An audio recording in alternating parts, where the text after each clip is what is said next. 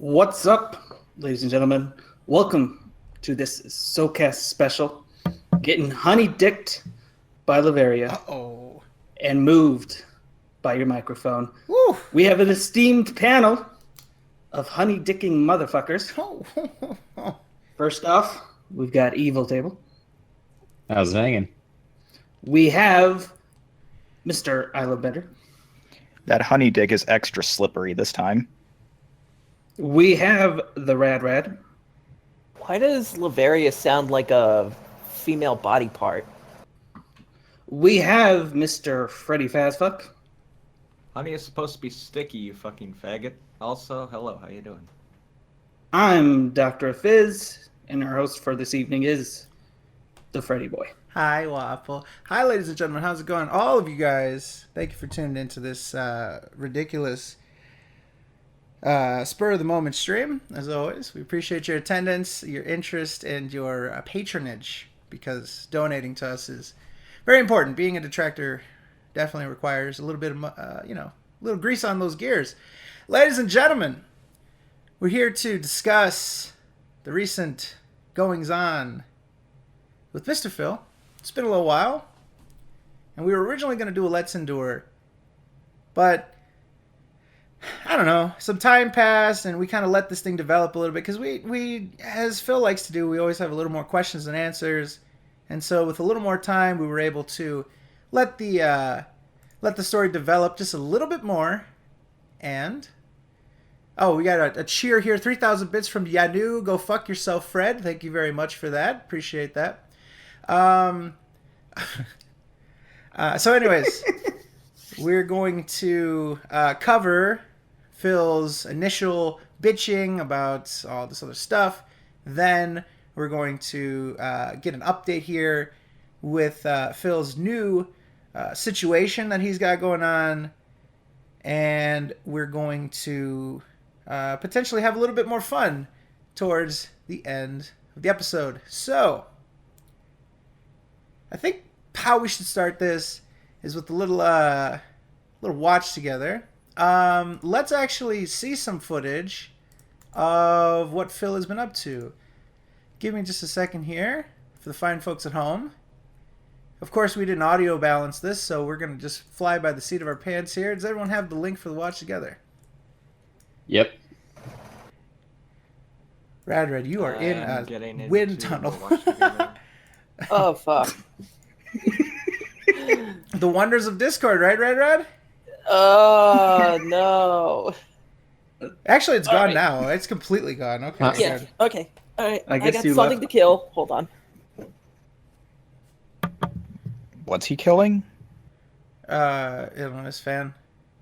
Oh. All right. I'm on my bed, so I'm kind of farther away from it. But of course.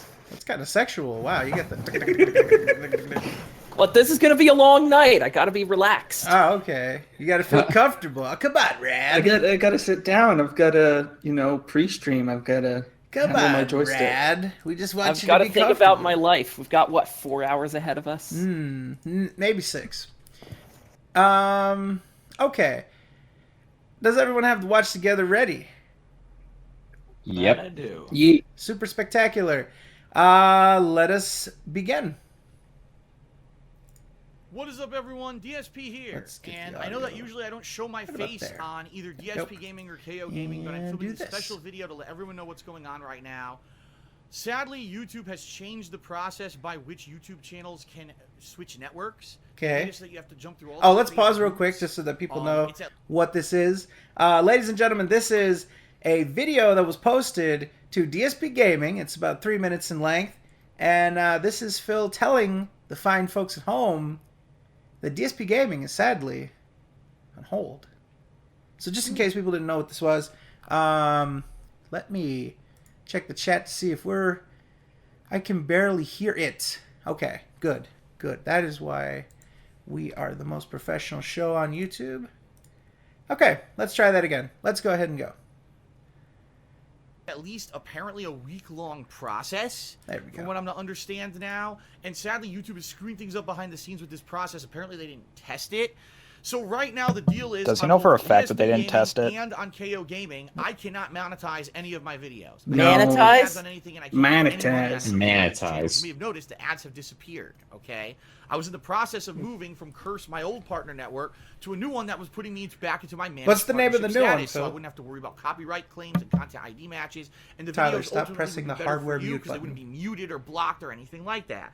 And as I was doing it, all of a sudden, YouTube hit me with this new process that I didn't even have to do a month ago when I switched from my old partnership network to Curse. It's totally new. It's broken. It doesn't work properly. And there's tons of issues. If you want the full story on that, I made a vlog in depth about it over on my Broken. channel, Broken, the dude. King of Hate Vlogs. Ugh. So check that video out. Where Uh-oh. I explain in detail what's going on right now.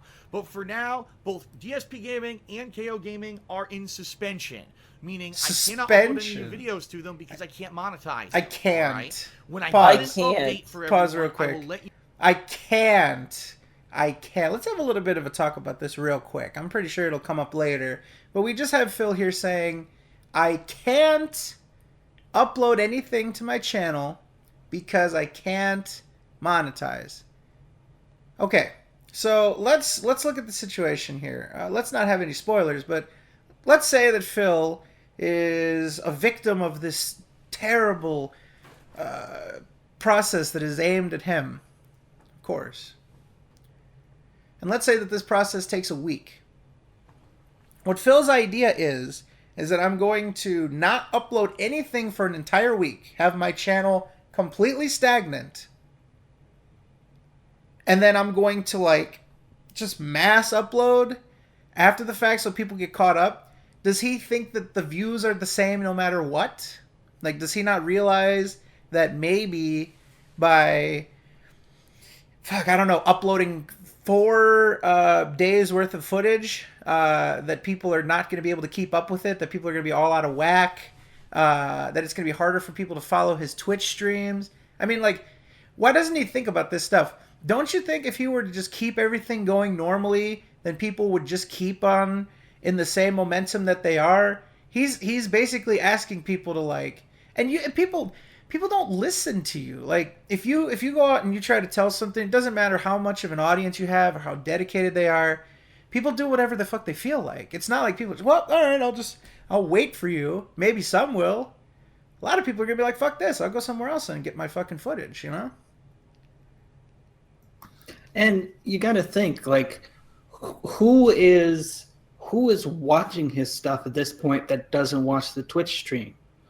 I mean, he's leaving all these people like in the dark of YouTube just because, oh, I'm not making money. Whoopsie. This is basically a fuck you to his audience. Fuck you guys. I don't care about you or what you want or what you need. I have in my mind that each video is going to get X amount of views. No matter what condition I put it up, no matter when, if I put it up at 3 in the morning, or if I put it up on part as a 17 mass upload bonanza, it doesn't matter. This video is worth this amount of views and this amount of money, and so I need to hold this off, and you guys, fuck you. You guys get nothing. I don't care about you. And then he thinks that this is going to be a good idea. Oh, I'll just spam out the uploads as soon as this all gets resolved so that I can make up that money or whatever. It's weird. And people get pissed when, I mean, he used to be like, a couple years ago, he was doing those fucking 15-minute, multiple uploads per day. But now he's sitting there and now he's like, well, I'm going to just upload them all at once. So people are going to be pissed at him already. He uploads 14 videos a day or around there, which is still way too much. But now he's like, oh, you're going to get all 14 times 4. Yeah, you'll sort through 50, 30-minute videos. Mm-hmm. Not to mention, if you're a fan of Phil, the only option if you want his latest playthrough is to watch it unfold live on his Twitch channel. And if you live on the West Coast like Phil does, chances are between the hours that Phil is streaming, you're most likely at work and not able to be there, which makes it makes you even more shit out of luck.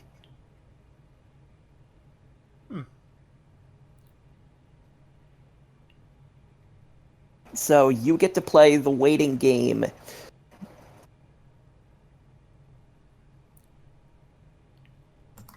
It's just, it's sickening that, you know, he expects everybody to always be caught up, and now he's leaving the people out in the dust and just like, oh well, deal with it. That's all you are, money. Which honestly begs the point. What are the benefits to being a fan of this guy? Like, the content is stuff you can get from other people in much better quality too. You don't have to keep up with the channel at all. Like other people are much easier to follow than Phil, and you can get better stuff from them. Why the fuck would you bother being a fan of this guy of all people? And Phil flat out expects people to always be caught up with him. He expects them to watch the weekend previews, watch the channel updates. And that's completely irrational. People Exactly. aren't supposed to be glued to your content, Phil. It's supposed to be something that they can do to unwind, not push your problems onto them. That's the most asinine thing I've ever heard. Remember, he said, "Oh, you can't take his content for granted, guys."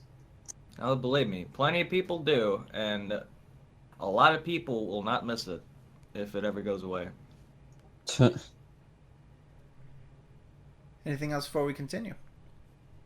Well, you can't take his content for granted if you don't see his content.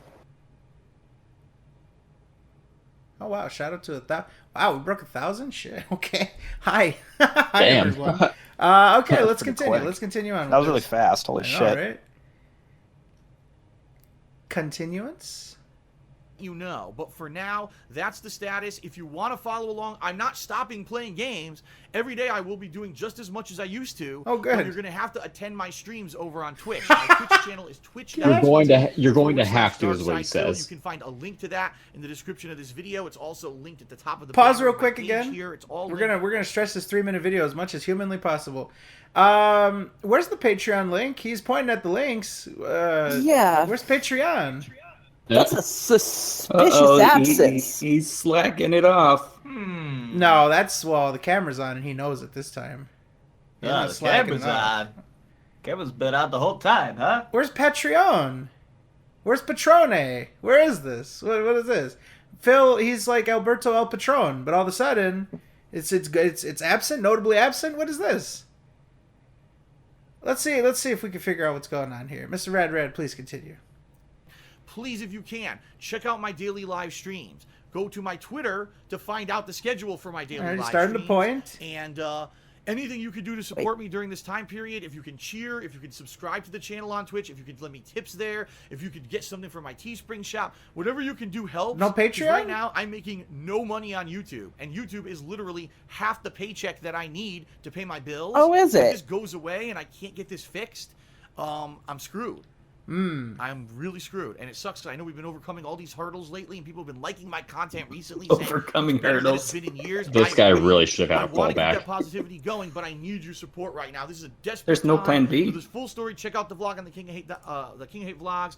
For now, thank you everyone for understanding. I'll hopefully have an update for you shortly. Maybe all this will get fixed and go away overnight. Who knows? But for now, everything's on hiatus, both on DSP Gaming and on KO Gaming, and I'm sorry for that. Okay. Hope to see you on the streams daily. Thank you, everyone, for your support. Whatever you can do to help is much appreciated. Peace out. See you later. All right, thank you, Phil. Thank you for that update. I'm sure that his fans are very excited to see that you will not be getting any content because of some bullshit that I did. Wow. So no Patreon plug. Weird. He pointed at that they call me DSP, which has nothing to do with support. He pointed up at the Teespring, which he really loves to do. But the trinity of bullshit, the trifecta, The Delta attack. it's not there. What happened to the Triforce of trying hard to get people's money? What is this? The 3-prong plan, dare I say, is missing a prong.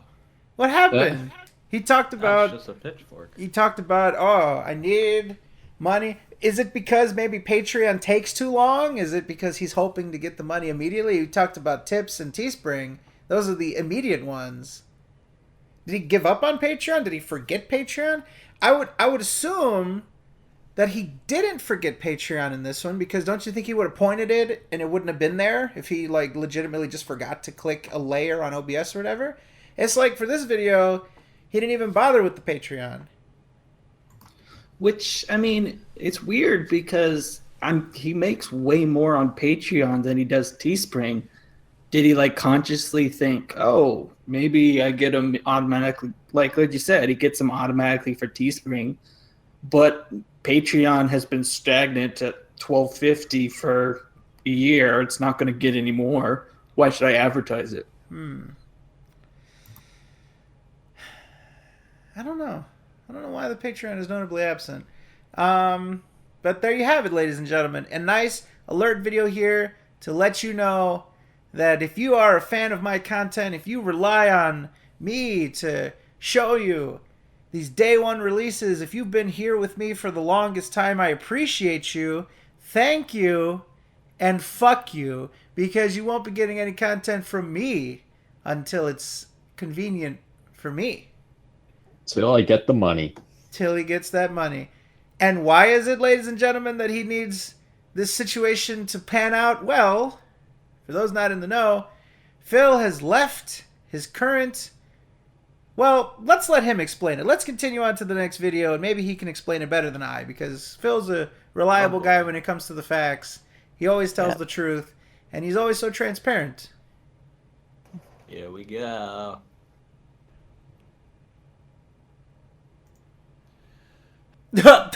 starts with a That beautiful face.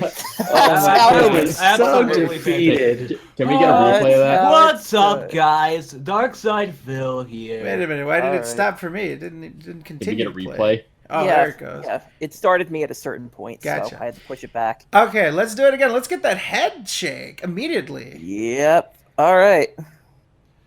Oh! What is up, everyone? Phil here with a vlog I had no intention of making. If you can believe it, YouTube yet again has completely screwed something up. Nothing to do with me doing anything wrong. Immediately clears and his it's hands screwing of me it. over, and I don't know what I'm gonna do. Screwed me again. over. Oh. It's now at the point that YouTube is screwing up It's so not much me, on such a regular guys. basis.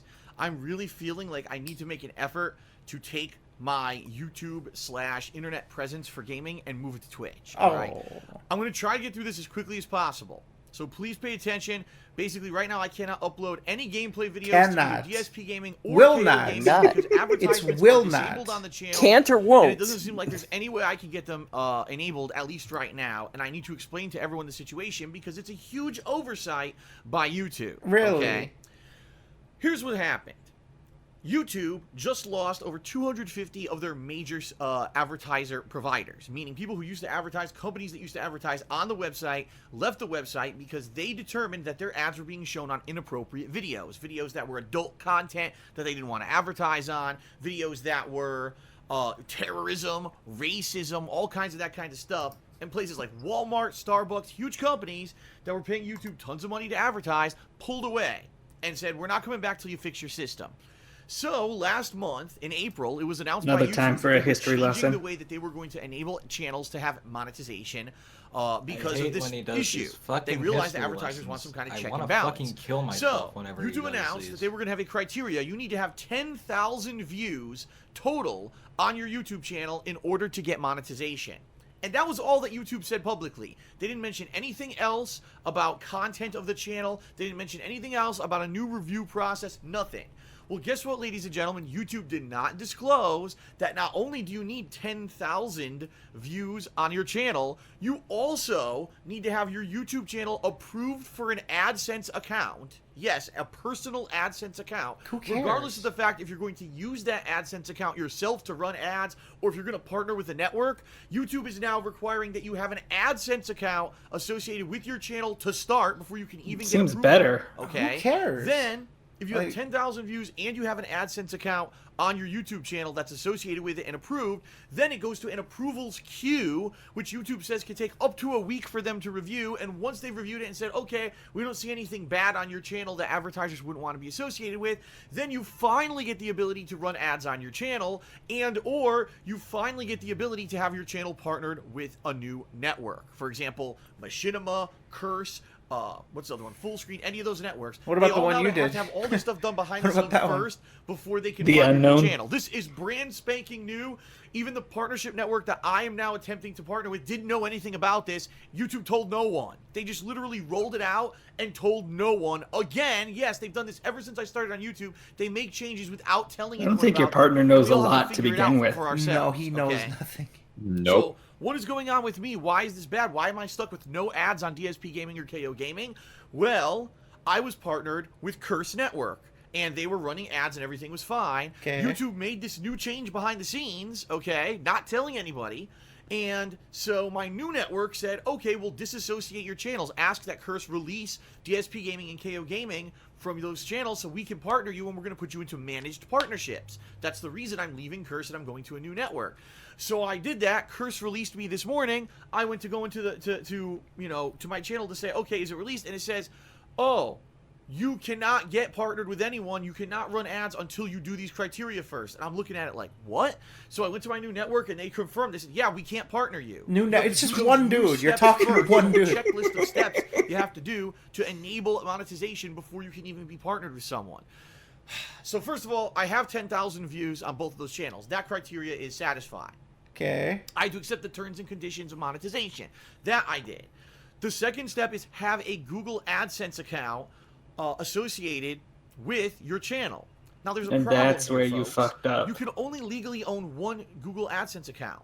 Period. You can only own one. You can't have more than one AdSense account. It's not allowed per the terms and conditions of Google. Pause. So, Let's keep that in mind, ladies and gentlemen. All right. I mean, obviously, we already know what this video entails, and so we're not gonna, we're not gonna kayfabe our way through this. But let's just keep this in mind, ladies and gentlemen. Phil says, per terms and conditions, you can only have one AdSense account only, and that was Phil's face when he found out about that. He said, "Wait a minute, I've been using this shield of partnerships, and this has been working out so great, but now it's been grand. But now I need an AdSense. I need to be within the rules. I need to be of a good history and track record. What? Please continue." I was doing this, and I did it both for DSP Gaming and for KO Gaming. First, I did it for DSP Gaming. I said, create a new Google AdSense account. Wait, for what? DSP Gaming. Create a All new? the appropriate info, okay? What? Submitted it, all right? And then it went down, and YouTube said, okay, your account is now ready for for our review. We'll review it within 1 week, and we'll get back to you to let you know if you're approved or not. Okay? I went to KO Gaming behind the scenes, and I did all this stuff. 10,000 views, check. Accepted the terms and conditions, check. I applied for a Google AdSense account for KO Gaming. Another All one. that information in there. What? Okay. You just need Submitted it, one. Okay. All right. You I submitted. said Now we'll one, review it. Phil. All right. He made another I one. was out today doing stuff. Today was my day off from streaming. Another I was one. out doing personal stuff. I get an email, Another one. and the email says, Oh boy. if I can read it, I'm Another going to read it one. to you. Here comes the phone Here it reading. is. Yeah. Thank Let's you for read your these interest in private Google emails. AdSense. While reviewing your application, we noticed that you already have an account with the information that matches the account you're trying to create here. Oh, you mean the banned one? And that AdSense is associated with KO Gaming. Since our AdSense program policies do not permit multiple accounts, we're unable to accept your new application at this time. And that's it. That's the email. So basically, I got an email at DSP Gaming telling me I can't associate DSP Gaming with an AdSense account because I tried to create an account and there's already one associated with KO Gaming. Now I'm like, wait a minute.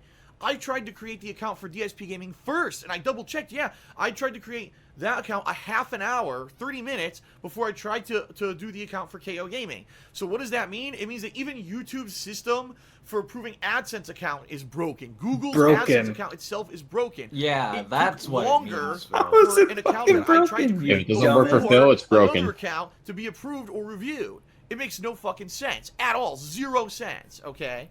So, Now it makes 0 cents. sure enough, when I got home from my Money day joke. out, I'm like, what happened here? So I start looking into it. I go to KO Gaming. KO Gaming now says it has an AdSense account approved and associated with it. So now that's going to final review with YouTube. And within a week, I should have an answer from YouTube whether or not I can run ads and partner with my new network or not. Of course, the answer is going to be yes. Everything on KO Gaming is just edited style, reviews and stuff. There's nothing on that channel that could be associated and be seen as not, advertiser friendly or anything like that. That channel is going to get approved no matter what. But I go to DSP Gaming and it says, your channel has been denied for monetization because you do not have a valid AdSense account associated with it, and the one that you tried to create was denied. The desperation, Jesus Don't worry, we're Christ. doing the same thing as you, Oh Phil. my God. Oh my I'm God. you gotta be kidding me, right? So you're telling me that KO Gaming is probably going to get approved, and DSP Gaming now is being denied. The one channel that has all the following, the one that gets all the views on all the gameplay videos, right? The channel that everyone knows is the go-to channel for my playthroughs is not going to have any ads, and I can't make videos for it anymore. But you're going to approve the new channel that was supposed to be for edited content. And I'm like, you got to be joking. This is insane. This is insanity at this point. Like, what the Insanity. hell? Okay. So I said, all right, Insanity. I can fix this. Let me take a look. Insanity. So I looked into it. Okay. Insanity. What can I do? Oh, it actually says, all right, when you go to redo this process, to relink it to an AdSense account, it says, okay, you don't have to create a new AdSense account for DSP Gaming. You can link it to an existing 1100, one. what's Therefore, that? you'll have multiple YouTube channels all Ah, shit. linked to the same AdSense account. That's what I want to do, right? So I put in the information. I want to link this to the KO Gaming AdSense. That's working. It's approved now. I put all the information in. I submit it. Okay. Now the screen changes. The screen now says, okay, you're not denied anymore for partnership. You're now back under review, okay? But when I go to say, okay, what AdSense account is DSP Gaming associated with, it doesn't show the data for KO Gaming. It shows the old data from the account I tried to make this morning that was denied. And I'm like, this is insane. So, not only is YouTube requiring that if you're going to have partnership, even with a network, that you need to have a personal AdSense account, which makes no sense because you're never going to use it, right? No You're gonna sense be linked to the whatsoever. network. It's their AdSense account that needs to be approved, not yours. So that step is completely and utterly broken. It shouldn't be like that. That's number one. Number two, if you have more than one YouTube channel like me, you have to find a way to link one AdSense account to all of them, but YouTube's process to do that is completely broken. Once you try to create an AdSense for it, there's no way to ever disassociate that AdSense with it. There's no link to disassociate AdSense from this channel and start over. Nothing. It just seems to be permanently linked. Even when I went through the steps to link this AdSense account from KO Gaming that works, it didn't work, and it still shows as like it's the old one that's not going to work. Now, more than likely what's going to happen is overnight or within 24 hours, I'm going to get another automated email through DSP Gaming. It's going to say the same thing. It's going to say, oh, you're still associated with an account that doesn't work. Okay? And I'm probably going to get denied again. So I did two things. The first thing I did, I wrote my partnership network, the new one, and I said, listen. Still doesn't say the name. No, I it's a seriously secret. don't know what to do. Because I can't do anything on my end, and if this denies me again, I can't even create a new one. A new one? A third one? I'm stuck with DSP Gaming. Jesus, How many accounts is he gonna have? Try until it works. I know third time's the charm, but You can do on your end, all right? At the same time I did that, I wrote an email, because a lot of people don't know this, for YouTube channels that have over 100,000 subscribers and get over 100,000 view hours in a year. There is an email address that you can write to that actually has direct support for YouTubers. Okay. Only ones who have that much. You have to have 100,000 subs and 100,000 viewing hours in 1 year. They actually have a line that you can write and ask a question, and they're supposed to help you, all right? The problem with this is that I tried this 2 months ago, if you remember correctly.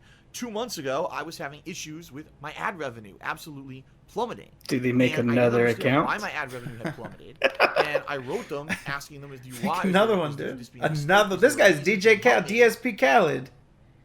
Another one. And they Another literally one, just beat it okay? around the bush and didn't give me any kind of a definitive answer whatsoever. They just Reminds me just more of Robert bullshit St. answer after bullshit answer Said one. without actually answering the question I had asked them. And there's actually 2 times ever that I wrote that email address, I got the same kind of deal where I wasn't getting a definitive answer. I was getting, oh, here's a form letter that is the process. I'm like, but no, I'm having a problem with that process. I need help with it. Oh, well, maybe this FAQ will help you. I don't want more questions. I want I won't answers. answer you. I don't want to read. So at this point, I wrote an email. I don't want to read. I want money. I explained the whole situation. It's my money and I need it now. Because I can't do it, apparently, is Guess we should've called disassociate JD this Wentworth. broken AdSense account that was denied. Broken. And associate DSP Gaming with the working AdSense account that KO Gaming is associated with. So we'll have 2 channels associated with the same account, which, by the way, will never be used. You know what you should because do? I'm trying to link Make the another goddamn one. channels to a partner network. So as soon as that happens, And if they're that going to be doesn't delinked work, anyway, and none make of this another matters. Am I expecting to get any kind of an intelligent answer or help? No, I'm not. Intelligent. I am screwed, everyone. I don't know what to do. Well, at least he's honest. Much more catered towards Good. interaction with people. I'm glad on you Twitch. don't We know all what know to that. do. People are saying my gameplay videos are better now that I'm doing videos that are for Twitch. Yeah. Okay? Because yes, the stream interaction can be distracting from the gameplay, but seeing the reactions that I have, I'm more positive about the games and everything that I'm What? playing. No, you're People not. are saying Literally much no better. People one are saying says it's that the you original are. days when I used to make these videos. No, I'm reinvigorated again.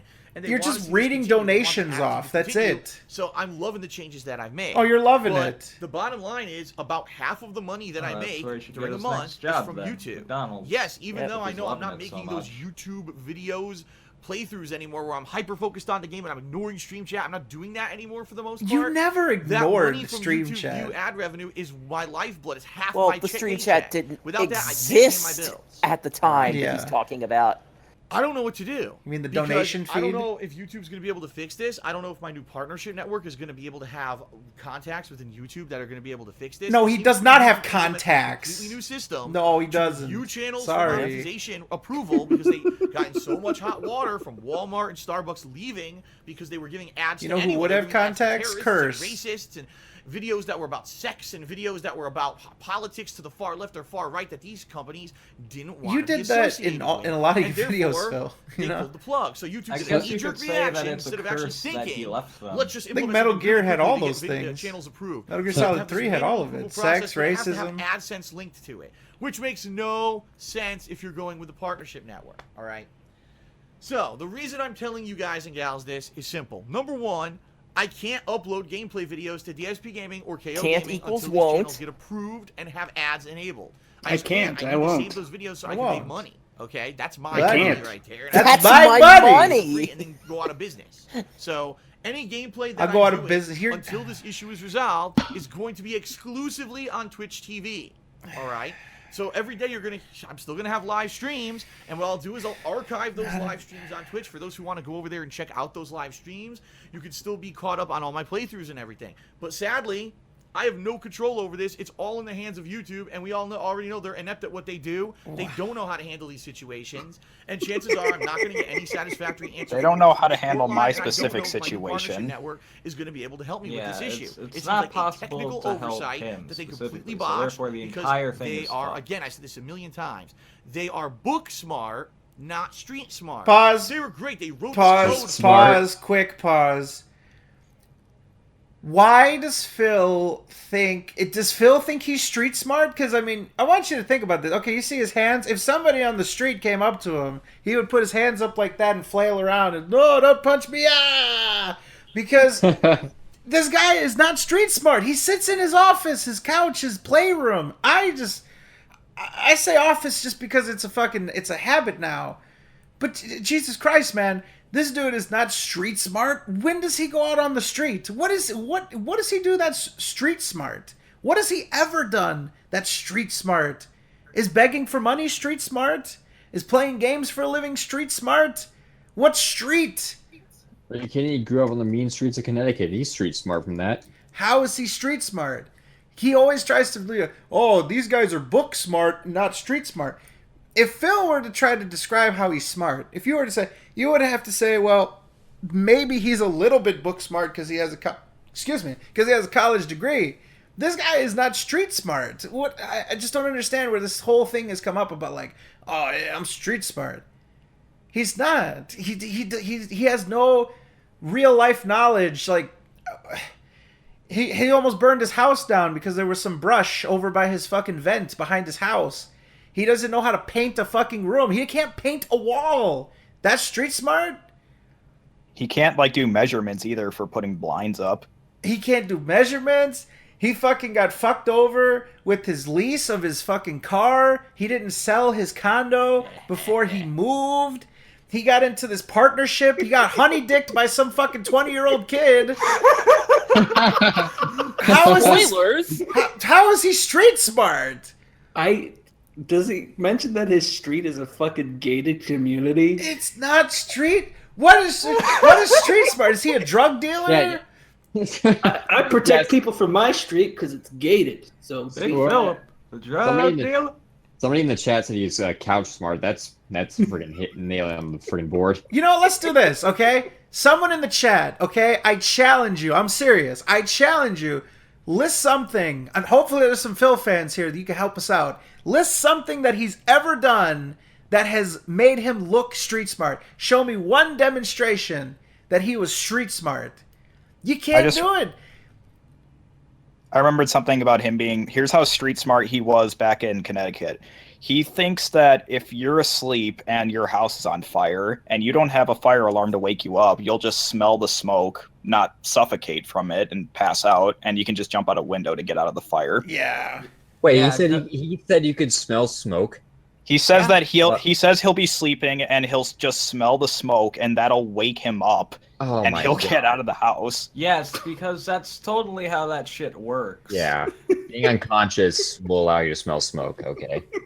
Yeah, well, I mean, you know, if he Oh my actually God. was in that sort of situation, maybe the better thing would come out. I got one idea of how he was street smart. How about when Jaha approached him over at the fighting tournament and he fucking cried and ran away? That was pretty street he smart. ran out like a bitch. How about when he was talking shit to Viscount and then they were supposed to set up a fight and he tried to hit him up on the low and be like, hey man, I know I've been talking bad shit to you, whatever, in public, but privately, what I'd like to do is that we're going to pretend like we're going to fight and then we're going to turn to the crowd and do DX crotch chops.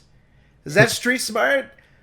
This guy, all his back in the day stories about, I took a puff, what did he say? Whoop, pulls out a doobie. I fucking toked up with the doobie, drank some alcohol, then I was throwing up and shitting at the same time and eating moldy crackers. This guy has never demonstrated street smarts. Ever. Ever. So for him to be like, oh, Google's not street smart. What do you have to be street smart about? He's about to describe, spoilers, again, I'm sorry. He's about to describe back-end coding. Tyler, you know about coding. Does that make you street smart? Are you a street smart individual? Are you savvy? Am I street smart? Yeah. Sure, I guess. Let me look up the definition of street smart so that maybe me and Phil have a different fucking point of view of what street smart is. Maybe he's talking about the street sharks. Dictionary. Here, street smart. Okay, let's see what we got Street here. sharks. I mean, he's not even Street Fighter smart. All right, here is what Google says. Having the experience and knowledge necessary to deal with the potential difficulties or dangers of life in an urban environment. Noted urban environment. Not YouTube This engineering. This guy has spent his entire life in the rich suburbs. He has never experienced the urban life. You know, those Okay. fucking idiots over at Google, they don't know how to get into a knife fight with someone. You know what I mean? They're fucking idiots. I mean, they program the page or whatever. They think, like, he equates, like, being smart to, like, this is like toughness. He's calling them, like, bitches or something. I don't understand. I don't understand what this is. Like, well, they're not fucking tough like me or something. They're not a man like me. You're talking about people that are paid and college educated, and they're over there coding YouTube's website behind the scenes, fucking doing all sorts of scripting and shit. What does that have to do with street smarts? What are you talking? Are you trying to say they're bitches? You'll beat them up? Oh, I'm gonna go over there and record them. No, they're not street smart. He No, will no, pound the Fred. fuck out of them. Oh my god. No, Fred. You see, he's talking about right outside YouTube HQ once they get off work. Mm-hmm. Yeah, he's gonna pound the fuck out of him. He's gonna show him how street smart he is. Whenever he says street smart, it's like, oh my god, he's equating, he's comparing somebody's like manhood to their smarts. Like, what street smarts would YouTube have to run their business? They have to be urban. They got to be unsavory characters. Deal drugs to people. Ridiculous. Anything else before we play? Before I have a heart attack and lose my street smarts. I like that Phil is even using the idea that they're not street smart when they're supposedly dealing with an issue that has something to do with their automated coding, which has absolutely nothing to do with knowledge of needing street smarts. It's much more book smarts. He's just randomly looking for a way to talk down to the people in charge of this. He tried to find something, and that's what he came up with. He's looking for buzzwords, and those. He's looking for a buzzwords are not catchphrase. helping at all. All He's right. looking for a catchphrase. So they're not street sharks, all right? We've got this clear now. They're not street sharks. They don't bite, they don't fight. They're not street sharks. Can we please continue on with the shit before I die? Shout out to almost 1,200 viewers. I don't know why you're here. We appreciate it. I don't know why you do this. Why do you do this to yourself? Why do you do it? For the same reason we do it. Don't do it. And are they expecting to get honeydicked? We got these people. These people are pretty street smart. You know what I mean? Yeah. All right. Yeah. Let's continue with the street sharks. For the new process, right? Another algorithm, another code, have an AdSense account associated with it, have a process to review the channel, a new page with all this information that's required to get into the review process, but then no one fucking tested it to see what would happen if something They went didn't wrong or test someone- their service. It's a lack of Okay. street smarts, I tell you what. Disassociated.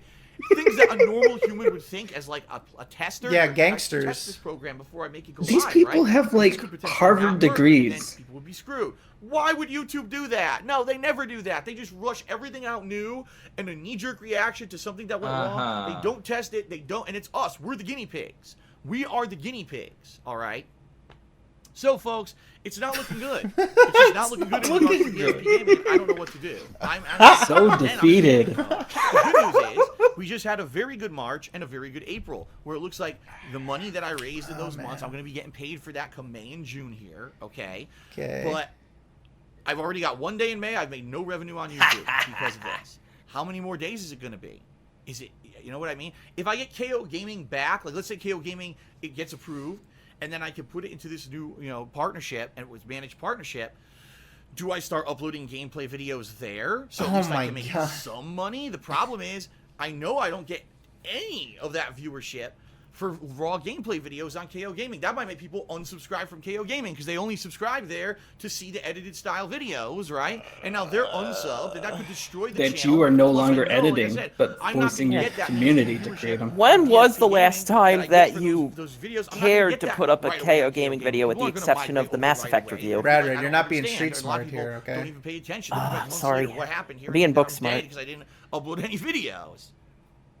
Look at this street smart individual. So I'm between a rock and a hard place. I really don't know what to do right now. Got the begging shirt on, Everything's of up in course. the air yet again and uncertain because YouTube has screwed up Absolutely. again and screwed me over again. Yeah, how you think you can blame me for this one? I have no idea. This is I kind of have an idea. issue that has caused me. You can't blame me for this one. I have my hands look at up, him go. okay? Test, it Look at him doesn't go. work. Well, you fucked me Oh, over. my Thanks, God. whoever that was at Google. I really appreciate your expertise and your Ivy League degree that you probably have. You're an idiot and you didn't do your fucking job. And now I'm Jesus. paying the price, hundreds of dollars He's a day. so I'm mad. losing now, not making Pause real any quick. money. Hold on, pause it quicker. All right, so pause the Ruski, of course, for the people at home that like that word. Hundreds of dollars a day. Can we talk about this for a second here? Is Phil making the claim as a smart individual here? He makes hundreds of dollars a day with his DSP gaming channel. That's a lot of money. Hundreds, plural, of dollars a day. How can he say this? How can he say... I swear there was some tweet about like, oh, well, when I say hundreds of dollars a day, I don't actually mean $100. He's describing a situation where strictly DSP Gaming is not able to generate whatever income it's supposed to, and what he lands on is hundreds of dollars a day. Is this possible? Is this even a thing? Or is he just trying to make this seem as bad as hundreds of dollars a day? I mean, If if you if it was even a thing and he was making $100 a day, we wouldn't be seeing videos like this. First of all.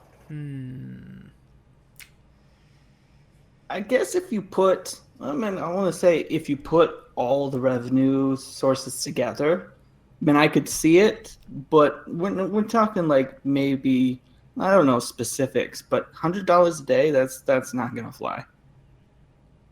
My thinking on this is that he wanted to make this seem as bad as possible, and so he's gonna try. I'm losing hundreds a day, so you guys need to help. He doesn't think about things. He doesn't. I guess he just doesn't think that words have meaning. So he just throws shit out there, because this means either A, he makes hundreds of dollars a day, and if that's true, he so poorly manages his fucking finances that he can't get by on hundreds of dollars a day from just one revenue source of his YouTube channel, or it means that he is not fucking honest with you and he's going to try to make things seem as bad as possible so that you'll feel sorry for him and that you'll rush out to donate to him in this weak stretch of not making money by his own choice. Well, technically, he could have just put the stuff on KO Gaming, or he could have done something else, but in this regard, he will not be putting any videos on DSP Gaming, and that's his choice.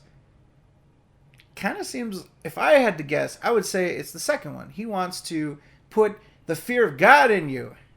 He already did his end of the month thing, so if he's going to try to sound the alarm again so close at the beginning of the month, the next month, he has to come up with some good fucking reason, right? And so, oh man, I'm fucking destitute. I'm losing so much money. I'm going to die. Donate to everything but my Patreon because that's inconvenient. Yeah. Have we mentioned the fact that his Patreon link is absent again? Oh my god. Let's talk about this, all right? What is going on with the three-pronged plan? Serious. What This is happened? a serious concern. That's not street smart. That is That's that not Fizz. street That's smart. that's not street No, smart no, at no. all. You know, if you were That's street smart, you would put up all your stuff all the time. You know, here's what I've come to the conclusion of real quick on this street smart stuff. Okay, I'm starting to think that he is using street smart instead of common sense. I think when he says street smarts, he means common sense. But, you know, Phil is one fucking happening dude. He's one cool guy. And so, you know, when he thinks of common sense, he thinks of street smarts. You know, going around, wearing Timberland boots and sunglasses and shit, leather jacket maybe. You know, it's like he's just a regular fucking rough and tumble guy out there. He's urban and he's ready. He's ready to get into a tussle. He's urban. Yeah, look at him. Urban Phil. Look at that. He's got his black mean- t-shirt on. He's ready. Maybe if he was in the 1920s, could be Italian mafia, but He's street smart. He's Yeah, got there you that- go. He's a mafioso. He's got his hair slicked back. well, we know what gel he uses, so Yeah. Street smarts. He uses urban, what's that called? LA looks? He wants that urban sheen. Look at that. that white hair and the beard, just whew. So anyways, about the Patreon, the notably absent Patreon plugs. Weird. I feel like, again, the point of this video, the point of the danger, the point of the exaggerating, the point of the embellishments, it's all to get you to donate immediately in the most expedient of ways. I can get money right away through the Teespring. I can get money right away through tipping me directly. So don't give me bits and don't give me Patreon until later when I need that too. But for right now, give me the money in the way that is the quickest because I want it. It would be nice. Seems good. Now, here's a question. Going off of that, hypothetically, if Phil were to take all the videos he put on DSP Gaming and put them on KO Gaming, you know, not changing his style up or anything, do you think that would be a viable solution, or are we talking like that would kill his momentum severely? I mean, I don't think... If he just put up something, if he put up a little video that said, hey, This is like a hookup for my fans or whatever. Who's gonna unsubscribe for KO Gaming? Who cares? Who cares about KO Gaming? You know what I mean? This is something to keep his fans. As a matter of fact, it might have been a good thing. It might have, believe it or not, this might have actually gotten some people to go from DSP Gaming over to KO Gaming, and they would have subscribed if he would have put up the content that they needed to get from DSP Gaming, and if they went to DSP Gaming instead, or sorry, I'm fucking this up a lot. If they would have went to KO Gaming instead for the content that he would have put on his other channel, they might have subscribed. They might have checked it out. You know what I mean? He could have put a video out and said, hey, I'd prefer not to put anything on DSP Gaming. I'm going to put it on KO Gaming so that you guys can check it out, because I know I don't want to leave you guys hanging, and I'll still make a little bit of money. And as a result, I think some people would have subscribed over there. In fact, I'm sure. Yeah, Go ahead. I feel like this whole idea of just like holding off for a week kind of just it's irresponsible for a guy with a business degree, because the way you look at it, I mean, you yourself are killing any momentum. I mean, he's going to blame it on YouTube, he's going to blame it on Google, he's going to blame it on everything but himself. But he's going to sit there and he's going to go and he's going to say, oh, you get no content for a week. I mean, if he would have just released this video and just kept uploading content, he wouldn't have lost any of that momentum. But now it's going to be hard for people to care because you don't get any content. Well, Fizz, there was something that you said that I strongly disagree with. Are you talking about Phil having a college degree, a business degree, and that would help his business endeavors? Fizz, it has nothing to do with book smarts, okay? It's about street smarts. These guys that, that they code a web page, it's not about the degree and formal training and education that they have on how to code the web page that makes them successful or not. It's about if they can fight somebody with the chain wrapped around their fist at a moment's notice. You know what I mean? It's if they can wrap a t-shirt around their hand and punch out a car window to steal it and hotwire it. It's bumblebees and Christmas trees. All right, if you want to hotwire a car, ladies and gentlemen. So, I never thought I would say bumblebees and Christmas trees to tell people how to hotwire cars on the show. Nah, those are honeybees because you're honeydicking them. Hell yeah. So, anyways, that is, I don't know. Sorry, that's my joke. Is you don't need book smarts to do things that are book smartery. You need that streetness. You need to be a hardcore thug, a gangster, to be able to make it on YouTube. Press the play button. Before we do that, I'm kind of trying to understand Phil's logic and just not uploading the videos altogether. This really has nothing to do with the subject we're getting ahead of on, but in his mind, if he puts those videos up without ads, people are going to watch them and he's not going to get any money off them. Once he gets his partnership, what are they going to do? Watch the videos again just so he can get back the money that he didn't get on their first viewing? So the alternative is to just give them nothing. Fuck it. That's the strategy. Fuck it. All right. Fuck it. Fuck it. Let's go. Let's just play. And fine. On DSP Gaming. And again, if this goes on a lengthy time, I don't know what to do, all right? I appeal to you, the viewer. Oh, okay. Number one, if you can at all show up for my live streams, if you can tip, cheer, sub to the channel, which is twitch.tv/DarkSidePhil, please do. That channel fucking works, and I haven't had an issue with it. Why doesn't he put his Doesn't Twitch it seem to me in these all videos these circumstances are pushing me off of YouTube? That's too street It's smart. almost like their own ineptitude, in a way, is going to screw YouTube over. Because how many people are going to leave YouTube and say, we're not putting up with this bullshit anymore? Why didn't they just close? There was a new process behind the scenes to even get linked to a partnership. Why didn't you do the research to realize that this was a thing? Why'd you get banned from AdSense? That's not smart. Ivy League degree, and they're an idiot. Ivy League degree. How do you do He's it not like smart. this? It's so stupid. It makes no sense. Phil is pretty smart. So, Oh, he's not I don't know. smart. Look how So well if he's you doing. Can, please attend my streams. Yeah. Please do everything you can to support hey, we right hit now because I 1,200. don't know what else to do. All right, I really don't. I don't know what else I can possibly do.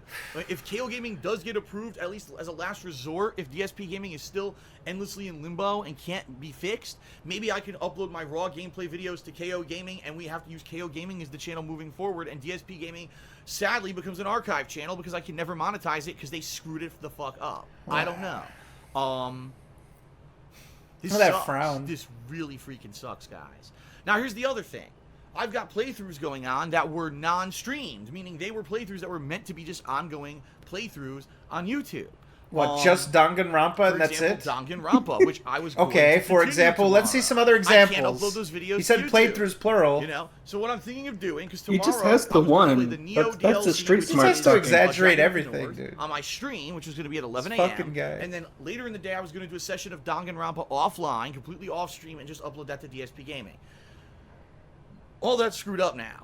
So what I'm going to do, I'm still going to stream Neo, and if nothing gets resolved with DSP Gaming during the course of tomorrow, I'm going to live stream Danganronpa tomorrow night on Twitch. Wow. I'm going to have the stream chat closed. I'm going to disable pop-up messages during But the I'm gonna stream, have a and I'm going to guide put the chat open into so I can get through the sub-only game mode. faster. I have to do it. Pause it real because you know quick. what happens with these Yeah. Okay, this is interesting because he actually did this too.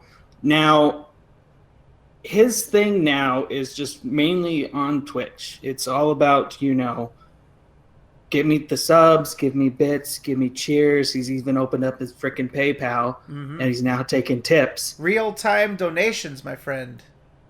Real-time donations.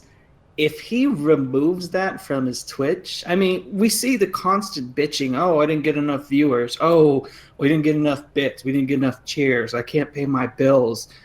Now, you're going to stream a game that's going to have none of that. No one's going to have the incentive of looking on your Twitch and seeing their message pop up. Be like, oh, it's a narrative game. I can't get spoiled. But still continue to donate, guys. But I thought people donate to support him, though. I mean, are you trying to tell me that people are giving him 50 cents at a time so that they can see their name on a stream that's attended by a couple hundred people? Is that... That's exactly what's happening. But I thought that people are donating to Phil because he's nice. I didn't think he was whoring himself out like advertising space. I thought that this was like, oh, you guys need to help me out because I just fell on some hard times and, have my back. I didn't know that this was about, getting shout outs and stuff.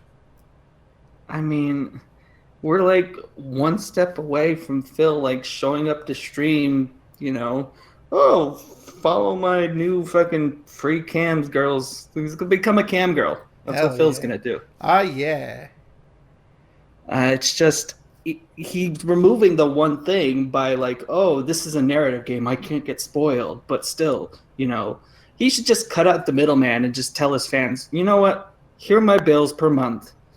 Pay my bills. We're gonna have a counter. It's like, okay, electric paid, water paid.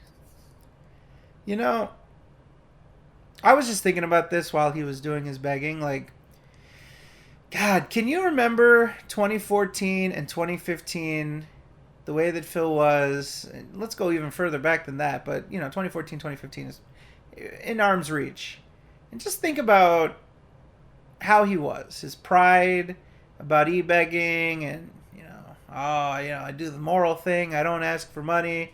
I can do it on my own. And just to think where he is now. I mean, seriously, if somebody put together a montage, and I don't recommend this. It definitely wouldn't be a Let's Enjoy. But if somebody put together a montage of like his extreme begging, in fact, let's take it a step further. If somebody were to put together a montage of his begging, it would be like 12 hours long. There is so much there of just him constantly, I need your help. I don't know what to do. This is an emergency. I'm nervous. My bills aren't going to get paid. My house is going to get taken away. I'm not going to be able to do this anymore. It's incredible where we came. And now you're in a situation with Phil where he has some administrative thing that needs to happen. And his solution at this point that he's telling you where we paused, he's in the process of saying, the way that you can help me out with this thing is by throwing money my way. It's not that this process can move any faster or slower. I'm just waiting for this thing to happen. But you guys can ease the pain of this by throwing money my way. Oh, it's absolutely sickening too. I've been recently just watching some of the old stuff, so back in that day, 2012, 2013, Phil shot with a camera too. And back then, yeah, Phil was still stubborn, but it was the kind of stubborn where he like you said, he stuck to his ground and he's like, I'm not going to change. I'm never going to change. Yeah, there's been like majors with the live streaming, but how many times did he badmouth all those people who started live streaming Minecraft? He was always rude and abrasive, but he stuck to his guts. Here, we're at 2017 and Phil's like, oh, I need bits, I need cheers, I've opened up my PayPal. It's just disgusting at this point. It really is. He is truly a giant hypocrite. It's just, and I don't know, man. I can't overstate this. It's just, sometimes I just can't find the words for it anymore. He's fallen so far. I mean, at this point, you remember when we first saw that first real big e-begging one? You could almost see, that it hurt him a little bit, his soul. That it pained him to do it. It was a humiliating thing. It was a humbling experience. It came across. Look at where we are now. It's just, it's like instinctual. It's a reflex. To say to a stranger that he cannot see on the other side of the screen, I need you to just give me free money because you feel sorry for me. Feel sorry for me and give me money for it. He's just going through the motions now. It's the same thing like getting out of bed and brushing your teeth. As simple as that is a routine for him now. When times are tough, when even the slightest hint of danger, like this, he did this this was Monday. Monday was when he found out that this was going to be a thing, where he might have to wait a little bit for the partnership to go through. He didn't even wait a day. The same day, he did this and acted like the sky was falling. This doesn't even faze him anymore. It doesn't. This doesn't faze him at all. To go out and to tell people, oh my God, I'm going to lose it all just because I think something bad is happening right now. And he just goes to the fullest extent that he can immediately. How do people how does he have an audience? How? And he still thinks he's one of the good guys, the last true gamer who raw gameplay footage, non-scripted, yet he's doing everything else that they're doing. He just like, oh, I'm still one of the good guys. If people weren't giving... Go ahead, Redwood. Sorry. Go ahead, Redwood. You know what it is? It's basically every time that he says that he has to do something that he was strongly against before, it's Phil admitting defeat and realizing that, okay, if I have to make ends meet, I have to trust this system that I badmouthed before. And he does this like this is the new normal. Mm-hmm. And that's a scary thought. It's as though he sits around and he thinks to himself, what are these things that I prevented myself doing for my own sense of dignity and self-respect? Oh yeah, let's go back on that. This is like shutting down and going just to backup power. Like, oh, Captain, our ship was just hit with this fucking photon beam. We need to, kill the this, kill the that. We need to just keep it at the fucking primary energy reserves or whatever. He's just shutting off all these little systems around. Oh, self-respect, turn that off. Dignity, turn that off. Fucking being able to look at myself in the mirror, turn that off. It's amazing how far he will go, and why? To not work a job. That's what this all boils down to. To not work a job. I guarantee you, he's not even looking at job listings. He's not Absolutely not. He's not even looking. No.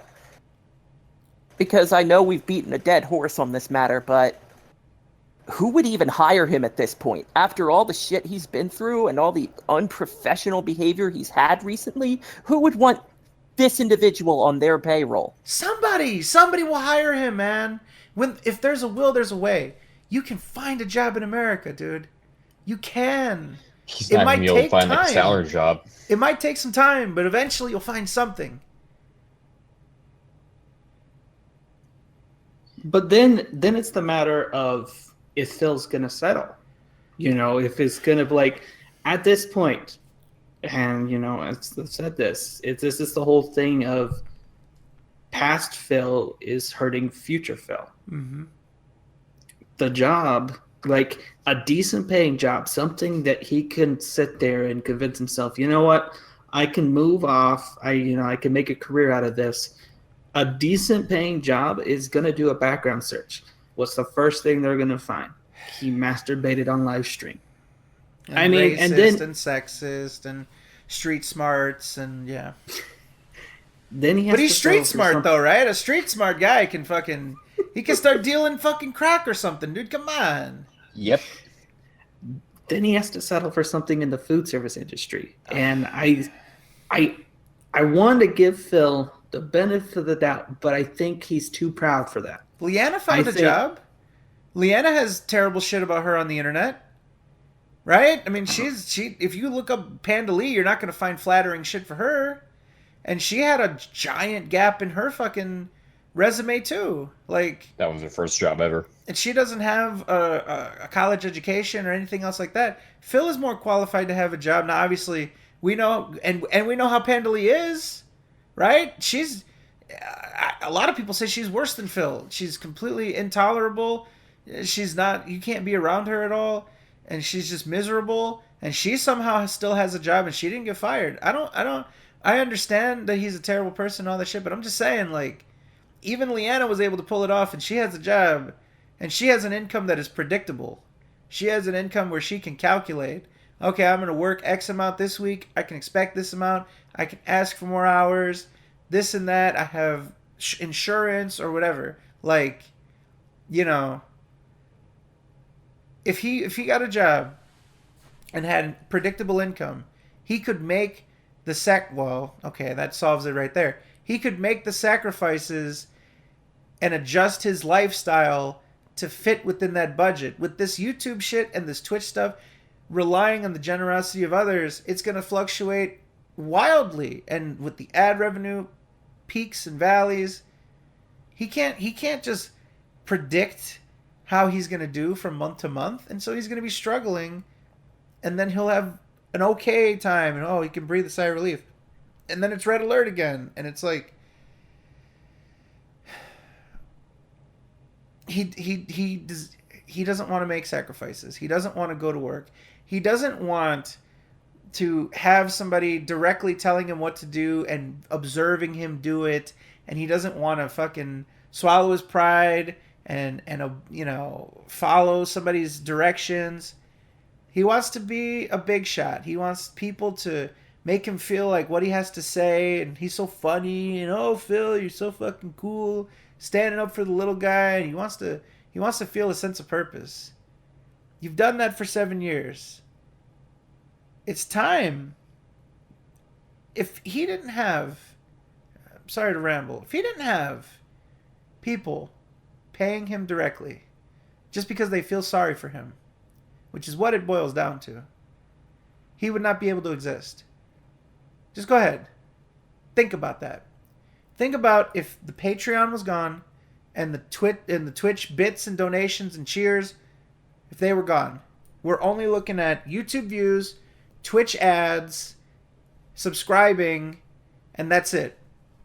He's gone. He's long gone. Phil's life depends on strangers of the internet saying, yeah, you know what? I feel bad enough. I believe your story, and I feel bad enough for you. Here's some free money out of my pocket that I earned from a job. That's his business model right now. Could you imagine living your life like that? It would be the most pathetic way to live a life.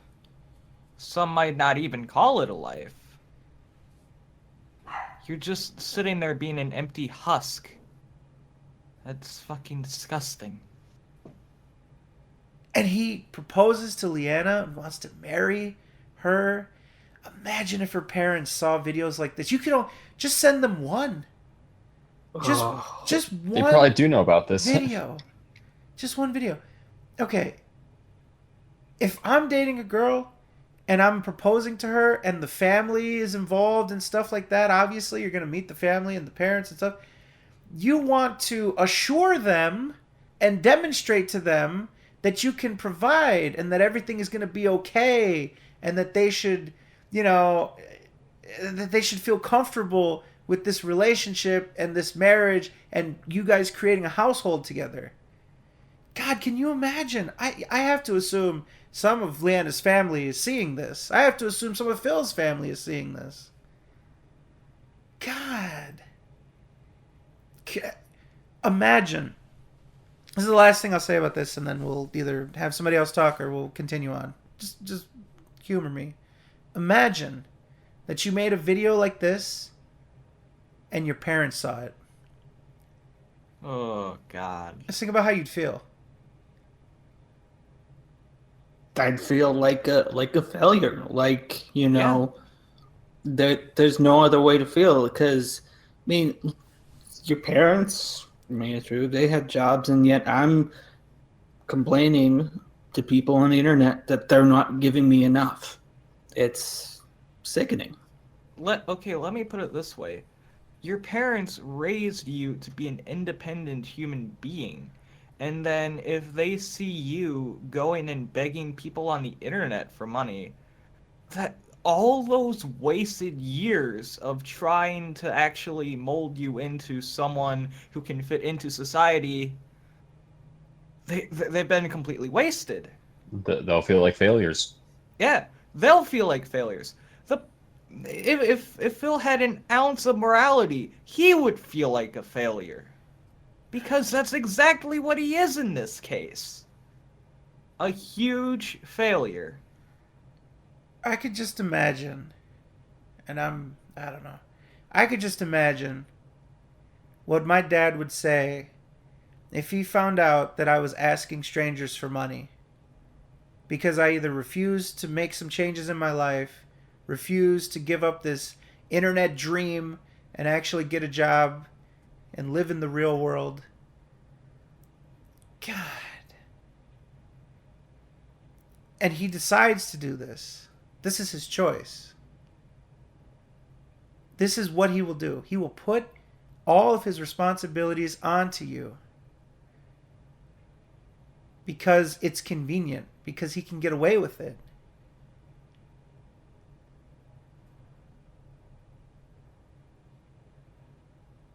There are kids that watch this guy. There are probably some teenagers, some kids that look up to this guy. It's inevitable. When you watch things on TV and stuff, you form role models just based off of looking at people and you look at that. There are kids that watch this guy and maybe thinking to themselves, this guy's got the right idea. I would love to be a video game streamer like him, and this is just how it works. He is influencing some people out there. I bet you there's somebody that says, I would love to be like Darkside Phil. To me, that's probably the worst of it. To think, like you said, there's people 12, 13, my favorite YouTuber Darkside Phil is asking for more money. Let me just take my parents' credit card. Let me, use my allowance, or oh, I just got my first job, let me use what I made there to pay this guy who's 20 years older than me. You know, it's hard. There's just no words. And I feel so bad for Leanna to attach herself to this. Like, they already live together. They're basically as married as you can get without the piece of paper.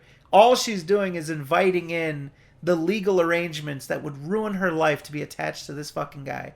A guy who, in the worst moments of his life, refuses to fight, refuses to man up and do what he needs to do. Instead, he's manning up and selling his dignity and his self-respect to you in the hopes that you'll feel bad and give him 50 cents to get Fuck You Phil to appear on his fucking video.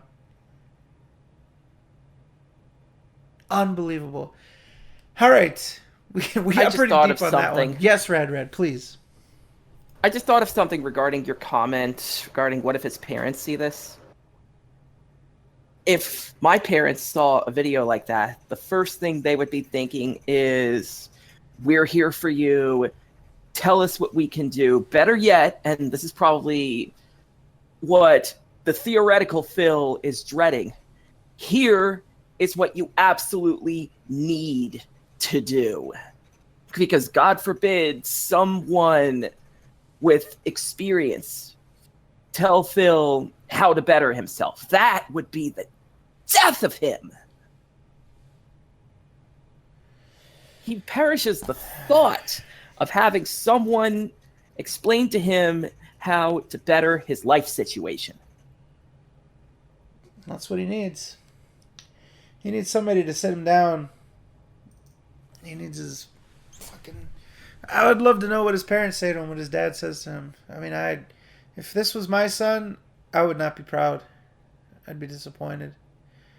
I mean, he's essentially a panhandler. He goes out and he begs. He has people... It's no different than someone just sort of on the side of the street playing a guitar with the guitar case open and people are just dropping coins in there. That's what this is. We've created this way to make it a more dignified thing. That you just put your little fucking microphone with your gooseneck pop filter and you just sit there and fucking play games. And this is some dignified way to broadcast the same thing as some dude in the subway playing a guitar with his guitar case open. All right. Anything else before we continue on? We got one more after this, and then we'll talk about the honeydicking. Hooray! Another 8 hours. Yeah. All right. Triangle shaped button, Mr. Red. Narrative-based games, there will be assholes coming in trying to spoil. So I apologize to anyone who may attend this stream. Oh man, I wanted to participate. What is participation exactly? I wanted to give you money. Sub-only mode tomorrow night to avoid that issue. I need money. Okay. I don't know what else to do. I just don't. I don't know what else to do to avoid it. And moving forward, Wednesday was also going to be Neo and Danganronpa. Again, if DSP Gaming isn't fixed, then I guess it's going to have to be exclusively on Twitch for now. And what I'll do, I'll leave those streams archived on my Twitch channel, twitch.tv/DarkSidePhil. So for those who aren't there live, you can watch them on demand. And please, if you can sub to the channel afterward, because apparently, obviously, you're not going to be cheering, right, while no one's there. You're watching it on demand at your own leisure. But if you could sub and do other stuff to support right now, whatever you could do on Twitch to support me, I would appreciate it, because my GSP Gaming channel may be dead. Wow. And YouTube being exaggeration much? Stupid. And not knowing what they're doing. Again, I've been screwed by the same people. Yet they're the ones who are fine. They're sitting cushy at their jobs. They have no problems whatsoever. Actually, that's not the truth. Probably they're all in hot water, I would think, because when you lose 250 major advertising companies and you are in such dire straits that you're rushing to write algorithms and things like this and change everything on YouTube, I get the feeling that someone's going to get fired over there if they don't fix this shit. Okay. So... We'll see, folks. At the very least, hopefully, The next couple of months, May and June, I'll be okay because March and April were good, and I made it ad revenue on YouTube and all of that. But now it looks like starting in May, I'm screwed again. It's like back to square one. How many times can we fix this problem? You know, late last year things went wrong. People rallied on Patreon, and it worked out, and they Gave me kind of money. saved my butt then. Then all of a sudden, early this year, things went wrong. People rallied on Twitch. You saved my butt Gave then. me money. Now all of a sudden, YouTube goes wrong again. It's like, Oh my god. seriously, I Just wanna give me fucking money. play games and have fun. and be given I don't money. want to You have. just I don't share want to that have with adult you every day and not responsibility. have to worry about Just any of this give shit me that has money nothing to so do with I me can doing anything continue wrong. to I've done honeydick you nothing guys, wrong. okay? And people Hold go, on. Phil likes to play the victim. Play the victim. No. There's a difference. If you play the victim, it means that you are trying to get sympathy because you want people to think that you're the person who's constantly screwed, but it's not what happened. This is true. I've done nothing Pause. fucking wrong. I didn't. Okay, there we go. Nice pause. Didn't he just describe exactly what he's doing? He said playing the victim is you want people to feel bad for you because you're constantly getting fucked over. Didn't you just start the video by saying, oh, I got fucked over. There's nothing I could have possibly done. That's all you've been doing. I got fucked over by YouTube. I got fucked over by Google. I got fucked over by Machinima. I got fucked over by Twitch. I got fucked over by the detractors. I got fucked over by Jackie Chan. I got fucked over by Liana. Wanted me to get her a fucking ring.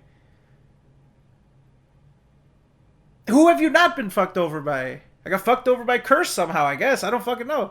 Like, he's about to say he got fucked over. Well, he's going to say he got honeydicked by fucking... by fucking Laveria, which is the worst fucking name, by the way. Boy, I can't wait to get to that. Sounds like a fucking disease. Sounds like a lavatory in some foreign language. I'm gonna head to the Laveria real quick. I'll be right back. Oh, It's it's like- like it's Lavaria. like- See you in 5 days. Yep. It sounds like Doctor Doom's second island. Oh my god. Well, what about my second boat? And an update, like I said, I didn't hear back from the man, the myth, the legend over at Laveria, so makes me sad, but we'll continue on. We'll hopefully get an answer. But anyways, he's not playing the victim, guys. He's just, playing the victim. So, anything else before that click gets clicked? You know There what? is one thing that I would like to point out, and I'm going to let this video run a bit, but I'm probably going to have to pause it immediately. There's something I want to say about something he mentions immediately after I press this shit. button. Oh boy. Yeah. All right, pay attention to this one. Cause YouTube to lose 50% of their ad revenue this year because they lost all their advertisers because they're idiots. I didn't make a new process to get you a switch from one MCN to another that makes you have AdSense associated with your account and then make it you can't ever unlink a declined AdSense from your account. I'm going to pause that. Yes, sir. Give it to us, Rad Square. So, Double rad.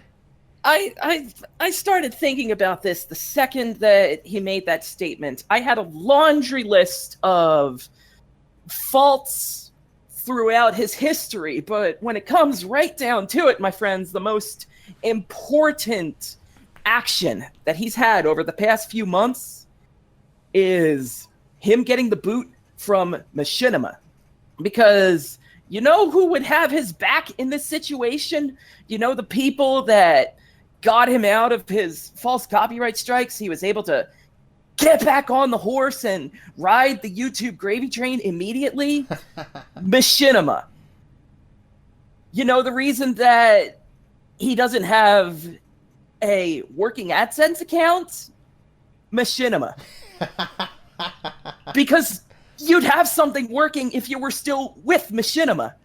The only reason that you're not working for Machinima is because of your own bad behavior. You're the one who kept pounding their doors, hoping for them to give you an answer that they didn't have. So you decided to seek out other avenues because of your own fucking paranoia that they're totally hiding something from you. And if I ask the right person, eventually I'll get the correct answer. No, you went beyond the necessary duty and you decided to go deep underground to try and find this mythical answer where this magical slot machine gives you the 3 sevens and you get a full reward, and you got fired because of that.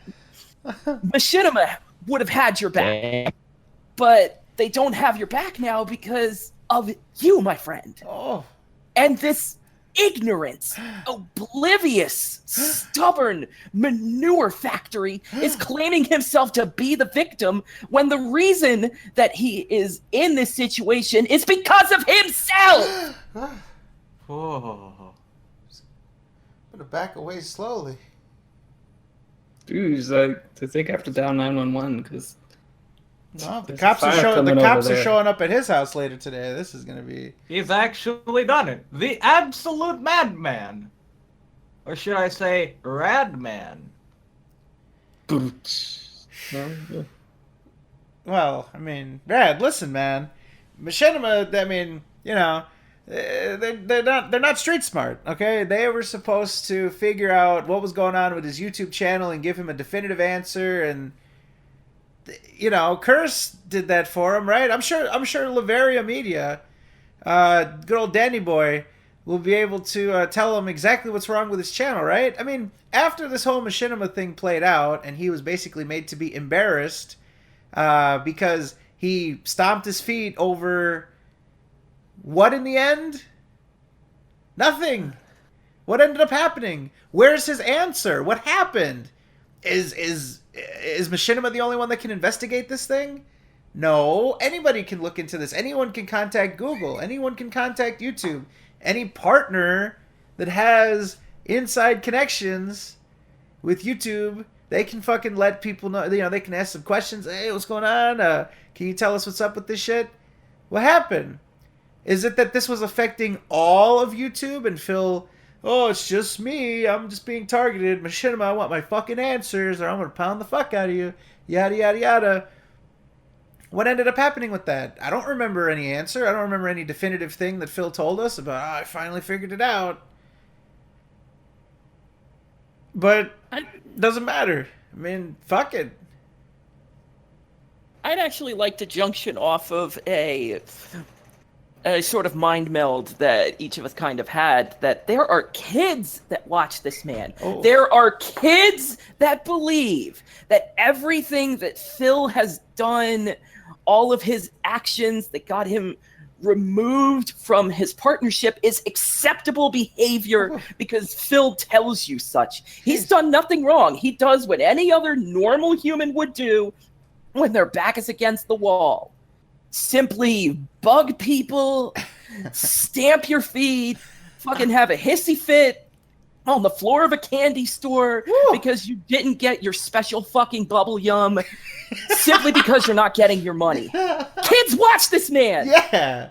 Rad, kids watch us, and they're seeing this murderous rape of you and Phil and the Rad Rants. I mean, come on, man. You're gonna make kids go to school and... Rad rants. Jesus Christ, you're fucking bad influence. It's terrible.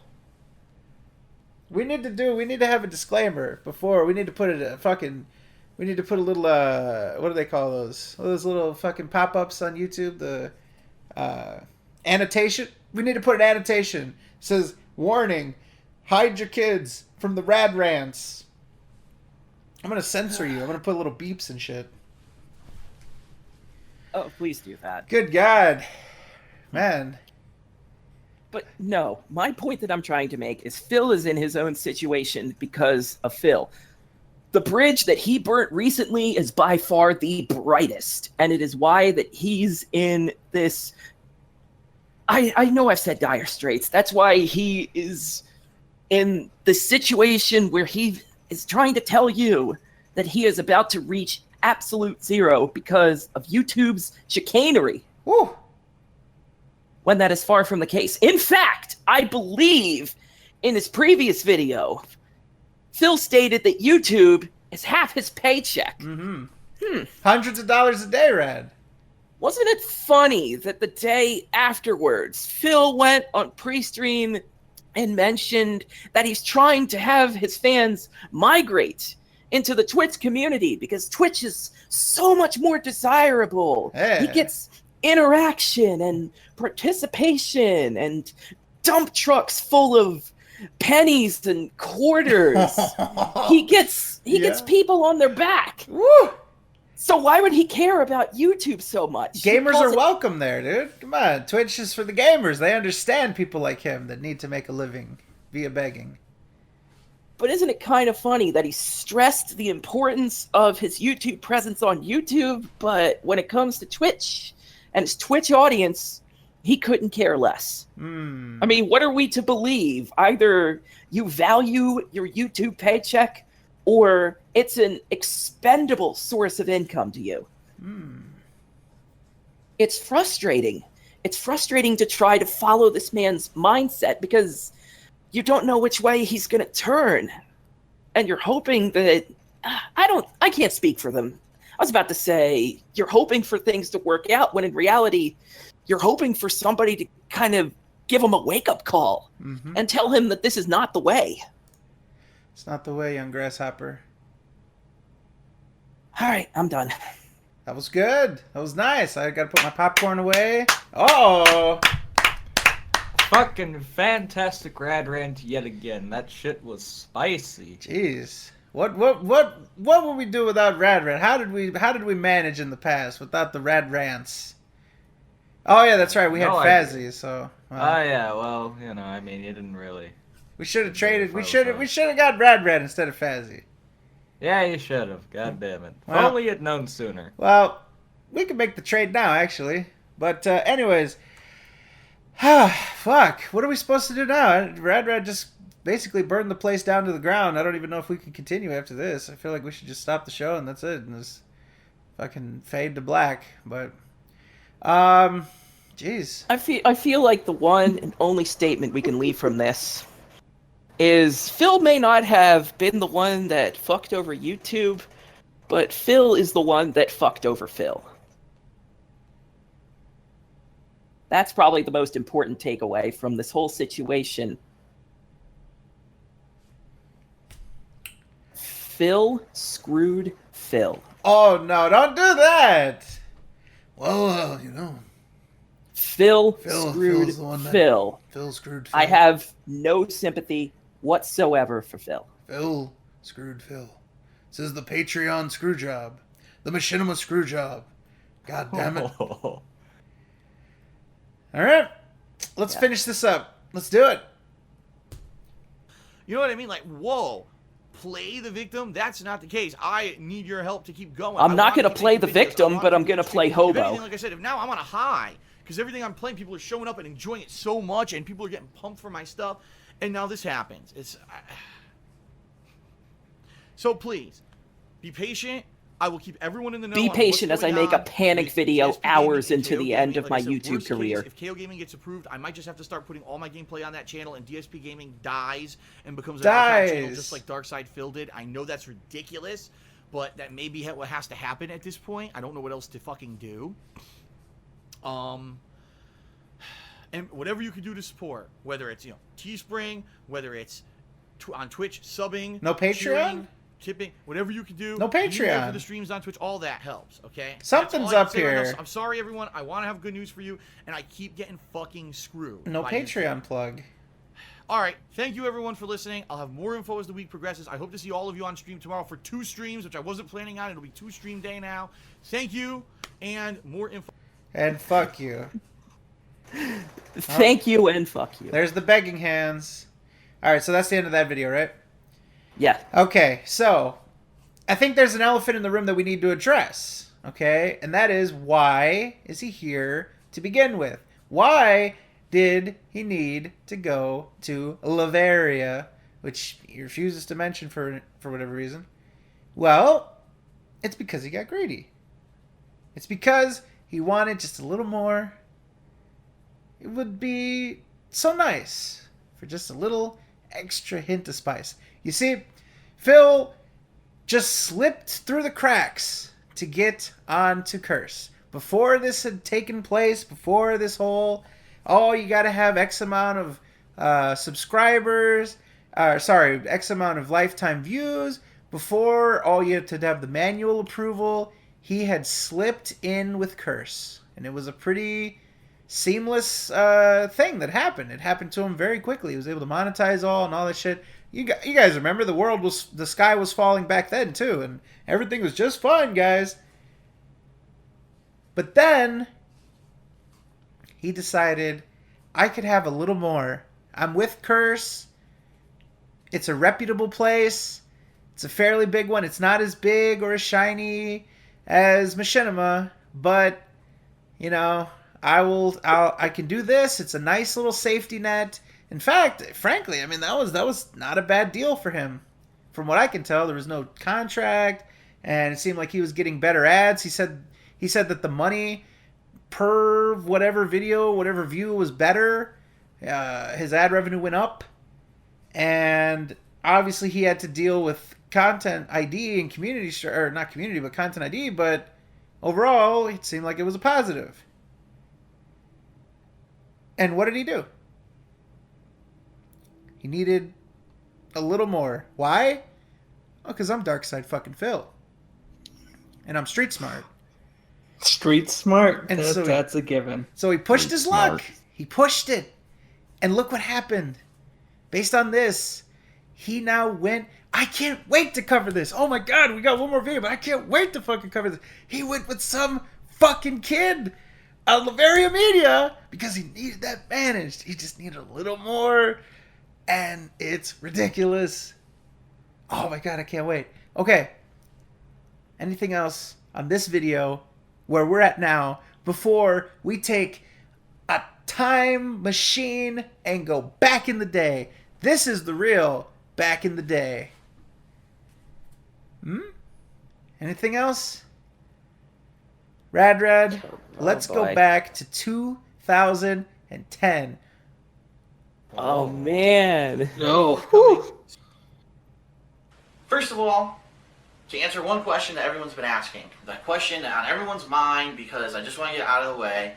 Everyone's saying, well, Phil, you know, and we all know that like this past weekend, you know, your Google AdSense accounts got shut down, and therefore, you know, we're not looking to do anything anymore on Google with participation. But why can't you just make another partner account? And the answer is you can't. I mean, sure, I could make a new channel. You can't? I could make all this Another stuff, one. but the bottom line is this: you need a legal name and address, and if the business a tax ID to register an AdSense account. And I've already done it once, and it's in Google's terms and conditions. Once one person does it once, if it gets suspended, you can never do it again.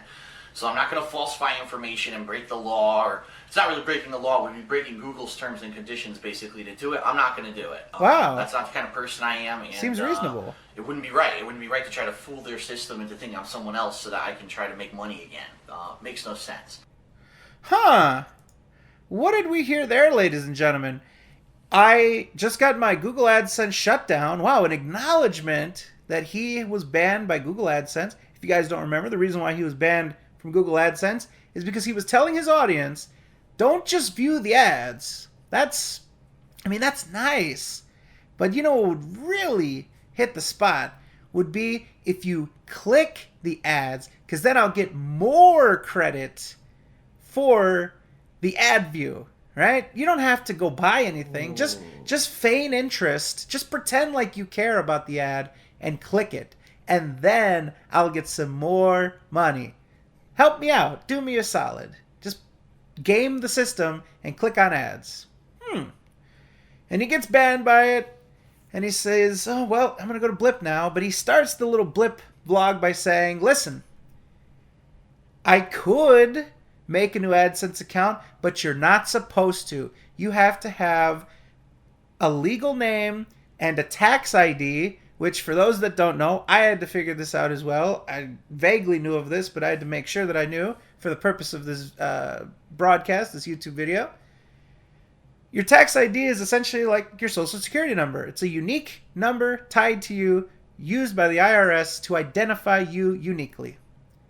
So your tax ID is you, and it doesn't change, and it's tied to you, right? This man acknowledges that I would need to falsify some information and circumvent YouTube's terms of service in order to make a new AdSense account. And what did he say in that video that we just watched a little bit ago, 7 hours ago? It was, well, I made several AdSense accounts in a in a hussy, in a tissy, in a hurry. Because I need that sweet, sweet ad revenue on these fucking channels. I made all kinds. I made one for DSP Gaming. I made one for KO Gaming. I was going to go make another one for DSP Gaming. But he's been banned. And he says himself, you cannot get banned from AdSense and then make another one. It is you, the person. It's not DSP Gaming or Darkside Phil or King of Hate Vlogs or KO Gaming. It's you, the person. You, Philip Burnell, were banned by AdSense. That's why you thought that the sky was falling. That's why you thought that DSP Gaming was forever banned and screwed and that you wouldn't be able to do this. Because you were banned. But you weren't honest with the audience. You had this big, well, I made an account, and then I made a KO Gaming account, and I was double dipping, and so there's some sort of error on YouTube's behalf that I don't know what's going on, guys. I can't possibly figure out what happened. It's just an error with the coding because they're not street smart enough. No, Phil, you got banned from AdSense, and that's why you thought that DSP Gaming was dead, because you can't get on AdSense again. And the reason why you need to do partnerships, despite the fact that they might not help you the way that they used to be able to, and all they do is just take a cut of your money, is because there is no fucking money without your partnership, because you are ineligible to be on AdSense. That's why, despite the advice of your fans saying, well, you know, partnerships just don't do anything for you. Why would you get on Curse? They don't even protect you from fucking... He had no answer for that. Did he? Why'd you get on Curse, Phil? Well, you know, traditionally it's because they protect me from Content ID. Okay, well, they don't do that anymore. Well, you know, it's because they provide you a workaround to your AdSense ban. And then you have the nerve to get on the vlog that we just watched prior and act like you don't know what the fuck is going on. And act like it's YouTube's fault that you're having any sort of trouble with your AdSense account. How much of a fuck can you be? You're Mr. Transparency. You're Mr. Honest. You're Mr. I gotta tell the fans what's really going on behind the scenes. Yet you didn't. You came up with this bullshit. And you peddled it to them and acted like it's YouTube's fault, that you have no idea what's going on, you have no blame in the matter, and that they just need to fucking throw money at you to get you through it because the boat is sinking. There's nothing I could have done. There's nothing I did. I don't even know. You know exactly what you did. And then you made multiple fucking accounts to try to fucking, I gotta get this fucking shit going right away.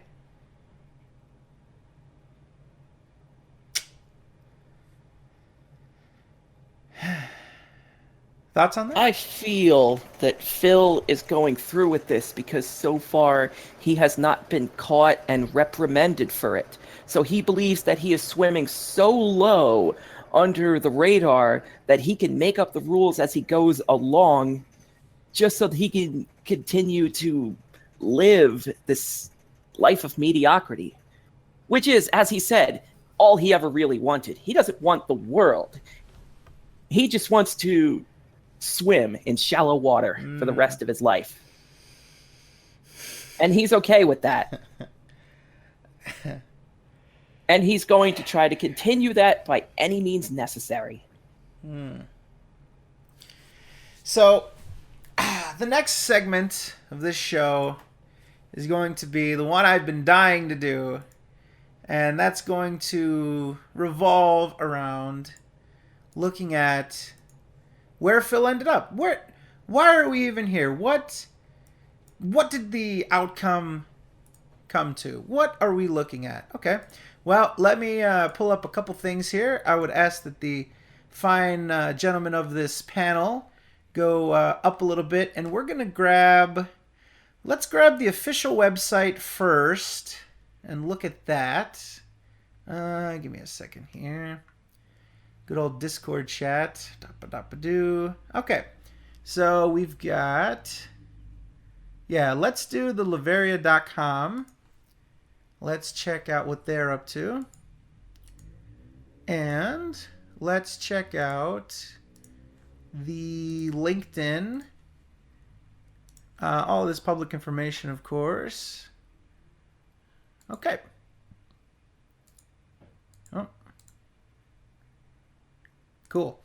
All right, so let's look at this nice little little thing here. Okay. Head over to the screen. Ladies and gentlemen, this is Phil's new partner, Lavaria Media. It looks like a nice little website. Quaint, you know, the first and only multi-channel network to adapt to your online personality and presence. So I guess this channel, this MCN will just ban and block people at Phil's request because that's his personality and his presence is shutting down any and all criticism.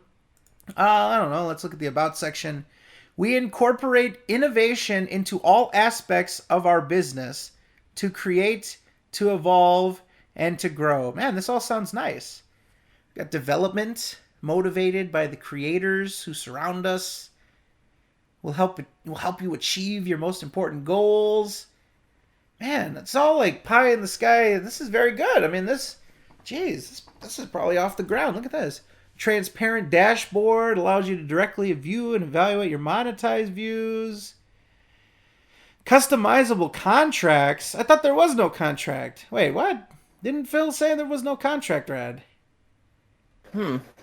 It tailors the contract. Actually, he was very defensive about people asking him if he needed to sign a contract, which I don't know. Care packages. Oh, here we go. Rad, check this out. Table. What do you think about the care package? We reward our creators with incentives to thank you for your hard work and your dedication. Looks like Phil is going to get his fucking plate of ribs after all. Look at this. Care package. Hey. Plate of ribs. Plate of ribs. What are they gonna fucking put in the care package? Your check? Ass medicine.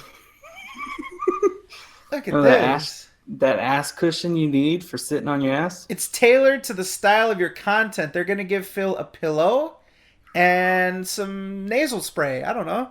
That would definitely help him out. I mean, post nasal drip. I had a stuffy nose. I took a blast of nasal spray. I'm doing just fine, you know? Listen to those clear nostrils. Global support. Oh, wow. You can branch off into different segments, I guess. Look at they got Lavaria Europe and everything.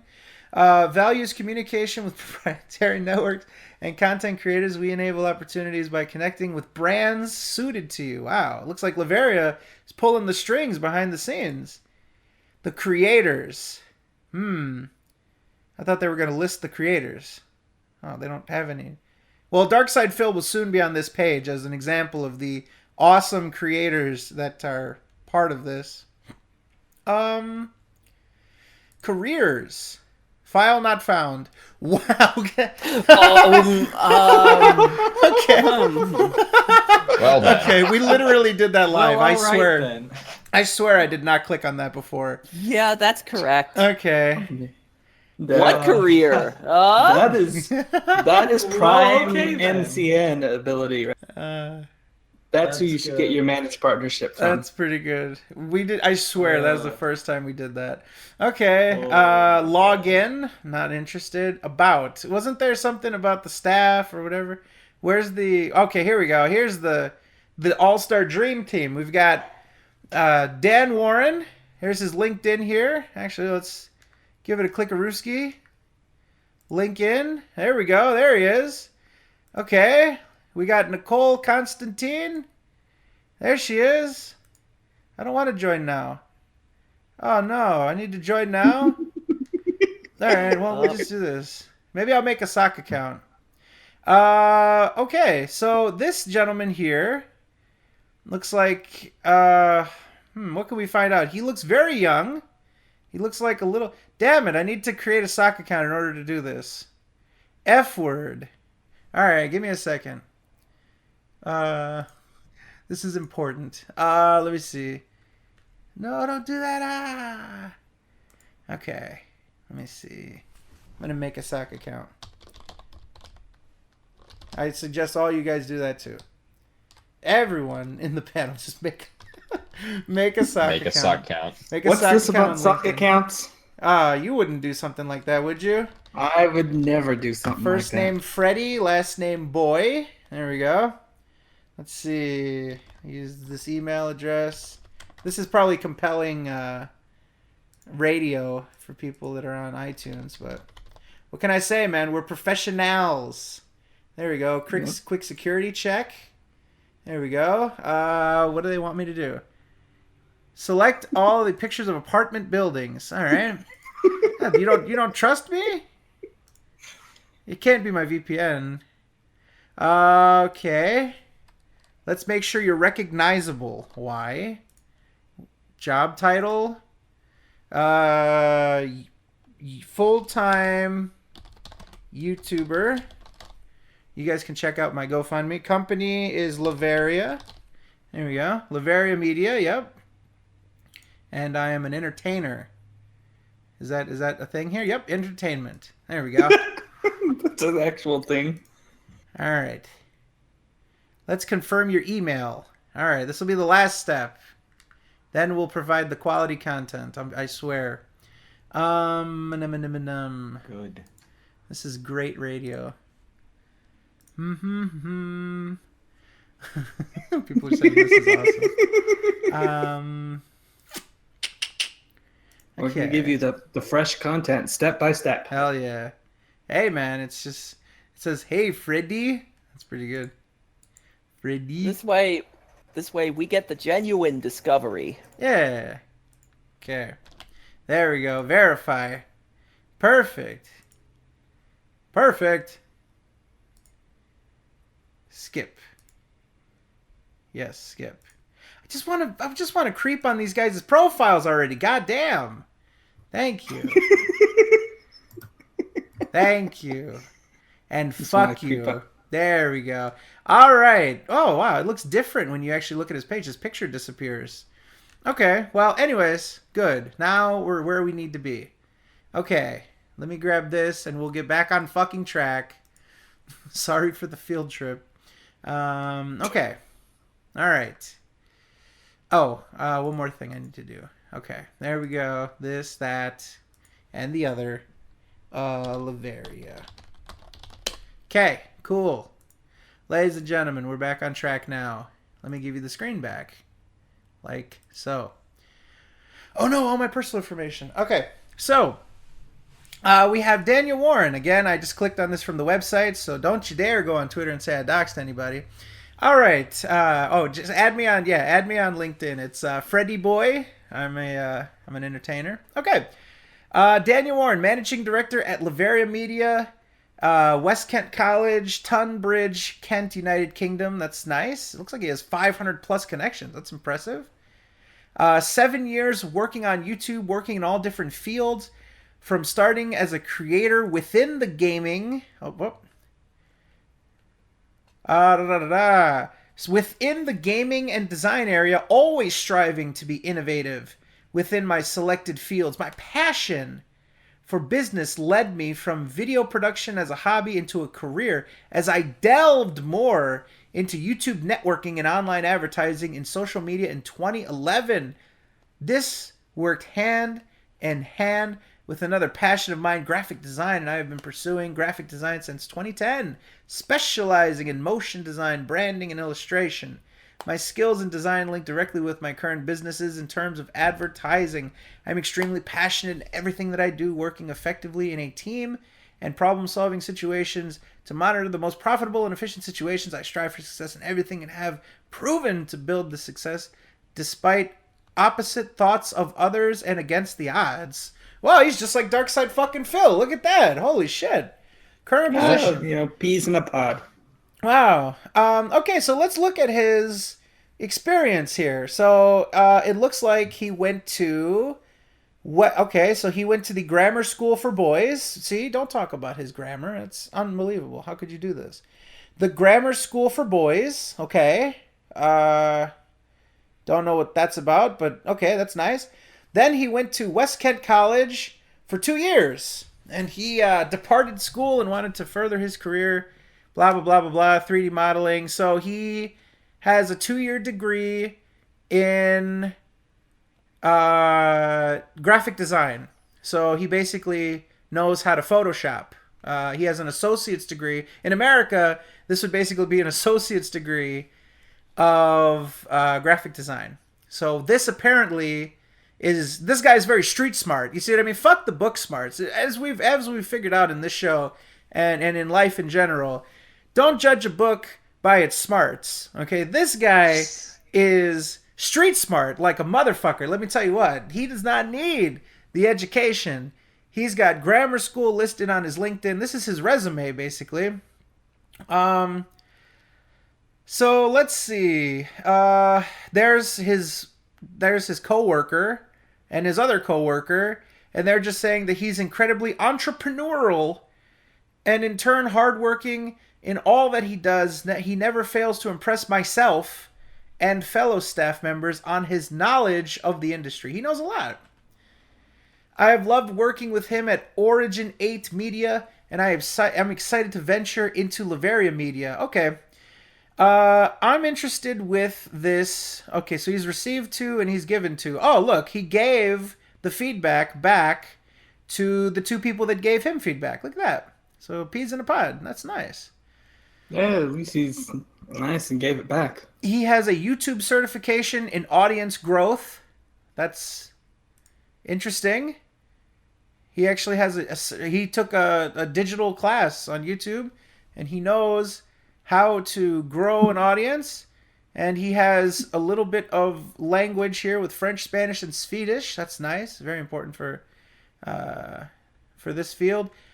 Okay, so let's look at his previous business ventures. Let's actually look into this and see what this man is all about. So, again, graduated from a 2-year college in 2015. So I would assume this guy is about, what, 22? Maybe, somewhere around his 20s? Let's see what he's been up to. Origin 8. Let's check out what Origin 8 is, ladies and gentlemen. Let's do it live on the air. Here's a Facebook. Is there a YouTube? Media player, Origin, point of origin, Origin 8. Here we go. Here's Origin 8. 43 subscribers. Here, let me link this off to the fine people of the Discord universe. Oh, I showed everything. That's fine. I'll make sure to edit that. Give me the click. God damn it. Discord being shit. Light mode for Discord? What the fuck? I don't use the shit. Light mode is for fucking fags. Oh, okay. Well. Okay, so we've got Origin 8. This is that venture here.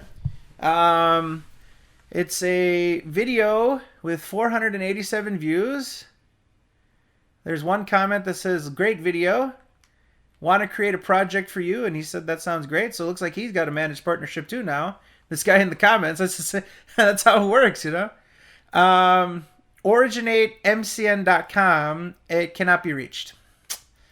Jeez, this seems like a problem. Okay, Ooh, well, that's heartbreaking. That's fine. So we've got a 1-minute video here of him. Let's see, just kind of taking YouTube clips and offering inspiring music, and oh, there's the call. Point of origin. Okay, let's look at this channel here. Looks like he has an ident from 2 years ago, and this trailer thingy. Again, 42 subscribers. Here's a link to the website. Here's some other link. Here's a link to Facebook, and nothing. There's no Twitter associated with it. That doesn't exist anymore. And there is a Facebook that hasn't been updated since April 28th, 2015. And 99 people like it. Okay. Things are looking up. This seems like a very successful company. This looks like a very experienced man that knows what he's doing. Okay, so there's Origin 8. What was the fate of Origin 8? It looks like Origin 8 was a multi-channel network who housed prestigious personalities, and brands. We work closely with each partner, granting them the YouTube Managed status in order... Oh, oh no. Oh, no. What? Oh, no. What the hell? Oh, no. Dear. We grant them the YouTube Managed status in order to maximize their revenue and growth potential. We also work in unison with property networks to build the best platform for themselves and their partners, gearing them up with schemes to manage network finances with the flexibility of custom contracts for each network and partner under Origin 8 Media. It all begins with a point of origin. And there is some media here that... oh, it just doesn't work. Okay. Well, there you go. It just doesn't fucking work. So... This is Project 8. It all begins with the point of origin. This channel worked. This channel was up for 1 year and 1 month. What happened? This was a network that housed prestigious personalities and brands. They worked closely with each partner, and they granted them YouTube Managed status in order to maximize their revenue. What happened? Why is this gone? Oh, I see. It's because he created Laveria Media. I see. Laveria Media, of course, having 2 to 10 employees. And it says that we incorporate all aspects of our business for you to create and evolve and yada, yada, yada. Huh. Interesting. So, if I understand this correctly, this man had a bit of success on Origin 8, and by a bit, I literally mean a bit of success. And for some reason, he shut it down within a year. And then he made Laveria Media. Laveria. What kind of name is that? What is this? What is this nonsense? Why would you trust someone who created their own MCN for a year and then shut it down to create another MCN? Who are these people? This is some of the shadiest shit I've seen in a while. This is like Daddy's first MCN. You know, oh, Daddy gave us a small loan and we want to be partners on YouTube. Okay. Here's something. Okay, so let's check out, if you guys are on the thing, you can either go through the website, Laveria Media, or you can find it through the LinkedIn. Let's go to the next person in the chain of command. That would be the partnership manager, pretty much the person that I would assume Phil is working with, right? Because, you know, Dan Warren is the chief, he's the CEO. This 20-year-old dude is the... is the CEO of this company. CEO. So, okay, let's check out the partnership manager, who is probably who Phil will deal with. Well, she's from Brisbane. Shout out to Shad. She's an 18... This is what it says here in her thing. I am an 18-year-old entrepreneur from Gold Coast. I am a dedicated, driven, yada, yada, yada, yada, yada. And she has experience. Let's have a look-see here. Oh, she was the talent manager for Origin 8 Media. And she scouted and liaised with potential clients within the given requirements. She provided support and she provided coordination. And they housed prestigious people. And let's see here. She went to the Huxley School of Makeup. Okay, I can't do this. Because I'm gonna kill myself. When you're spilling out to your potential partners, a girl's gotta look her best, All right, you know? I'm gonna kill myself now. I'm gonna hang myself. I'm gonna kill myself. The School of Makeup. The live honeydicking of Phil. It's too much. I'm gonna kill myself. She looked up an advanced diploma equivalent for fashion and beauty makeup artistry. So the partner manager went from 2016 to 2016 to get a diploma equivalent of beauty and makeup. And you know what? Okay, listen, I encourage you to look this up yourself, okay? Because it would be pretty funny for us to stage this, right? To make up fake fucking pages and stuff like this. Just go to their website yourself and click it yourself, because I swear to you, this is too good to be true. Now, we didn't want to really do the legwork on this one beforehand, because it's going to be way funnier for us to do this in the moment. But I implore you, I beg of you, do this yourself. Go yourself and look it up. Make a sock account on fucking LinkedIn. Add me to your circle. That would be fun. Look this up yourself, okay? Just please. Because I could understand how somebody would be like, oh, they just made this shit up themselves and it's funny and it's entertaining. Look yourself, okay? Look on the website and click around yourself and just have fun. Okay, she went to the Emmanuel College from 2003 to 2014. Do you mean 2013 to 2014? Okay. No, she was going there for 11 out of the 18 years that she was alive. No. Clearly. No. Come on. I can't do these. This is not within my ability. Maybe that one guy just made these people up. All right. Mr. Business Degree obviously didn't do his research. Okay. Here we've got, she went to the College of Law for Education and Training. She has a 2-year degree in legal services. So it looks pretty fancy, but essentially what she has a college degree, like a 2-year degree, an associate's degree in being a paralegal. So, the Australian system of law is prepping her for being a partner manager on, whatchamacallit.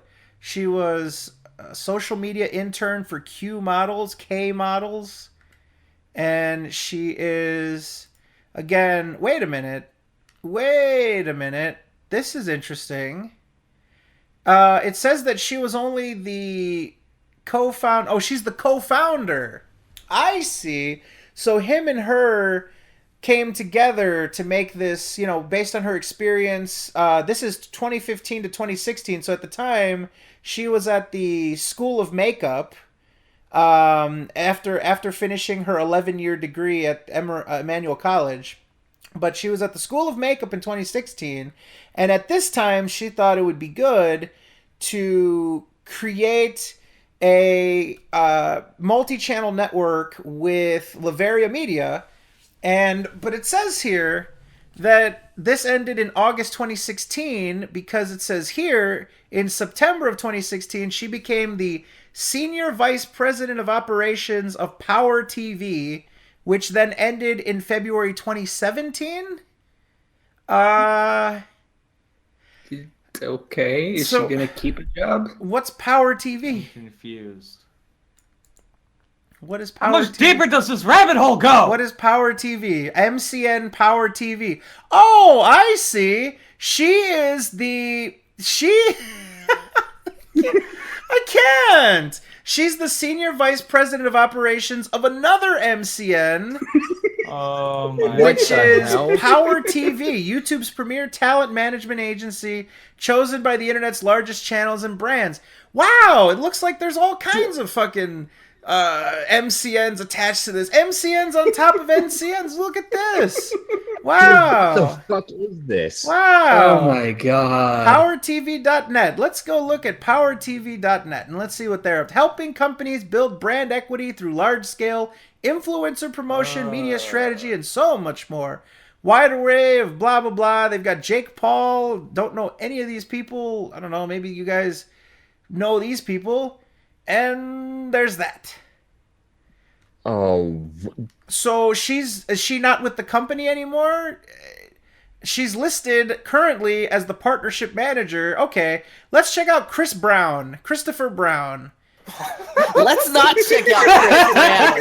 Let's not do that. Let's check him out. Let's see what we got here. Not check out Chris Let's Brown. check him out. Oh, My Who knows? God. Maybe he'll be a hit. okay. Well, he was the head of talent. Shut up. He was the head of talent until September of 2016. He doesn't work for the company anymore. What? What happened here? Now he is the talent executive of Open Talent Group Limited, where he's a musician management agency, and he doesn't even work for the company anymore. How much deeper does this rabbit hole Okay, go? well, let's see. Let's see if anyone still works for this company. How about Karen Johnson? Let's see. I'm just going to open up. Profile not available! Oh, fuck it. I mean, Fuck it. Christine Mulligan. Profile not available! Okay. There you go. Well, Fuck it. Nick Hello, Ricks. Phil. But Nick Ricks. Nick Ricks, here we Nick go. Ricks. Co-founder at Vaggery Studios. Okay.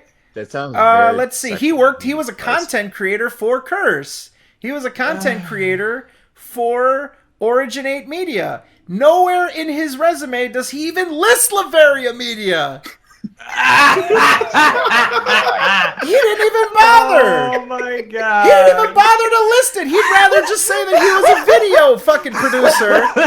A freelance Not only video that- producer. What fucking name is Nick? He didn't even bother to list it. Holy shit, he didn't even use it to pad his resume. He did not even pad his resume with this fucking shell company. He's so fucked. What is this? This is a fucking. This is the death of Phil. This is what this is. Oh, this is hilarious. That's This what is hashtag Honeydicked.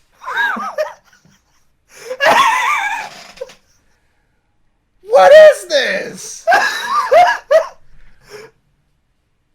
Okay. That honey dick is so far up his ass. This You will is never even see it coming. unbelievable.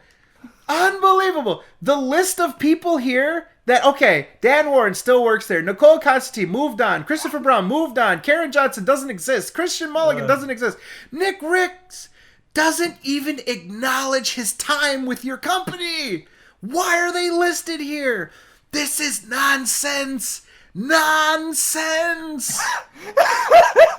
Okay there, Josh Peck. This is nonsense. Phil should be thanking us right now. I know as we speak, fucking Brightside Viking or somebody is sending this shit to Phil. Red alert. You're welcome. We literally just walked you through it right there. You could have done it in fucking 15 minutes to look at these people. But you did not. They said manage, partnership, and what happened to Phil? He got honeydicked immediately by these people. Nick Ricks, he got the honey dick from Nick Ricks. Nick Ricks sounds like a Punch-Out character. Oh my god, dude. What is this getting- nonsense? This Phil is just Honey got Dick Rick's 2017. Who is this Dan Warren guy? Who is this man? He is clearly a pseudonym or something. Let's don't know. try to look this up. Daniel Warren, Lavaria. Let's see if we can find out anything about this guy. He's got his LinkedIn. Daniel Warren TV. Okay, that's not him. No, that's some other guy. Okay. GitHub, YouTube. Dan Warren YouTube. Okay, here he is. He's a guy. Okay, he's got 11 subscribers. He is. Does he have any videos? He's verified somehow. Oh, Lavera Media. Okay, let's watch this. Let's all. Oh, ooh, look how fancy this is.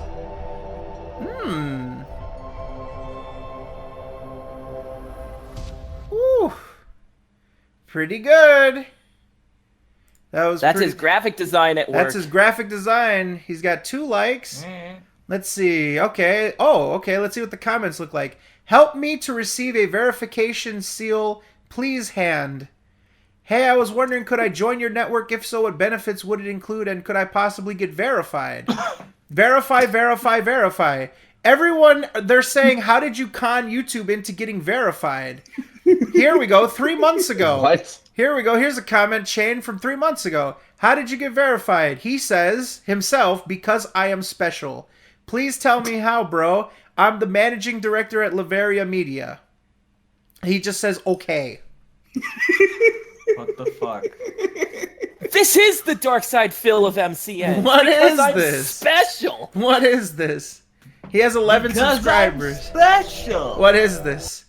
What is this? How do you get honeydicked this far up your ass? Okay, here's Laveria Media. They have 497 subscribers. The About section says prestigious. Oh, these guys are working with the prestigious too now, it says.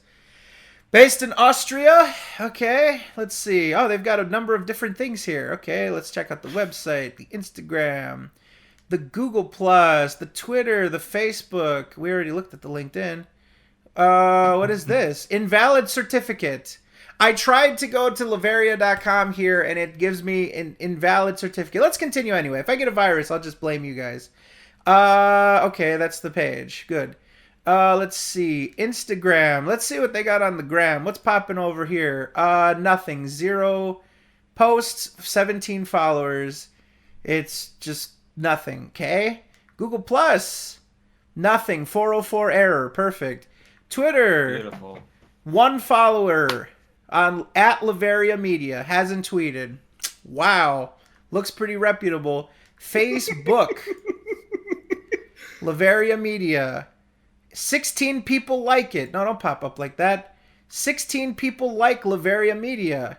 They updated their business hours. Oh, no, not business hours, Phil. What kind of business hours? God damn it. Do I have to make a sock account for Facebook too now?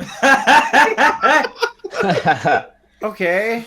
Even to enter a phone Facebook's number, not too. digging you. The number one rule in life: always make a sock account for They everything. did not update this page since January of 2016. This is their Facebook.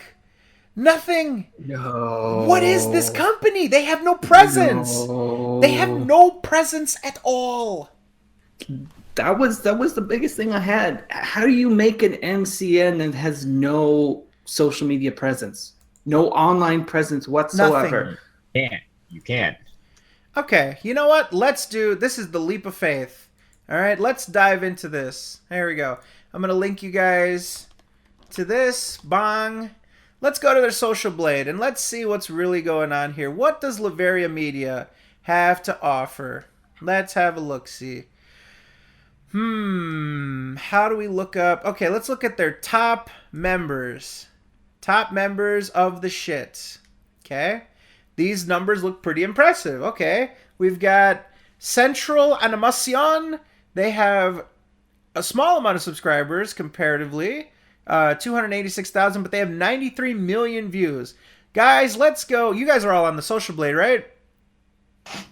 Yep. Okay, you guys clicked on top members, right? On the left-hand side. Little black box with the options on it. Let's all check out Central Animación. Let's see what these guys are up to. Let's go to their YouTube It's page. Brazilian. Okay, so Kaz can maybe Yes, help it us is. out here. Videos. Looks like nothing. Wait, what? I thought this channel was getting... Wait, what? I thought this channel had 27 million views. What happened here? In the last 30 days, they had 27.78 million views. I go to the channel. There's no videos. What? What the hell? How did this happen? What is this? What? I can't There- even load more. What That's- happened? Here's the playlist. Oh, I see. Here's the playlists. Oh, it's all re-uploads of Naruto. And they're not available in my country because of copyright. Oh, I see. So this channel is only there to re-upload episodes of Naruto. I see. It's for piracy. Wow. Oh my Unbelievable. God. That's their top. That's their top channel, is a channel that is only there to re-upload content.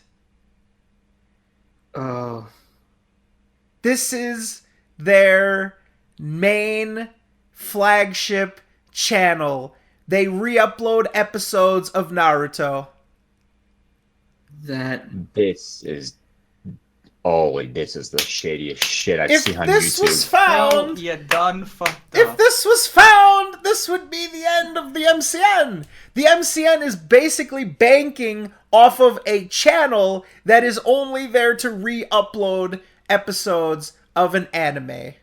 Ladies and gentlemen, I could not make this up if I tried to. Ladies and gentlemen, Honeydick to the max.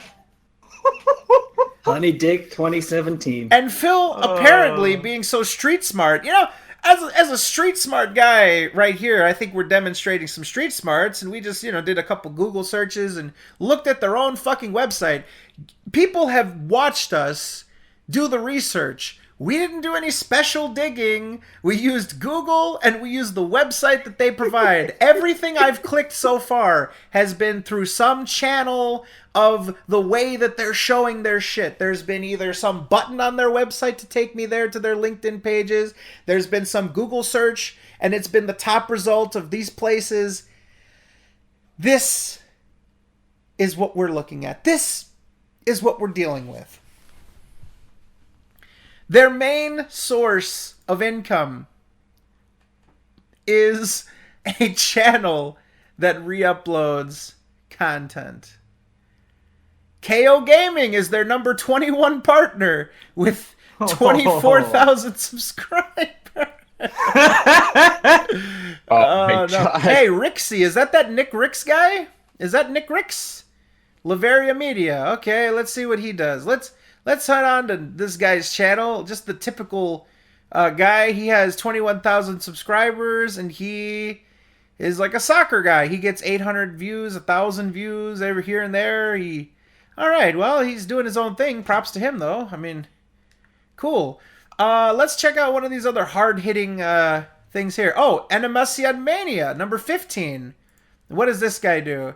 Is that the previous channel before it got banned for... Oh, I see. More Naruto. Has no videos. Playlist. Removed by the user. Wow, it looks like this channel got in some hot water with copyright issues, and now they're gone. Interesting. Narutando. What's Narutando? Brazil again. Oh, look, this kind of looks like the same guy. Look But at this. surely- Narutando. Surely the managed partnership will be able to save this channel, right? 800,000. Look at where all these views came from. What is Narutando? Is this Naruto? Is this again this guy, this fucking Daniel guy? He's managing people that just pirate fucking Naruto videos? Is that what this fucking channel is all about? Jesus Christ. No. Phil better get into some fucking pirating because that's all you're gonna get, my friends. All right, let's see what else do we got here. Thick Freedom. That looks like a promising. Okay, that is the that worst sounds drawn promising. banner I've ever seen in my life. What the fucking fuck is this? What the hell is this? Let's see this shit. Okay, what do we got? Oh, Cinematic Jesus. game. Bullshit. What's Doom? Volcano. Okay, so these very weird thumbnails, but this looks to be a legitimate channel. Okay, give you credit there. I don't know what this is about. Oh, he's got a Patreon. That's nice. What's this guy want? $287. Thick Freedom. Okay. Naked Zombo. All right, so you Sounds got like a fucking porn site. you get Yeah. yourself a fucking legitimate channel there. Congratulations. KO. Let's see. Surprisingly. Hero board, no copyright music. What the hell is that? What? Hero board, no copyright music. Oh, it couldn't possibly 9. be just something to re-upload content, could it? Let's see. Oh, I see. It's just a channel that just uploads music. Not music that they made, but just music. Yeah, you know. Cool. I like on number 9 is Lavaria Media. I like how this channel, this MCN, all of their partners are basically just re-uploading content that they didn't create and getting paid for it. Now, I mean, we do that. We re-upload content, of course, but we're not over here running an MCN honeydicking people whose life depends on this. Does this man know? He might be a troll, actually. We might just be blowing up his spot and completely ruining his gimmick. But, like, man, he honeydicked the shit out of Phil. Phil did no research whatsoever. He probably just went to the website and said, oh, this is a good-looking website. And he didn't even look at this shit. I don't know what to do. Where do we go from here? Stream chat, help us out. Where the fuck do we go from here? What are we even gonna do? There's over 1,200 people here watching. I just kind of want to just have a stiff drink and sit back and just watch this all go down the drain. I mean, Phil was very adamant to get this fucking partnership through. It actually probably would have benefited Phil to not have this go through, to go back to at least a reputable place like Curse and be okay. Now he got honeydicked like shit, and oh yeah, by the way, he's in a contract with this gentleman.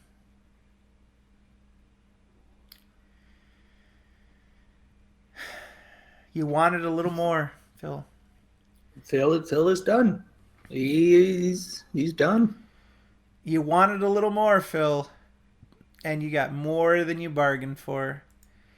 This company is nonsense. Is nonsense.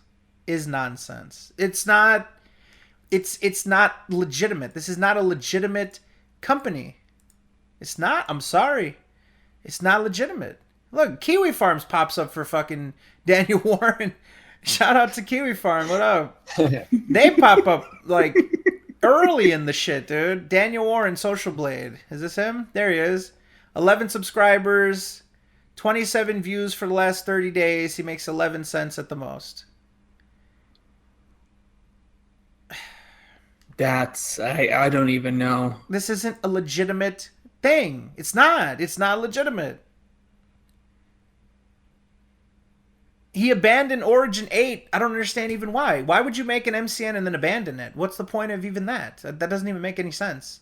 He just didn't like the name or something? He just completely changed it to fucking managing director of Lavaria Media? He apparently worked at some company called Adva Mode Group Limited. Technical advice for staff. He worked there for 11 months, and then apparently went all in with this managing director. People have said this is a pyramid scheme. Okay? It might be. I don't know what this is. But this is literally like some 20-something-year-old dude who, in the fucking description of his company, brags about how he gives managed partnership status to people. We work closely giving them YouTube managed status, which I don't even know what that means anymore. What is YouTube managed status? It just means that you have a contact, a direct point of contact. Your partnership manager doesn't work for you anymore. Everyone else beneath you doesn't work for you anymore. It's just you. It's just one guy.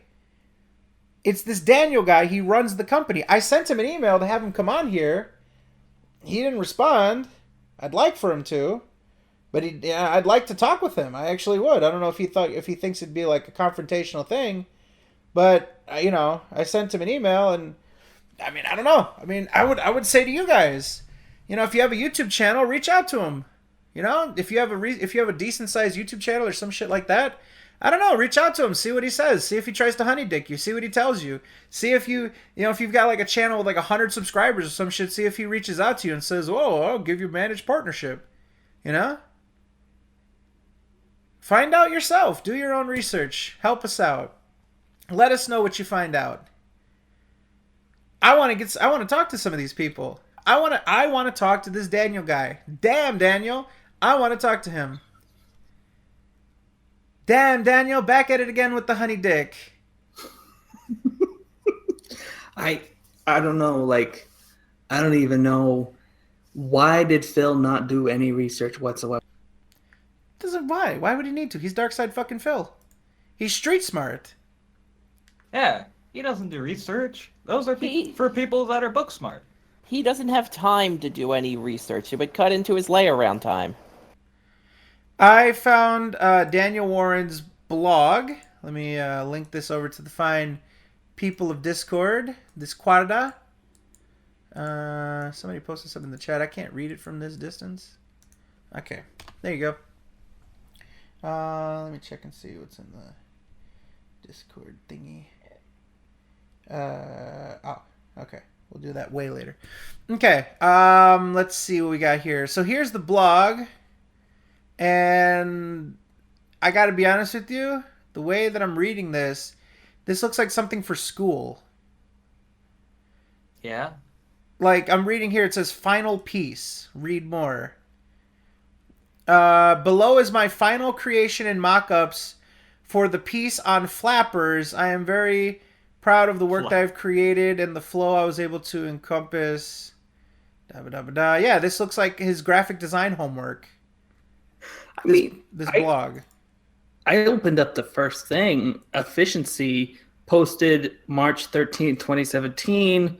There was nothing in it. There's nothing in it. Yeah, that's pretty fucking efficient, isn't it? Just title it and post it. That's as efficient Wait. as it is. 2017. Wouldn't this be when he was out of college? Why is he still posting shit here? I think that he might be honeydicking, and I think he's still in college. That's why I want to talk to this guy. That seems to be the more logical answer. Because this is March 10th. It's almost like he's deleting these. It says web design research. Who would post something on their personal blog called web design research? This seems to be his current homework. This seems to be homework right now that he's completing. Here, for the web design brief, we had been asked to create a personal portfolio. Instead, due to my personal experience with web development and already having my own website design, I have decided to redesign my company, Lavaria Media Limited website. This will allow me to expand and show my knowledge in web development in a product that will be publicly developed and used by a business. The current website for Lavaria Media is image blah blah blah. It also has a mobile version that works as well. This looks like homework. This looks like an assignment. March of 2017. This was 2 months ago. He's doing It's homework. Oh my god. Lavaria is just a project. He's doing homework. It's a goddamn homework assignment. Are you kidding me? This is Oh man. Honeydicked. Hey, it's homework and it's a quick buck. Oh my god. This Jesus fuck. is Honeydick. He is on the highway to Honeydick. Unbelievable. And The he's Honeydick Expressway. oh my god. Oh my god. What was Phil thinking? I cannot do it. I can't. This Phil is a homework assignment for this man. And he lied. He lied on his LinkedIn. He lied. He's still in school. Does Phil not see the big flashing text in front of him that this is a giant scam? He's still in school.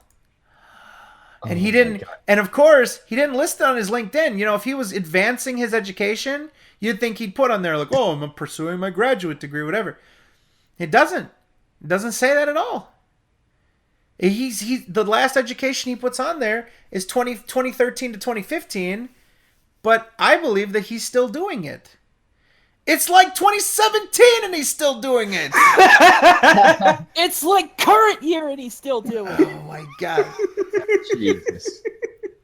It's like Phil's life and he's honeydicking him.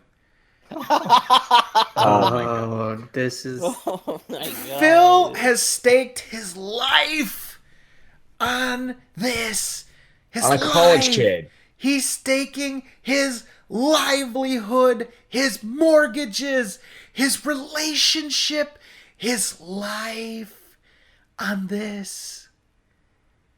And it's nonsense. All of it is nonsense.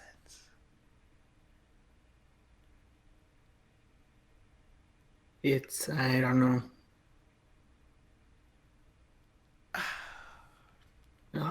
I guarantee you Phil immediately accepted, this offer when he said the guy was going to make him a managed partner. He didn't look at anything else. Here's another one. Oh, wait, sorry. I already looked at that one. Web design brief thoughts. Hold on. Web design brief. What's this one say? What preamble of the assessment, having an online presence, blah, blah, blah, as part of the wider... Here, it says right here. March 10th, 2017, posted. As part of the wider graphic design course, this module serves as an introductory platform to the principles of graphic web design as opposed to web development, blah, blah, blah, and an opportunity to investigate the ever-increasing plethora of digital media. And he's doing... Here, by the end of this module, students will have demonstrated an understanding of structure and functional blah, blah, blah, blah, blah. This is his assignment. What is this? This is his final exam. This is his fucking... Here, Moodle. I know, I've used Moodle. This is his homework. I don't think he's a teacher. He's saying that this is my... Like, that right there, I think he just posted the actual assignment. I don't believe he's a teacher. This is hilarious. I'm dead. What's next? What's next? We're gonna see a link to a fucking Prezi? Don't hold your breath. Somebody, let's see. Somebody just messaged me. They whispered me. They might have whispered me more than once, but I only caught this one, so I'm going to read this one out. They run these while also getting a real business degree. This is just a way for them to get a ton of money real quick and easy to fund a real business for when they get out of college. Yeah, this is sort of his side job just to fucking get rich quick, you know, to fund a real degree, I guess. I don't know. I'm surprised that he went back to college and didn't put it on his LinkedIn. Let me look at one more. You know what this is, Fred? What's up? You said before that Phil and Machinima's relationship was parasitic. No. Phil's relationship with Laveria is parasitic. Oh yeah. They're using Phil's work to get ahead in their lives. Phil's always trying to scam people into giving him money. But that's exactly what he's doing for these guys. This is pretty good. Yeah, this is... Dude, this is homework. That's all it is. There's pencil sketches. We started out by sketching these ideas on paper. Blah, blah, blah, blah, blah. Teacher in the design process. This is homework. This blog is part of his coursework. He's fucked, man. Oh my god.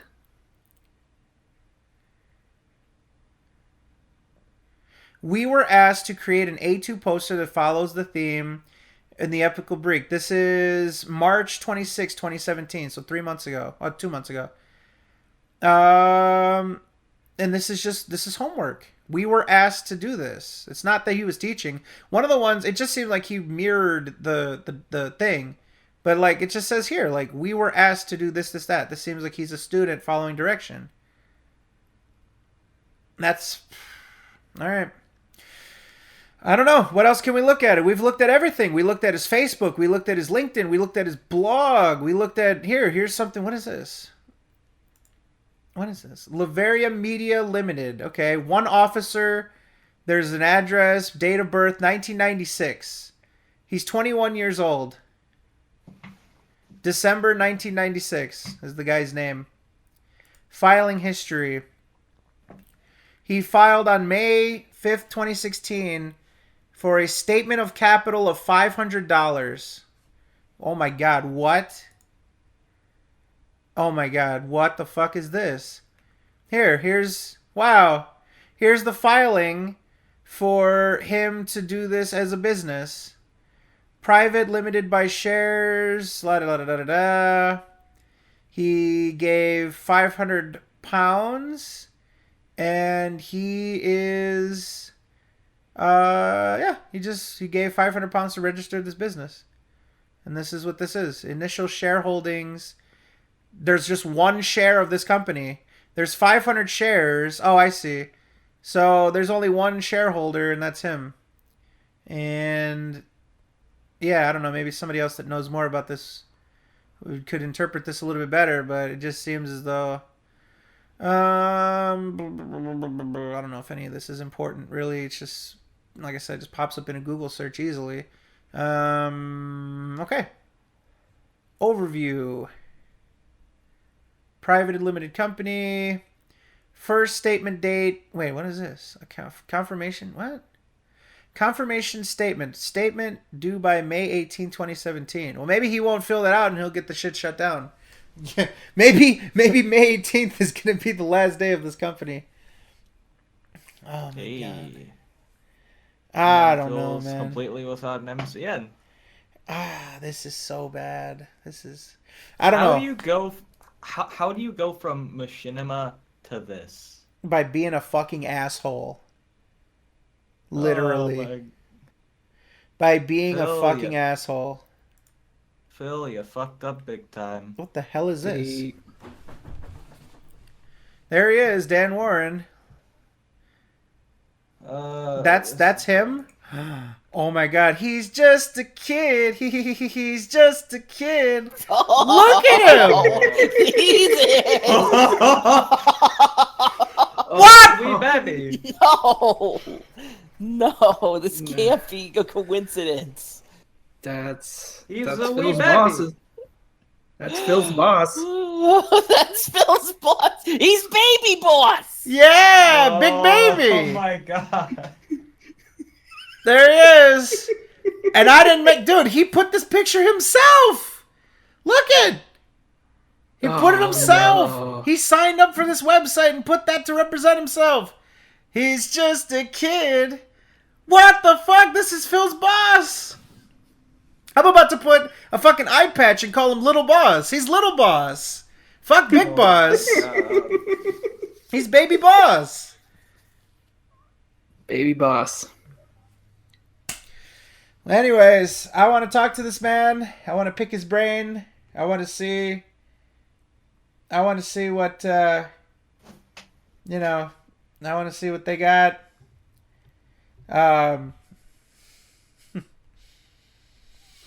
Boy, I didn't expect the show to take this turn, but it just did. This is like- quite something. Where do you go from here? Like, There isn't anywhere you can go. We've gone as deep down the rabbit hole as possible. We deep dived the shit out of this data. that is something. How? Oh my God, Phil. What do we do? Where do we go from here? What are we supposed to do? I feel like I'm done. I want to smoke a cigarette and that's it. I mean, what else? tell you what we What do. else can we do? I tell you what we do. We sit and we wait for the self-destruction. I just have this guy's picture on screen. I'm just hanging out with that. He's just a kid. Why does he look so depressed? Because he's in business with Darkside Phil. Well, you'd be depressed.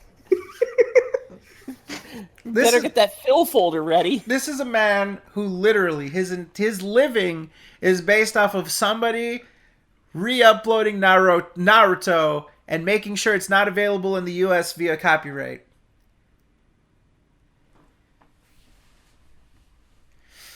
Okay, all right. God, I don't know what direction to go now. I'm flabbergasted, speechless, loss of words. I don't know what to do. I need help. fuck? I need help here. Is this guy at church? He looks like he's in church. These people. This Laverius shit is not going to last. This Laverius shit is going to be gone. And then what? He acts like Curse will be so happy to take him back. I mean, how long was he with Curse? 1 month? Even Yeah. less. Maybe last maybe like 2 weeks. Dude, he was with Curse for like a couple weeks. He was with Curse for a cup of coffee. A cup of coffee, dude.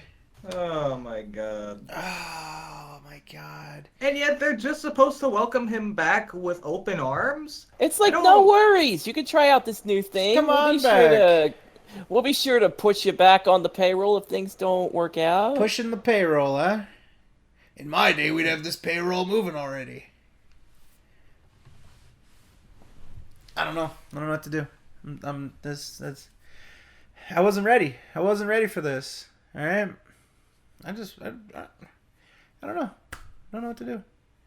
I need a moment. So let's put this in perspective then. I guess I'll go back to the SOK image, and we'll just sit here and try to unwind and figure this out. How do we sum this up? What You got Honeydicked. Okay, well, hashtag Honeydicked. Yeah. A better summary is Phil double jumped the gun. He put both his DSP gaming channel and his KO gaming channel in the hands of some Justin Bieber wannabe. He got royally fucked without any lube. Jesus Christ. Black media. That's one way to put it. I think I get it. Okay, what's going on with Phil? And a lot of people said this previously. The reason they started watching Phil is he played games bad. They wanted to play the game better. They wanted to edit content. They wanted to make their own content that was better than Phil. And now you have another example of Phil actually helping out the entire YouTube community by telling them, before you partner with someone, before you partner with an MCN, be sure to do some research. This is another inspirational of Phil. He's teaching us. He's giving us life lessons. Somebody just pointed this out to me. I need to verify this. Somebody said that the company was incorporated on May 5th. And that means that the company was just born yesterday? Like, officially? Hold on. What? I need to check this out then. Hold on a second. Let me go back to that original thing. I don't think that's... Let me check. Limited. Okay, here we go. Appointed on May 5th, 2016. So 1 year ago today. So it's the 1 year anniversary. And then their first statement date is May 4th, 2017, which is 1 year after the fact. So that makes sense. So it's annual. Yeah, so it wasn't exactly just made yesterday. It was made 1 year ago. So yeah, just wanted to clear that one up. I was confused too. I was like, holy shit. So on the 1 year anniversary of this fucking shit, they got Phil on their payroll. Fuck, man. I don't know what else we do. You know what? I think we should, like I said, let's sum this up. Let's get this figured out. We got a guest segment that we're gonna do, so we'll get him in and out. He's got a bombshell to give us of his own right. It's a little real estate scandal. So I'm excited to find out about this. So this is just gonna keep getting more and more interesting. So let's sum this up before... Oh, people keep saying Nicole. You guys want us to... What's up with that? What's going on with Nicole? What are we doing here, ladies and gentlemen? Nicole, help us out. Do you guys want to hear more about Nicole and her makeup business? Okay. Let's see. LinkedIn member? No. Hold on a second. Trying to find Nicole again. She's the founder of Kisara and Rose Exo Media. So she made another MCN herself. Deep dive her. She may be special. Time traveler Nicole. Okay. All right. Fine. Fair enough. Let's go down this rabbit hole again. So her name is Nicole Constantine. Let's have a look-see on Google and see what Google has to say about her. It's a little bit more of a public, not public, but it's a little more of a, I guess, common name. Facebook. really see anything of her on Facebook. Oh wait, no, there she is. Okay, so she's got a Facebook. There's the College of Law. Apparently here she does. She even on her Facebook, she says she went from 2003 to 2014. So she had an 11-year college degree. Oh, what's this though? Oh, what's so to send? Hold on a second. Whoa, What's this? whoa, wait. College stop, of stop. Law, January 2017 to February 2018. Wait a minute. I thought.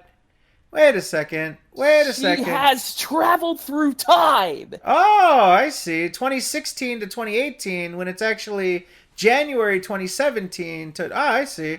So these guys just like to mess with their. They just like to fucking fabricate their education. I don't know. Photos. Oh, I can't see her photos because I didn't make a sock account yet.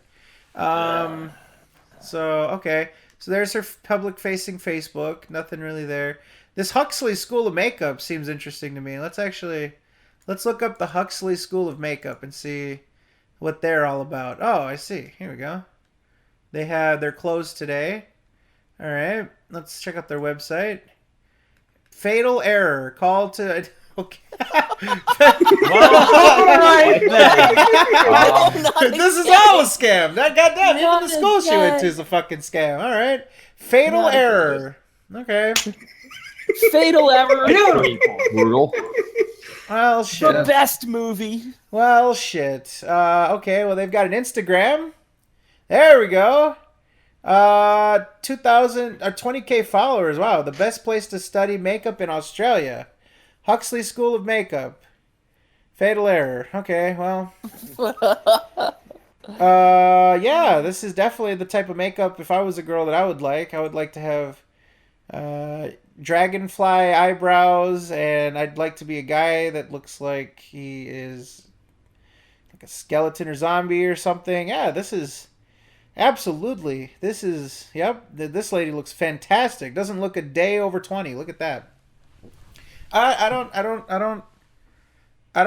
I don't know what this has to do with managing a partner. You know, this is Phil's livelihood we're talking about here. You need to be able to contact YouTube at a moment's notice and make them give you money. So, Dude, this makeup shot on the screen looks really fucking disturbing. I mean, I don't know what I can look up with her though. Like, what can I deep dive? Let's do it. It's a pity she's still not working for Laverius. She could easily do Phil's makeup for him. Oh, she's got a Twitter. Okay, there she is, 171 followers. Bitty at Nicole Constantine. Goes to her thing. So she doesn't work for Laveria anymore. At all. She hasn't used her Twitter. Almost her Twitter is like a sock. There's nothing on it. She retweeted 3 things on her Twitter and that's it. Yeah, there's nothing else on her Twitter. Okay. Alright. Well, her Twitter's basically fucking empty. Hello at NicoleConstantine.com. Let's go to NicoleConstantine.com. Oh no. Do you have your own website? And website expired. Alright. I feel like we would have landed on like a fetish site at some point. Looks like an Instagram.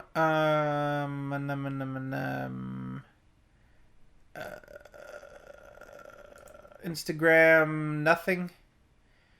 Instagram Nicole the Peach. There she is. She's the Peach. She's 18 according to this, and her Twitter and Snapchat is Nicole the Peach. Okay, so NicoleThePeach.com. And oh my God. Oh. Okay, so she has a current YouTube that's verified. And somebody said on her Twitter she retweeted someone named Honeydicked. Hold on, I gotta find this. Yep. She's the Honeydicked. She's the honeypot. Let me see. Yep, Honeydicked. Yeah, you got honey dipped. Okay, so you go to her YouTube, instantly an autoplay of screaming. She has a couple thousand subscribers, and she has a Twitter that is Nicole at Nicole the Peach, which is, man, what is with this rabbit hole? Why is there so much nonsense? Well, she's at least a Mercy player, so she gets a pass from me. I'm gonna tweet her. I'm gonna actually try to get in touch with her right now on Twitter. Hold on a second. Let me find her. To bring her on as guest. Yeah, that's what I'm gonna try to do. I'm gonna try to get one of these people. Nicole the Peach. She says she's 18 years old. I have a feeling if we dig deep enough, we're gonna end up on some 18 plus shit.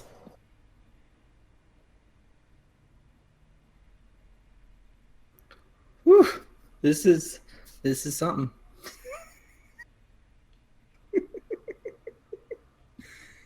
Oh.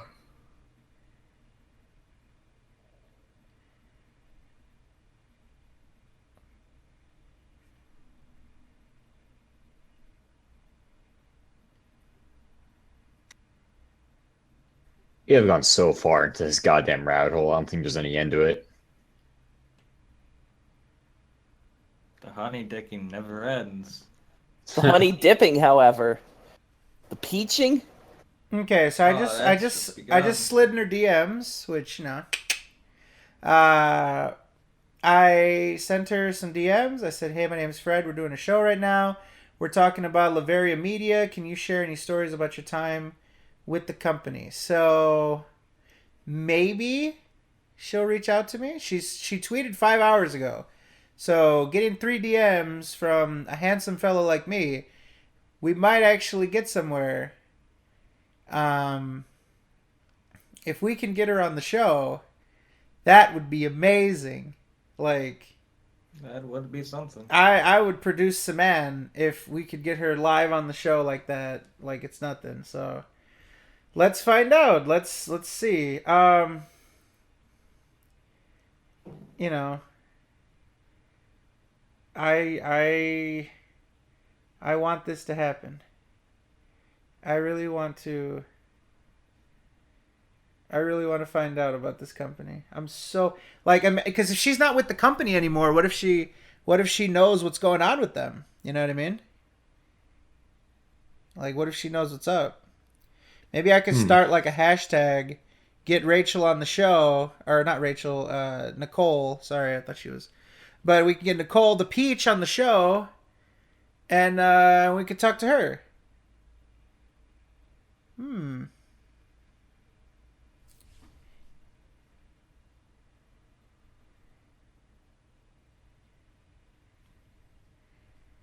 All right, so we'll try that. Maybe we'll start a little hashtag and give her some motivation. I don't know. We'll see what happens. I did it at 11:11 though, so that's the luckiness. So I don't know. Let's see if we get a DM back. I couldn't find Nick's personal Twitter. Maybe actually, you know what? Let me go to her following, and maybe she's following the guy, and maybe I can get to him there. Let me see. I would assume it'd be like an early following. Nick the Busted. What's his name again? Daniel? Daniel? I think something like that. Yeah, Daniel. Let's see. I'm not seeing anything. I see a Dan. Nope. Yeah, that's not him. I don't think she's following, unless he just doesn't have a personal Twitter anymore.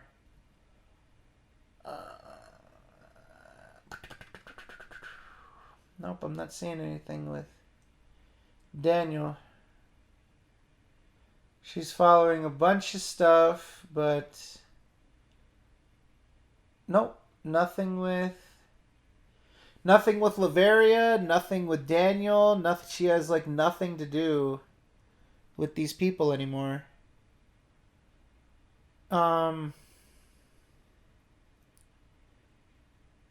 You're so pretty. People just telling her nice things. The Thirst Squad? Yep. Um.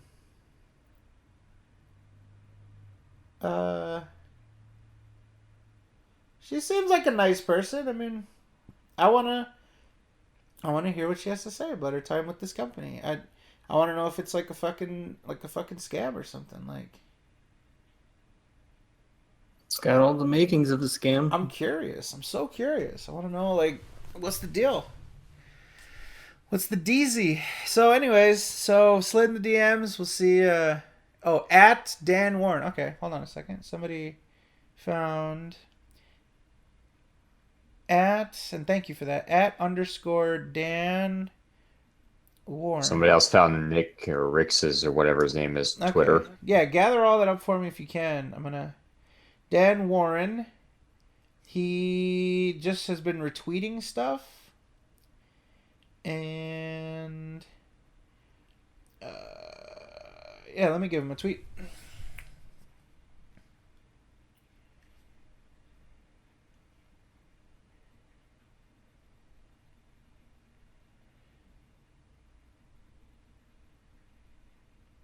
Mm-hmm.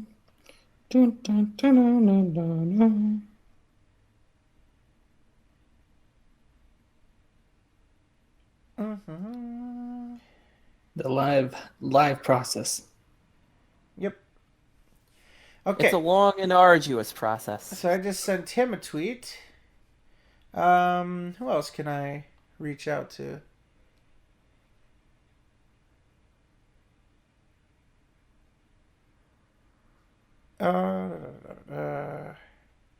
Okay, so I doubt that we're gonna actually get any of these people to come on, but who knows?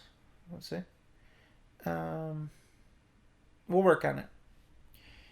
Maybe if we get a response in the future, maybe we'll do an exclusive, like a little emergency broadcast to kind of get the shit popping. But for right now,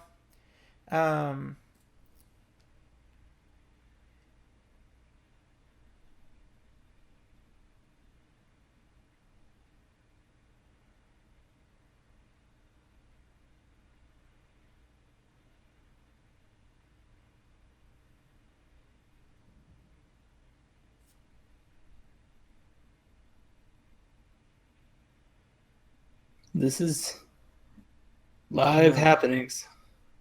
I don't know. Just this is ridiculous. It's gonna be a happening. It's God. ridiculous. Someone could not do this much any research. Hell, just Literally any sort of research would have been anything. enough to see that this was not a good idea. Yeah. You think Phil has an hour and a half to look all this stuff up? He's busy No, Phil's not. expanding his movie knowledge. Phil does not think before he acts. That's something He's we too all busy know. getting SSRs and Dokkan Battle. Not even an hour. Hell, we could probably do Phil could do 5 minutes. You know, do 5-10 minutes. Spend 5-10 minutes out of your day. Fucking type in some names. Try to figure out. Oh, is this a good choice for me? No, he saw the managed partnership, and it's just whoop. All right, I'm gonna sign at the deadline. He admitted that it was a startup company, but even if it is a startup company, you have to be very careful with them because anything can happen. They can immediately go out of business. They can just cancel the whole thing. I don't know why he thought this was a good idea.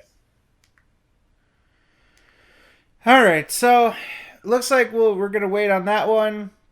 What we're gonna do now? Do we want to finish up? Let's finish up this because we're gonna basically take a huge turn. And we're gonna talk about. Well, we might stick with this for just a little. Wait, get it with the damn Skype already. All right, we're gonna. The fucking chat is going nuts with Skype. It's because fucking Pest Control Brian is being a fucking pest. We need Pest Control Brian to deal with himself. This is ridiculous. Control, Brian. You're so pesty today, Brian.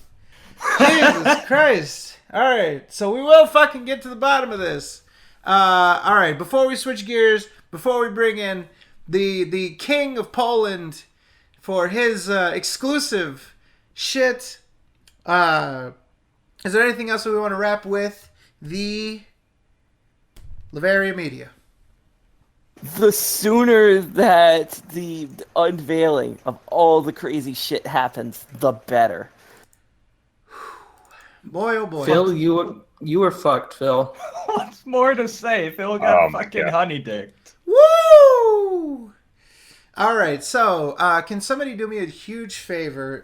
If anyone has KingofPol, can you send him a link to the Discord? I can't do that right now because I'm looking at something. Does anyone have? Can you at least give me a link? Because I have to send it to him. Let me see if I can do this from my fucking phone.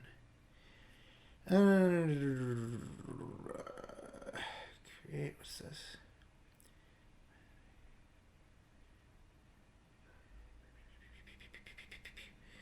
Okay. Alright, so we're going to get a short segment in here with Pest Control Brian. Because we'll take our show back after this. But, alright. Here's the link for the homie. By the way, I am trying to get Vider as well. Because I want him to be able to, to promote this charity fight. But, alright. So, we're going to switch gears here. We should be getting the homie, the King of Poland, to come in here and to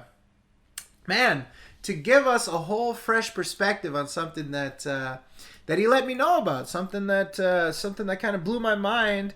Something that may just add a whole layer to this story.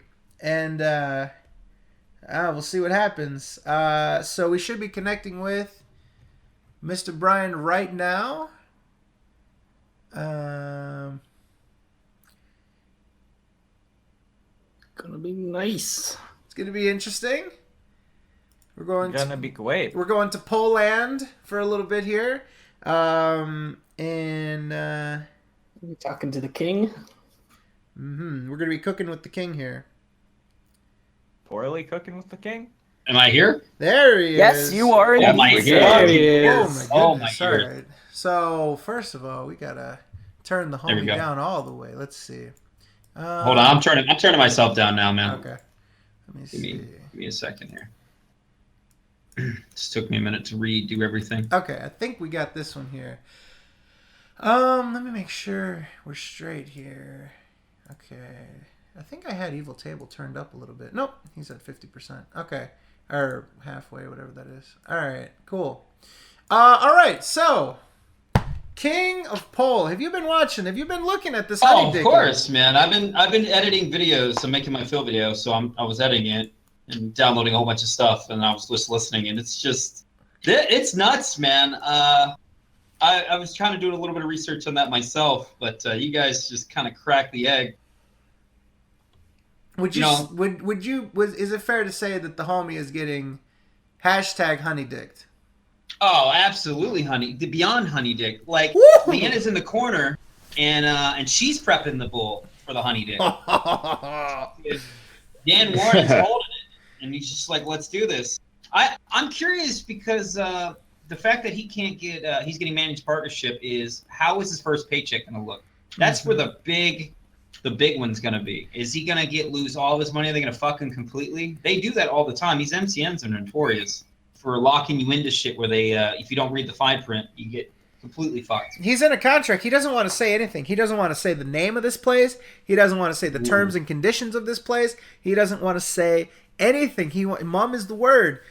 I guess he just thinks that we're not going to find out about this shit. Look what we did within, this hour segment to just, look at the shit. Look at what we were able to uncover. All of this is nonsense. It's rough. It's I don't know. I don't know what he's gonna do after this. I'm still sticking with my theory we talked about, where, in the next 6 months, he's gonna sell that fucking house. But actually, I got an update on that. We're gonna get into it. So, all right, real estate. let's start from the beginning. Sure, Mr. Pol. Let's take these people through the entire ride, so that they know where we're at this moment. Oh, Liberia, KingofPol, we were suing you. Fantastic. All right. So if you want to go ahead and pull the Zillow up, Fred, on your end. Now, what I'm going to try to do is I'm going to try to not show the address, even though the address is kind of out there. I'm going to do my best to keep it off Oh, screen. then just don't pull it up. Well, I want to. There's one part that I do want to have up, and again, this is publicly listed.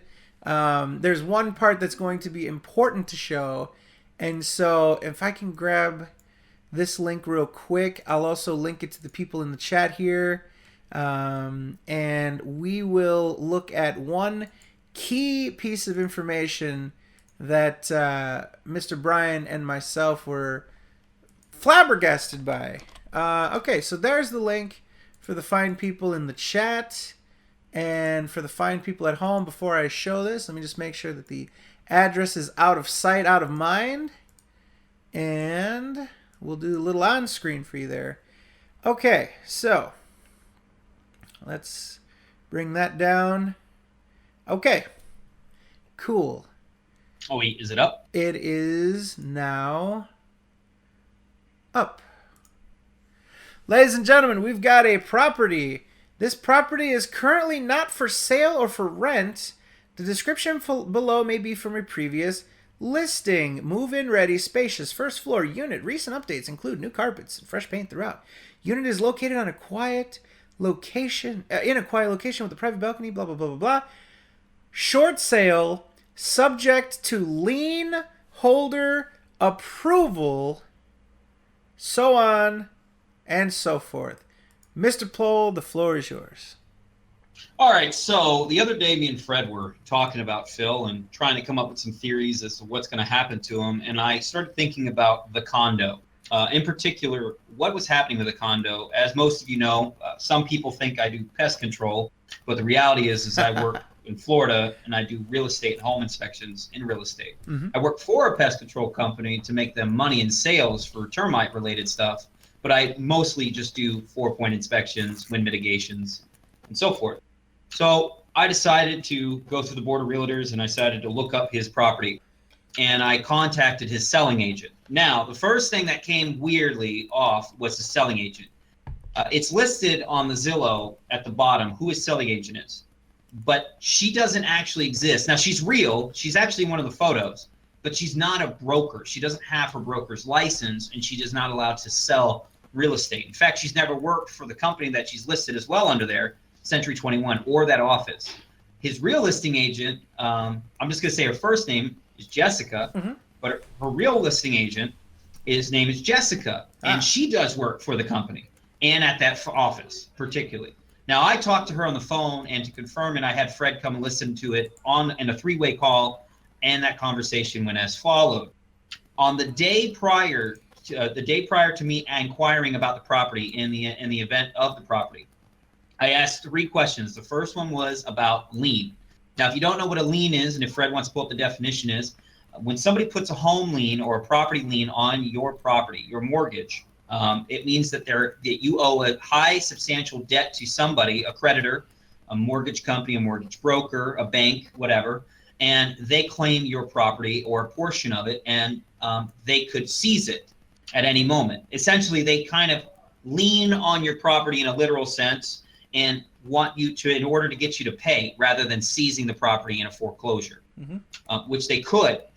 Now, what kind of effects, before we go further, what kind of effects would somebody have if a lien was put on their property? Like, what would that mean in the practical sense? Okay, so in the practical sense, when a lien is put on a property, in this case, a home lien was put on the property by the mortgage company itself. It means that you have not consistently paid your mortgages or whatever in a consistent manner. Maybe he's paying every other month and letting it lapse a month and just behind maybe 6 months or so. Okay. But he's still paying every other month. So they know it's inconsistencies, but it's not fully he's reneging on it in the sense. So that being said, with the lien on the property, the lien holder has rights to the property first before the owner, or whatever it is, whether it's a car, anything else. They can choose to make you sell the home in a certain type of way. They could choose to force you to do certain things. It also restricts you from getting away with doing certain things on your property, particularly if you're trying to get permits for things or if you're trying to sell the home. If Phil's trying to sell the home, he has to get approval from the lien holder first before Phil can do anything. Basically, Phil's their bitch, and they can tell Phil what he can and can't do based off of approval. Okay. At the same time, it hits your credit for about 180 to 250 points automatically if it is a home lien, which I actually was going to get to, Fred. I talked to Jessica again. I'll give you some. Nice. We got an update. So in layman's terms, basically, Phil still owns this condo, but he is being sort of arm twisted to sell it quickly so that the bank can recoup some of their basically losses. Right. And essentially, Phil is not in control of the sale. It's essentially he technically owns it, but the bank is now stepping in. They want to sell it, and they want to sell it on their terms. Right. In a sense. Now, when I talked to Jessica again, Fred, I found out that 6 months prior to him, 2 months prior after the listing, it was listed originally for around $100,000, near around there. Okay. And then he missed, it wasn't leaned on yet. Then he had, a couple months after that, he got a lien on it property by the mortgage company. And then they forced him to start short selling it. But they haven't been able to push it or sell it at the time due to the fact of discrepancies between the seller, the lien holder, and the selling agent, which would be Jessica. Meaning as in Phil is being typical Phil and trying to tell them what they can and can't do. And when they're telling Phil to go fuck himself, Phil's not budging on stuff. The mortgage company is not budging on things. And the selling agent is stuck with a property she can't move or even show off because of this. Okay. And this is a continuous thing. So if you're looking at it right now, you're going to see it says off the market. That's very odd. Considering what we do know about the property in Phil's open fucking mouth, he likes to suggest or tell us openly that it's for sale and a short sale. And he's not wrong. It was until a day prior that I contacted her. So when I contacted the selling agent, it was pulled off it was still on the market on Zillow. Fred and I both saw this. To that moment, it was still on the market for $65,000 or $66,000. When we talked to her, she contacted me back when I asked for information on it, and when she talked to the lenders, and the lenders said it was off the market due per the seller's request. So the lien holder approved Phil taking it off the market, or the seller, which would be Phil. Okay. That means that Phil, there's only 3 things that could have possibly happened. All right. The 2 are the most likely. The 1 is the least likely. We'll start with the most likely. Number 1, Phil paid them a lump sum of what he owed and guaranteed them a month-to-month payment on what for sure, making the lien holder, or in this case the mortgage, the bank, happy because they got their money that he owed them, and now he's going to pay month-to-month. He's guaranteeing them it, allowing them to lean off of the home for a bit, and allowing him to continue owning the home again, which allows him to pull it off the market. Okay, that's the only way to get approved. The second one, and which is what me and Fred think is going to happen, is he still paid that lump sum of whatever it was that he owed them, and now he's renting it out and guaranteeing him that the renter will pay month to month, right? Whatever he's using portfolio or whatever program he's using to pay it, that's a side point. Right. Again, that one, I'm not too sure on, Fred, because the selling agent would have known about that because it would have gone to Century 21's property management group. And she would have told me that. But isn't that a little bit too? Isn't that private though? If they're like, if he just paid it off, would they have to disclose that they're going to be renting it out then? If they're going to turn it into a rental? Yeah, if it was going to be turned into a rental, she would have found out and let me know it was going to be rented out. That's nothing you can ask that. There's properties that you could be interested in buying, and that they'll tell you, well, they're not selling it anymore. They're going to be renting it, and it's going to our property management group. Because Century 21 is actually, that's another thing. She was not hired by Phil. The seller did not reach out to Century 21. The lender did. Sure. So the bank asked Century 21 to do this for him. That's another discrepancy. Phil says that he did all this shit. He has not been playing with the ball in his court. This has strictly been the bank and the selling agent. Okay. So that being said, it is now off the market. It's not for sale. And at this moment, we don't know whether or not it's going to go back on the market. But it's per the seller's request. Meaning as in Phil told them to take it down after he did something with the bank to make them happy enough to guarantee them that they're going to get their money still, and it's off. So the question remains is, how is Phil so fucking broke if he's able to pay a lump sum to the bank to keep the cool condo? And more importantly, why would he keep the condo and not bring it up that he just paid the condo and kept it under wraps? Right. When I went to his stream, that pre-stream that day, I personally messaged Phil repeatedly about the condo, saying congratulations on keeping your stuff and blah blah blah blah blah. And Phil's response was to say that he's still in selling it, that it's not off the market, and that I'm a liar, and I need to stop spreading false information. So I'm trying to figure out who's lying here. Is it the selling agent, Phil, or the bank? Well, Jessica emailed me more information on what was happening and kept me up to date. Apparently, and from what I understand, is that it is off the market indefinitely as the seller has made amends with the lien holder. So Phil has made amends with the bank in some way, in some aspect. I don't know how. I couldn't tell you why. And I don't know where he got the money to do that, but he did. So how is this man so goddamn broke if he's willing to keep a condo? And why in the hell would he keep the condo if it's been costing him so much money? Unless he might be planning on selling the house instead. Now, that's all speculation. But just keep that in mind when you look at the property.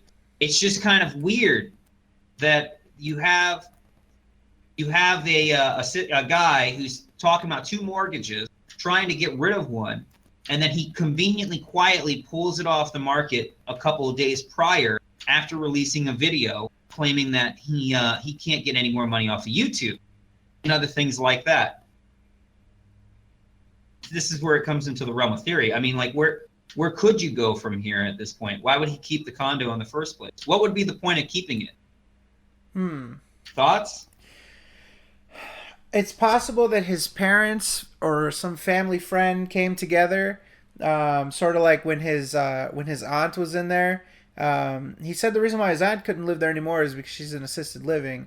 And so what seems likely to me is that a family friend or family member or something was found to live in there, and that might be something. But what I'm also thinking, and I think this is the best solution. I think regardless of if there's a renter or not, Phil is talking about he needs to get this used car. He's talking about how he needs to get rid of this lease on the BMW and he needs to get this new car, but he plans to buy a used car and he doesn't have the cash out of pocket just to do that. So he needs to be approved for a car loan, a car note. And so this lien is going to be a huge red flag. And so he needed to clear this up so that he can get this car. Now, again, it might be irrelevant whether or not there's a renter, just for the sake of why did he do it. It seems pretty clear based on the necessity to... there isn't a renter, though. Right, but I'm just saying whether or not. Oh, you can confirm. Okay, yeah, so there it is just no seems property. If you go look up that property right now on a renting site, it will show you. And if you go to the property appraisal site, there is no LLC or any property management group in control. In fact, when I talked to Jessica, I asked her if she knew if any property management groups are going to be taking over it to manage the property, and she is Century 21. Her firm. Her office is still in charge of the property. And right as they know now, it's just off market and there is no plans on property management rental. So there is nobody going to be renting it at this moment in time. Doesn't mean he won't hire somebody a couple months from now to do that for him. But, or he could have his parents just take it over and they could just somehow give his parents the money. You know, I don't know how that would work. You know what I mean? But Phil's not the kind of guy who's going to manage his own fucking property. Let's be honest. Mm-hmm. So he's not. I would say it's about a 70% chance he's not renting it, with a small 30% chance that he is renting it at this moment. But the catch-22 with the used car is he gave them a lump sum. Now I guess between $6,000 to $10,000 he had to give them to appease him. I was under the impression that he was missing every other month, because if he missed a straight, like 4 months straight, they would have foreclosed on the home. But they put a lien on the home, meaning as in he's inconsistent with his payments. Not that he's not paying. But what that means is he's paying every other month at the bare minimum, to maybe missing 2 months and then paying him paying a late fee on top of whatever he's paying, just for the month. So if it's inconsistent, I said if it's inconsistent for a year, then maybe he paid 6 months on, 6 months off. So that's 6 months of bills, and we know it's $1,050 a month that he claims on his mortgage. If you take late fees and stuff, including that, you're looking at around $9,000. That's cash. That's cash money right there. Boom. No matter what, he's paying between $6 to $10,000 in a lump sum to keep it off the market, and keep the lien holder happy, or the lender happy. So, this is kind of curious and odd, Fred, for a guy who's so fucking broke that he has to chime that pay my bills every once a month. When it gets close to bill time, it's time to remind you guys to start paying the fucking piper. But he's able to throw $6 to $10,000 down to keep his fucking mortgage afloat. I think he's got some little stash tucked away. I think he's got a squirrel fund. Of course. I think when he talks about broke, he's just talking about the income coming in, not what he actually possesses at any given moment. It seems as though, and someone, Pasalatoro says in the chat, the begging makes sense. He's been using that money to pay off, and then the begging to keep afloat. That makes sense. That this extra begging and stuff is to be able to pay that off. Like it might be that his financial situation isn't even as bad as he says, and this extra begging was just short-term funding to fund this payoff of the lien, because he knew that he had to he doesn't want to have a lien on his house, period. And he finally put this payment. It's weird that he's kind of throwing around the money and engaging to Leanna and stuff. How do you explain this behavior? What can you unless guess? Either he's lying or he's just throwing whatever he can into the wolves. It's one of the two. Remember, that same time, Fred, remember I sat down with you and broke down all the numbers of an average, household income of everything he said and knows. Mm-hmm. And if Leanna was chipping in, you said if she was on 50-50 down this board, they would be positive around $1,000 a month. But if Leanna wasn't chipping in and she was only paying for the groceries and the gas and her soap stuff, and her own amenities, then he was negative $500 to $900 a month out of his own pocket. But that's under the assumption she's making minimum wage in Seattle, which is $15. Right. So, I mean, I don't know. I still don't think that she's paying everything. I think that he's still paying everything, and he's just tight on money. And he's going negative every month, which is why he begs and stresses. I don't know. I mean, you guys, Fizz, Table, Rad, do you guys have any questions, any thoughts? I mean, where could this possibly be coming from? Rad had this weird update with Windows 10, so he's going to be trying to get that sorted out for a little while. But well, check it out, chat. Try this yourself. Pull out your calculator. Okay. He claims that his mortgage on his house and his condo is $1,050. So, boom. If you want to be fair, let's talk about his income. Let's say he's got 250 subs. That's $625 cash from the sub button. He's making about $1,000 a month just in bits. Not including, we're talking about averaging. We're not talking about like Fighter throwing $700 at him or some shit. Talking about basic average, right? Then let's be fair and generous and throw $2,000 a month from his YouTube, because he's definitely probably getting around about that much if his YouTube was consistent, especially since he's not getting the 4,000. And that's due to the fact that we know he's lost a lot of income off of his YouTube and the ad revenue stuff, right? Mm-hmm. And then we have to take in $1,200 from his Patreon. So you're sitting around like $6,000, right? Now take $1,050 times that by 2, and then minus that off of there. Okay, that's 2 mortgages.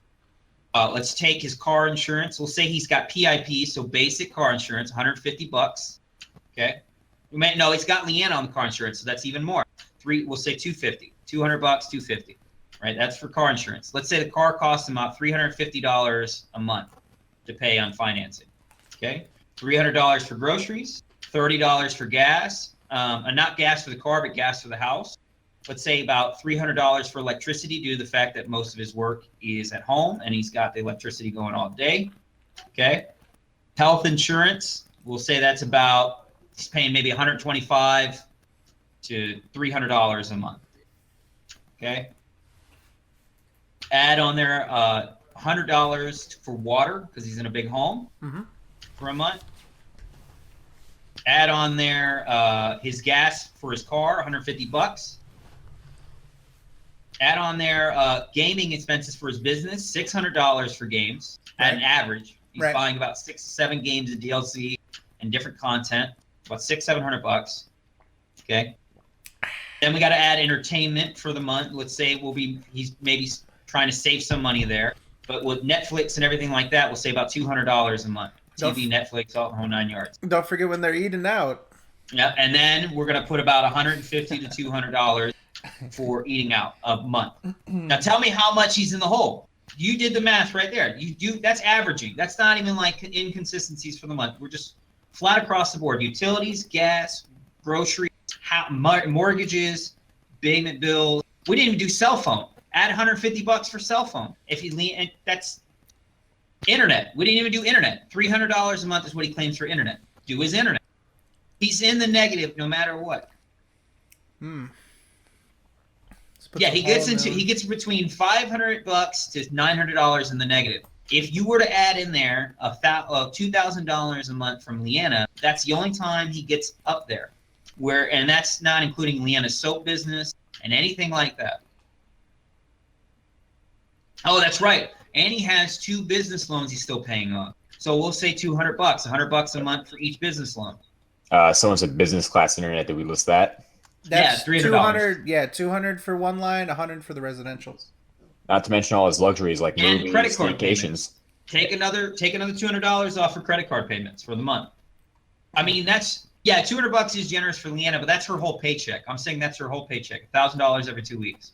And I'm saying about 1,000 of that, if she was actually committing her money, 1,000 that a month goes into it. Let's say half of her money, so 50%. Yeah, exactly. He's burning through money like it's no tomorrow. There's no way that it makes any sense. And with all this YouTube stuff, a week without YouTube, and him losing ad revenue, and him keep switching MCNs, he's inconsistently not making money. So he's not going to make his average of $2,000 this month or last month, for that matter. For his 60-day for MCNs. He swapped off a Kurt. He's on this new one. He left Machinima, and he couldn't get personal AdSense. So his YouTube is really fucked. So it doesn't make any sense. And now he's over here paying off mortgages on a condo to get it off the market. It's just nuts. Math doesn't make sense. It doesn't make sense. He's lying through his ass. I think he just doesn't want us to know. And when he's begging for shit and he's stressed, it's because that's why he's in the negative every fucking month. Unless Leanna's throwing her whole check in with him, then he's in the positive barely, around $500 to $1,000 a month. And Fred's I don't believe that she is. I think that she pays gas and groceries and for her own fucking entertainment. I don't know, man. I feel like by I don't think pressing for this engagement and stuff, and she got the job to begin with, I feel like she's a true believer, man. I feel like she thinks that maybe Phil has told her this tale that, I can get through this rough patch. I don't think so. She likes to shit on Phil all the time, and I don't think she would enjoy if she had to start paying bills. She's not. She got with him because of the ride. She's not the kind of girl. I mean, I could be wrong. I could be completely wrong, but I don't think her personality is that of somebody who wants to stay with Phil because she wants to be help because she wants to play house. That's what I'm saying. That's part of playing house, though. That's part. Yeah, but she likes. Well, she wants kids. I mean, that's probably why, man. Oh no. I'm thinking the reason why she's bitchy to him is that's the only measure of control she has. You know what I mean? Is just to snipe at him, just to snip at him and shit, and just to be passive aggressive. Every time Phil talks to her about paying a bill, it's a fight. I don't think that she even wants to do that. She probably complains saying that her check isn't enough. And I'm telling you, it just does. She runs the household. Look how she discusses things with him on stream. She fucking degrades him. And he sits there and takes it. He's fucking cucked in that relationship. The behavior between the two and the dynamic is a girl who wants things her way. And if she doesn't get it her way, she will shame him. She will shame him on front of his fan. And just imagine what she would do behind closed doors. If she's willing to shame him and to his fans, I mean, talk about calling him a man-child on stream, talk about how he's never going to get sex again on stream and how it's not even good down there. I mean, come on. She shames him when she doesn't get what she wants. she does that in open public, and she shames it to his fans, which can hurt his business. She does way worse behind closed doors. And again, remember, I talked to one of the who I can't remember who it was. Somebody who God damn it, I can't remember who it was. There's somebody I talked to who said in the conversations. Remember, Fred? I think it was, I don't know who it was, but it was somebody I talked to that has had conversations with Phil before, and she likes to degrade him, and he just takes it. Yeah. And she knows. And I think the ring is just her way of, like wanting getting what she wants. So I don't see that as her behavior is not the kind of person that looks like she's willing to do 50-50 full equality in the household. It looks like she might pick and choose what she wants to pay and feel stuck with paying everything else. If you were to even demand that she has to do it, it'll be a huge fight, and she would do it for a little bit, then say, fuck that, I'm out. There's no way.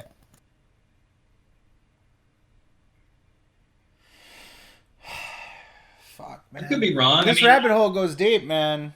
He's fucked on the MCM. I don't even know where he's gonna go with this.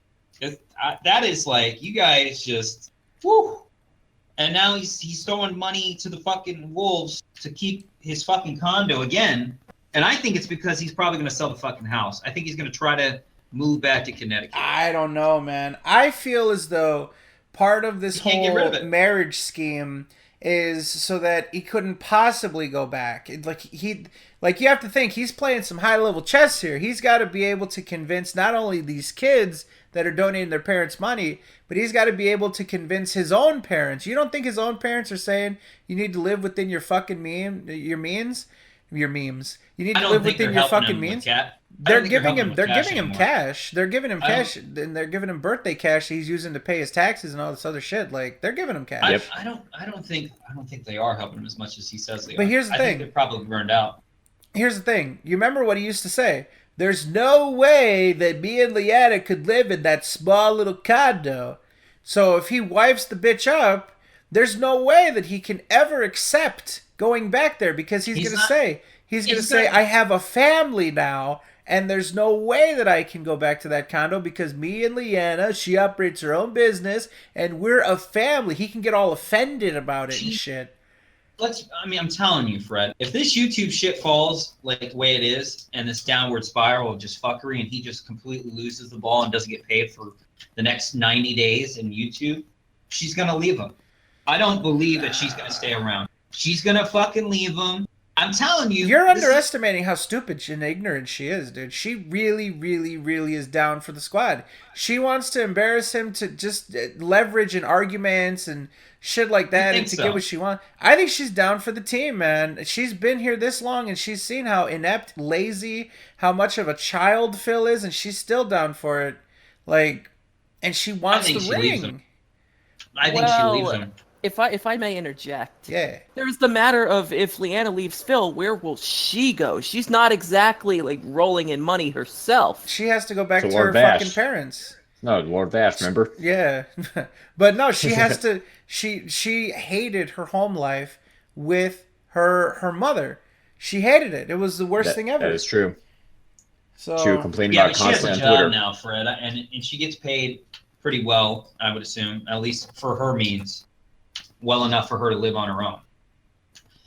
I'll tell you, Rad, I'll tell you what I told Fred. I said, this was my theory. I said, if this fucking YouTube shit bombs and he goes negative past what chat just saw on the calculator, the negative $1,000, whatever, and he's dropping negative 2,000, 3,000, and then he has to put the house up for sale, she'll leave him. I don't see her staying with him. That's my opinion.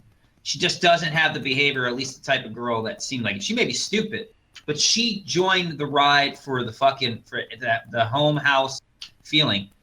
She sacrificed a little bit of that to have to work, but she didn't like it. And you could tell that her attitude towards Phil has completely changed into a more of a negative kind of toxic mentality, where she would rather treat him like shit if she didn't get what she wants because she's not happy in the situation she's in now.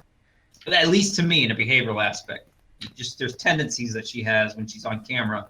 Like when she wanted to talk about her fucking soap. And speaking of which, David Davidson, if you're in chat, please find that moment where she came on to talk about cereal and soap, and Phil wanted her to stop because she decides to call his job a man-child job, and then he needs to get a real job. Hell So yeah. if you haven't found that yet, you need to get that ASAP. It just doesn't make sense why she would want to marry the dude. She already lives Because with him, and she wanted the ring, Fred. but she that's wants she the could. ring. It's She $100. didn't She could have care. bought it herself. It didn't. It's the symbolic nature of it. She But it's wants the ring, symbolic she wants nature to play for him, house. though. She wants to play house. She With wants him. kids. She doesn't care who it is. She wants to play house and she wants kids. I think that's a If you- stretch, man. I don't think so because she doesn't look at the finances. You think that She doesn't look at much because she's ignorant. No. And She's ignorant How as much fuck. does she and know Phil, about the world? Phil does not let her go look at the checkbook. I'm telling you. I'm fucking telling you. He just tells her what's happening and she eats it up. But she gets sick. She's getting sick and tired of it. In my opinion, her behavior is somebody who's jaded. And it's going to get worse. If this YouTube shit breaks, completely fucks him, and he has to put the house up for sale, she will leave him. He will move back to the condo. I'll guarantee this. He'll move back to the condo. He'll start doing really well because at that point his YouTube channel will be paying most of his bills, and he'll be living, at least for Phil, within his means, to the point where he's not, in the negative every month. He might have a little bit of cash in his pocket. Then give him a month or two after that, and he'll blame Leanna for everything. He'll throw her right under the bus. He'll make a vlog saying, "Hey, yo, I loved her, but this fucking house and everything else, she was kind of a bitch." And she'll come right on to SoKast to throw Phil right under the bus as soon as she hears about DSP making a vlog bitching about how his relationship ended and how the house was all her fault. All the negativity. It's his fucking mentality, man. Tell me he wouldn't do that. I don't know, man. That's what we're gonna have to disagree about like her. I don't know. Not her loyalty, but like Yeah. I don't think it's just as straightforward as like, oh yeah, she's to want to marry him. Just to me, it's just this. The moment the house is for sale, she will want to leave. He's never going to finish that engagement. He's going to ride it out. I mean, fuck, he still keeps calling her girlfriend, and then he fucks up and calls her fiance next moment. He doesn't know what he wants to do. That's just because he's fucking inept too. They're both inept. You know what I mean? He doesn't want to be married, man. Right. Come on now, this is Phil. He doesn't He want does. to No, marry he doesn't. her This ass. was like I said, I believe it was a strategy. It was a strategy to essentially like say, nope, there's no way we can move back to that, because he knows that that's what it is. You know, oh, what is this? If your new MCN doesn't submit amended filings in England by the 17th, they will cease to exist, and the whole company looks like a college. Good luck. It looks like the idea of what we found out is starting to leak into Phil's chat a bit. Of course it is. Is he live Finally. right now? Yes, he is. Oh, He's man. supposedly finishing up Danganronpa. Of course she's live, but he's not looking at that because he's not looking at the chat. Oh yeah, he What a- can't look at the chat. What an unfortunate he would really want to see Yeah. that. It would behoove him to see that, huh? There's nothing he can do about that. Like, what's he gonna do? Pay the filing fee for that kid? I bet you that kid's not even gonna do it. He would have done it by now, no? Like, Probably. so- I mean, like I said, if this fucks Phil in the end, and Phil is super fucked, I guarantee you he's gonna put the house. He'll sell that fucking house before he quits fucking no, streaming. he'll die in that house. Dude, literally, I'm telling you what. Either that or he'll file bankruptcy. If he fires Chapter 11, they'll take the house from He him. will There's no way. sit there until they are there to collect the house, and then he'll jump in the noose, dude. He And is she'll not leave going. I guess so, but I'm just saying, like, he will die in that house. This is This is Phil's last stand. Telling you, dude, he's gonna stay in that fucking house until they come get him. I still believe in I'm trying to be realistic about this. That he'll put that house up for fucking sale. She'll leave him. He'll move back to the condo, and because he doesn't have a second mortgage, and because he doesn't have the bills from the car, he'll be able to make money now consistently. And then he'll fucking get all happy and jitty that he's in the green again. And then he'll make a video talking about how Leanna fucked him on everything, and it was all Leanna's fault, and not Phil's fault, and YouTube's fault for everything that happened with the house and all the debts and the 2 business loans, the whole 9 yards. He'll be like, "I loved your butt," and then he'll do it. I swear to God, that's going to happen. I have a feeling. We'll Of see. course, it's fine. Of course, about Viters here. How tall are you, Fred? How tall are you, Brian? I talked to him. He said he's going to think about joining the boxing club, and he's Well, not he's really gonna think not really about it. down. He said he was gonna do it. Hold on. He says he's not really down for the fight, but if we really, really want to do it, then What? maybe next year. What the fuck is he talking about? He's changing it all of a sudden now. Nah, God dude, damn it! I wanted to see this fight. He thought it was jokes. He's just trolling now. He's just trolling now. Son of a bitch! I wanted to see that fight. Yeah, dude, he's not gonna do it. He's pussing out. Oh, I thought it was joke, and now a year, now 2 years, it's gonna just turn into. Oh, I thought it was joke, Brian. He's the one that brought it up. To be honest with you, man, I'm worried about bringing him up on here because the next thing you know, he'll be fucking on my dick for the next 3 months. Yeah, but he's the one that brought it up in that fucking call. He's like, sending me more curses, ketchup blood, fucking. I don't even know what. Oh, but Brian, it would have been cool if we could have done some sort of boxing match. It was him. That's him. What do you mean? It would be cool if we could do it. Okay, let's do it. Oh, it would be You're a tough guy now. Be a year, Brian. It would be a year, Brian, to boxing.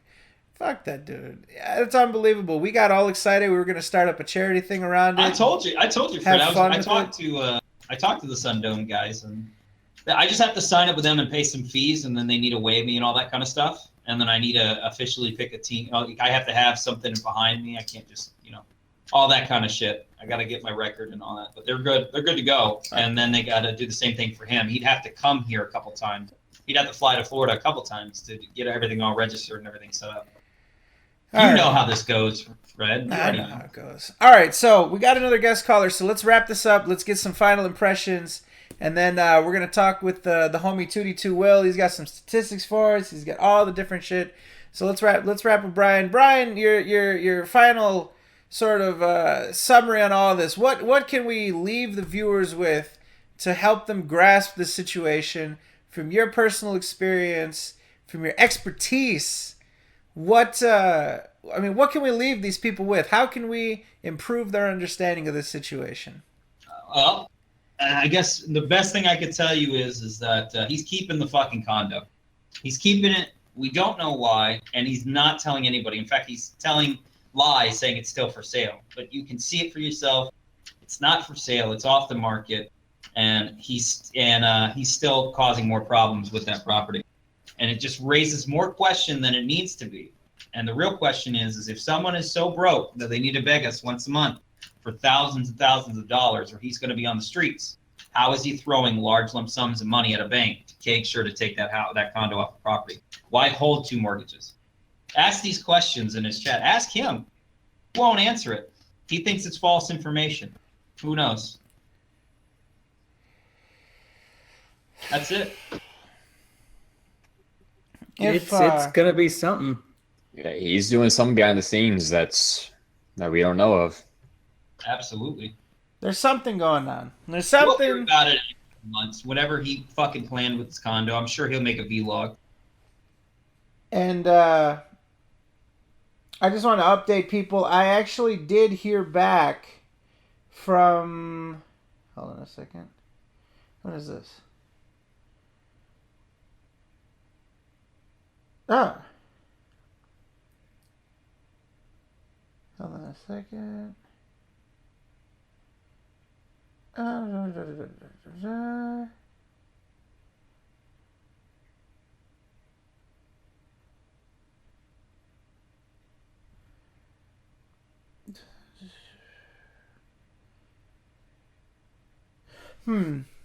a second.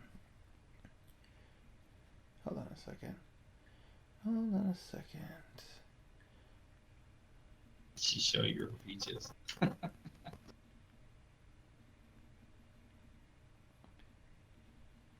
Just if you guys really want to let Phil know about his MCM or the condo, just do the ads, send him like 10 bits, and start popping up. He'll have to fucking address it sooner or later.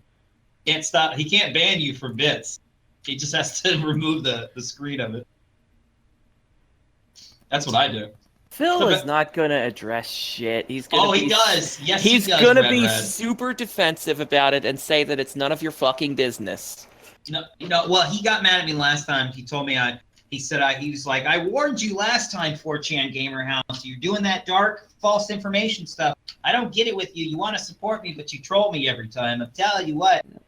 You need to stop it. And then he decided to readdress the fact that I'm promoting false information. It's not good. I don't need to do that. Yeah. You keep these facts away from me. It's fucking ridiculous. Oh, well, it's funny you say that, Liquid. Okay, so I actually am talking with Nicole. The first thing she said to me is that she's no longer affiliated with that company, and she hasn't been since July of 2016. And then she just said that the separation from the company was personal, and she decided to leave for what was best for her. And then she had reached out to somebody else and said essentially like that she hasn't been affiliated and was never the partnership manager. She wasn't even the partnership manager. She just worked in business development, and that we've contacted previously about the upstanding website. It is out of our control, specifically pertaining to Christian, as they still work. She still works with Christian apparently. She was accepted into the business college at age 16, and Smart. I'd appreciate being left out of whatever story is becoming out of Lavaria, as I'll more than happily watch. I'm sorry to be so upfront, but I don't wish to be burned for having nothing to do with them last year. So the way that she tells it,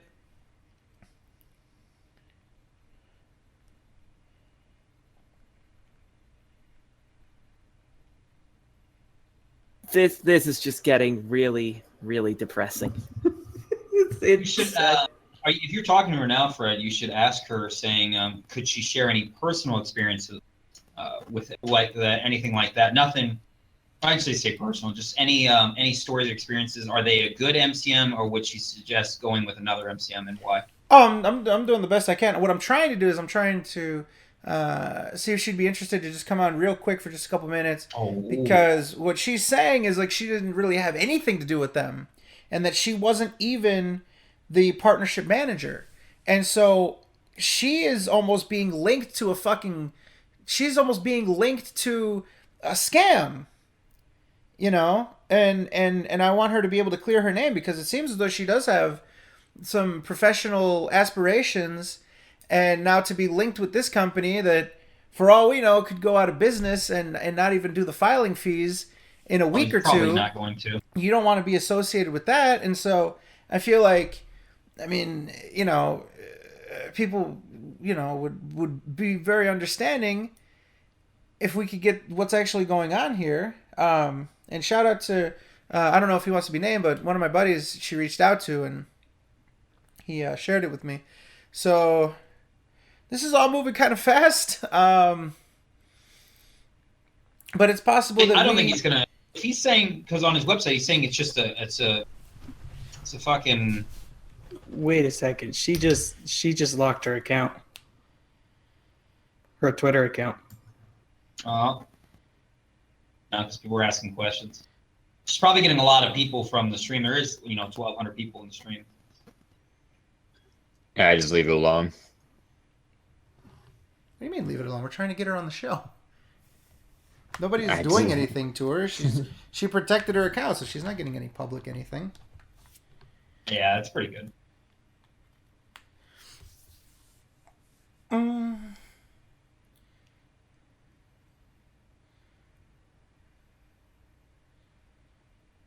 This at least suggests either a major falling out, or even she must have noticed the writing was on the wall.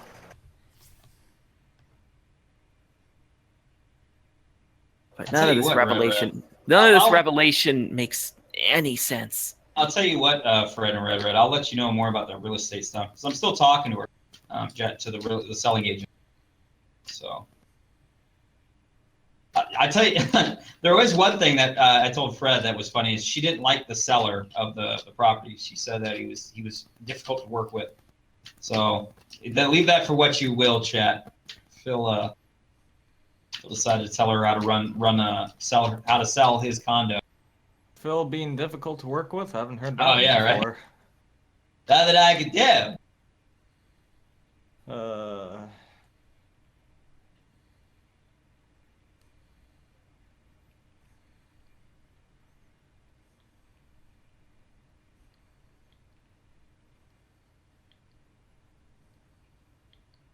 Okay. I'm still editing my video right now. Okay, so let me say this. So she says that she doesn't want to get involved due to any legal repercussions, and that all she did was she assisted with the founding and the development of that before she left. She's complained about her name being on the site. She no longer wants it on there, and her and Christian left shortly after, and they just sort of want to not be involved in it. Then she asked me to link her to the stream. So if she's watching, hi, how's it going? I'm the person that reached out to you.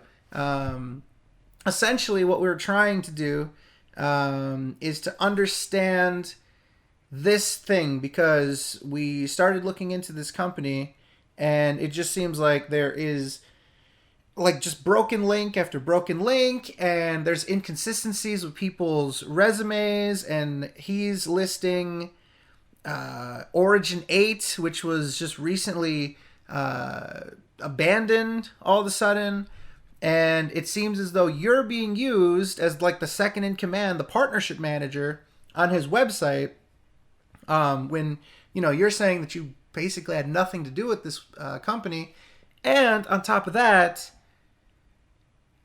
you weren't even the partnership manager. Like, you had just helped him fund or found this company.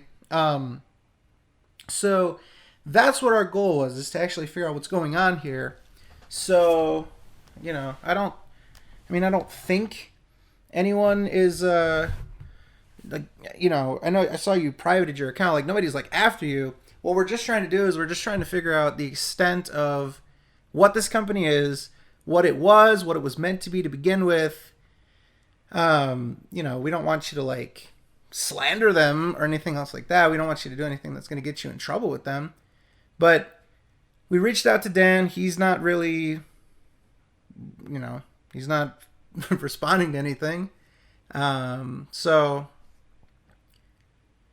that would be, I don't know, that'd be helpful if we could talk to you like real quick, just so you could just sort of, maybe you could just clear up like your involvement, to say like, hey, I wasn't with the company at all, or whatever else like that. We don't need you to say like, oh yeah, they're a scam and they're out there to do this, that. Nothing that would, get you into anything. We just, I don't know. We're just blown away by like what is real and what is fake about this company, and we're blown away about like what it actually is. We found out that their main source of income is a partner channel that just re-uploads a TV show, and it's not even available in the US. So yeah,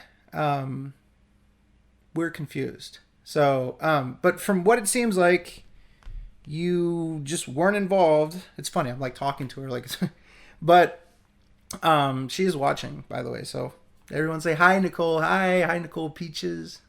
How's it going? Oh, hello there. Hello. Okay, and she says she can come on as long as we don't ask her anything that can be complicated by legal things. Yes. Okay, let's go ahead. Yeah, if you want to say no comment to whatever you want, we don't want to put you in any sort of situation. Sweet. We're using Discord, which you can either use the desktop app or you can use the browser. You can actually just do it straight through a browser if you don't want to download Discord. But yeah, I just sent you the link, and yeah, maybe we can get this going. This would be awesome. And see, we can get somewhere. Don't worry, Nicole, I'll make my spaghetti. We can kick out KingofPol so that she can talk. I love you, buddy, but you gotta pass the torch here. She's got some important things to get to. So, all right, this should be good. This should be interesting. Okay, so like I said, Nicole, if you click that link, it will send you to the desktop site. If you just want to use it through a browser, you can literally, just like how Skype, you can use a web browser to access that.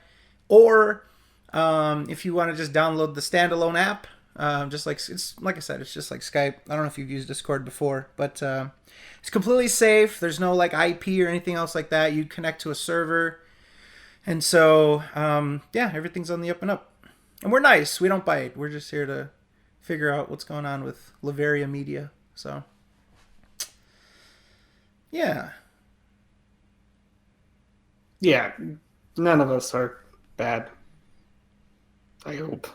Just kidding. Fizz has 105 sock accounts, and so Yeah, I mean, except for this guy, he gets drunk daily. So That is true. Cool. So this is going to be interesting. We're going to get to talk to the alleged partnership manager, the person that is literally listed as the partnership manager of this company currently. And we're going to see like what's up. We're going to figure this out. This is really fucking cool. Let's see. Okay. Thank you for the whispers. I appreciate it. Yeah. It's hard. I apologize if I can't read all the private messages like in the chat. They go really fast, and so like, yeah, when you got tons of people here, it's harder to do that. My DMs are open. If you ever need to like try to get in touch with me during the show, you can just DM me on Twitter. It says the link expired. Okay, hold on. Let me make a new one for you. Sorry about that. you can set it to never expire. Expires in... There we go. This should work. Yeah, sorry about that. Boop. Okay. So she should be joining us in just a second. This is exciting. This is... Oh, man, I did not think we were going to... Didn't think we were going to end up Okay, here. we are about to just be part of history. History. We're going to talk... No fucking way! I can't. Wow, what happened? What? She's here. She is here. Are we now connected with Miss Nicole? Looks like you're muted.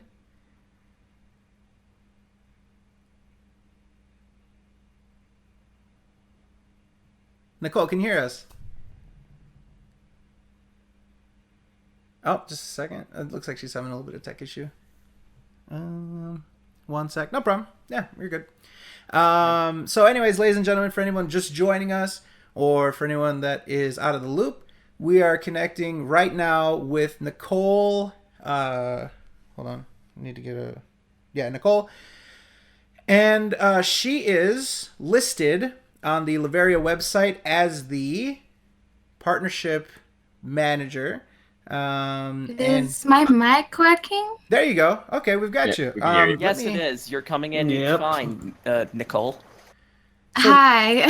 So Nicole, first of all, thank you so much for coming on. I know it's short notice and it's probably just this weird situation with complete strangers. So first of all, thank you for sort of taking the leap and trusting us and coming on and talking with us. I can only imagine how weird this is for you. So Yeah. It's definitely weird, but I did just want to clarify that I don't have anything to do with them and I haven't for the last year. So can you tell us like how you got involved in the first place? Like how did this all start? He's my ex-boyfriend. Okay. And by he you mean Daniel, the CEO of Lavaria Yes. Media. Okay. And so I don't want to get too personal. It's just for the sake of the story. Yeah. Like when did you guys start dating? Like how did this all start? 2014 Okay. in October, and then we broke up in July of 2016, which is when I left the company. So when I answered you that I'd left personally, that was why. Okay. And like I said, we'll keep out as much personal detail as possible. We just kind of want to piece this together and figure it out. So like that's, if you want, that's as personal as we'll get. So when you talked with Daniel, can you explain to us like Origin 8? Because it looks like on the listing and stuff like that, it looks like you were involved in Origin 8, which might have been like his first project. I was only involved very loosely because I got involved as it was ending.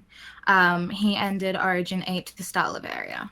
Do you know, other than just to start Lavaria, why someone would end, or why specifically he ended Origin 8? Did he not like the name? Was there something wrong with? Origin 8 wasn't an MCN, it was a subnetwork. And I'm sure you're aware of the current policies. So it was no longer able to sustain any income as just a subnetwork. So we created an MCN. Okay. And was this just something like a hobby? Was this something that he legitimately wanted to get into? Is this like a career path that you guys were trying to plot out? It was a career path, I'd say. Okay. So now we're at Lavaria. Okay, so you got involved loosely with Origin 8, like just sort of maybe just helping with different things behind the scenes, or? I created the business plan. I was only in business development. I didn't do anything with clients. Okay. And you sound very bright and on top of things, so that might have been a good idea for him to get you for that.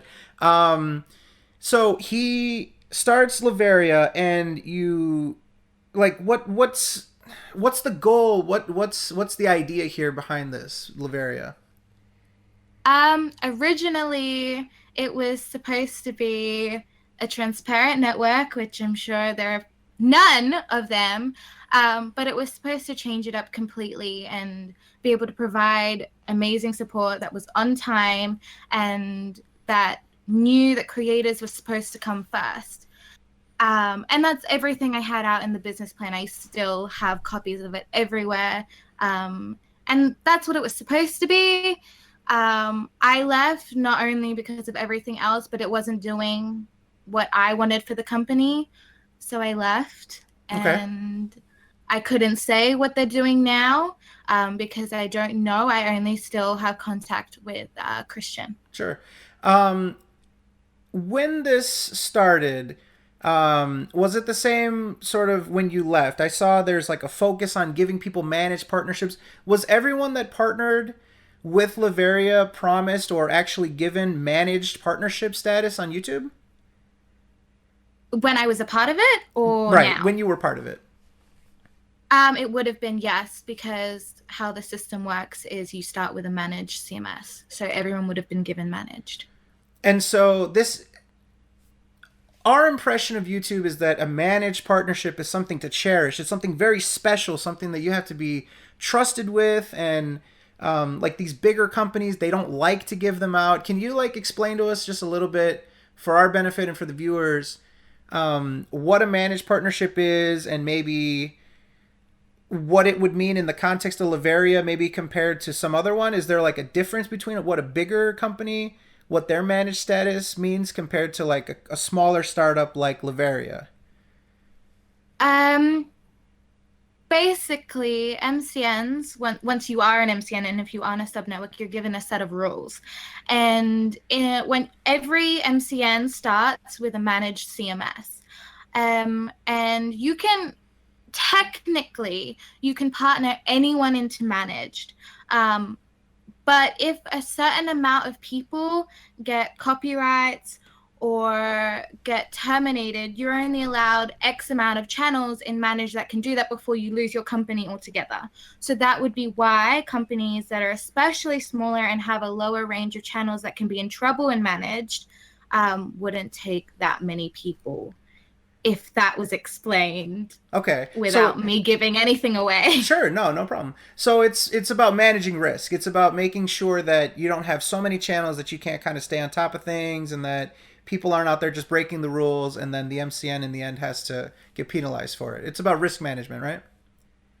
Yes, because the MCN is liable then if it's in managed. It can be left to the creator if they're in an affiliate CMS. Okay. So someone that's managed, say that you just take our channel, for example, and we're granted managed status. What does that mean for us compared to somebody that is, say, just under X network and they're partnered, but they're not exactly a managed partner? Like what would be the difference in that?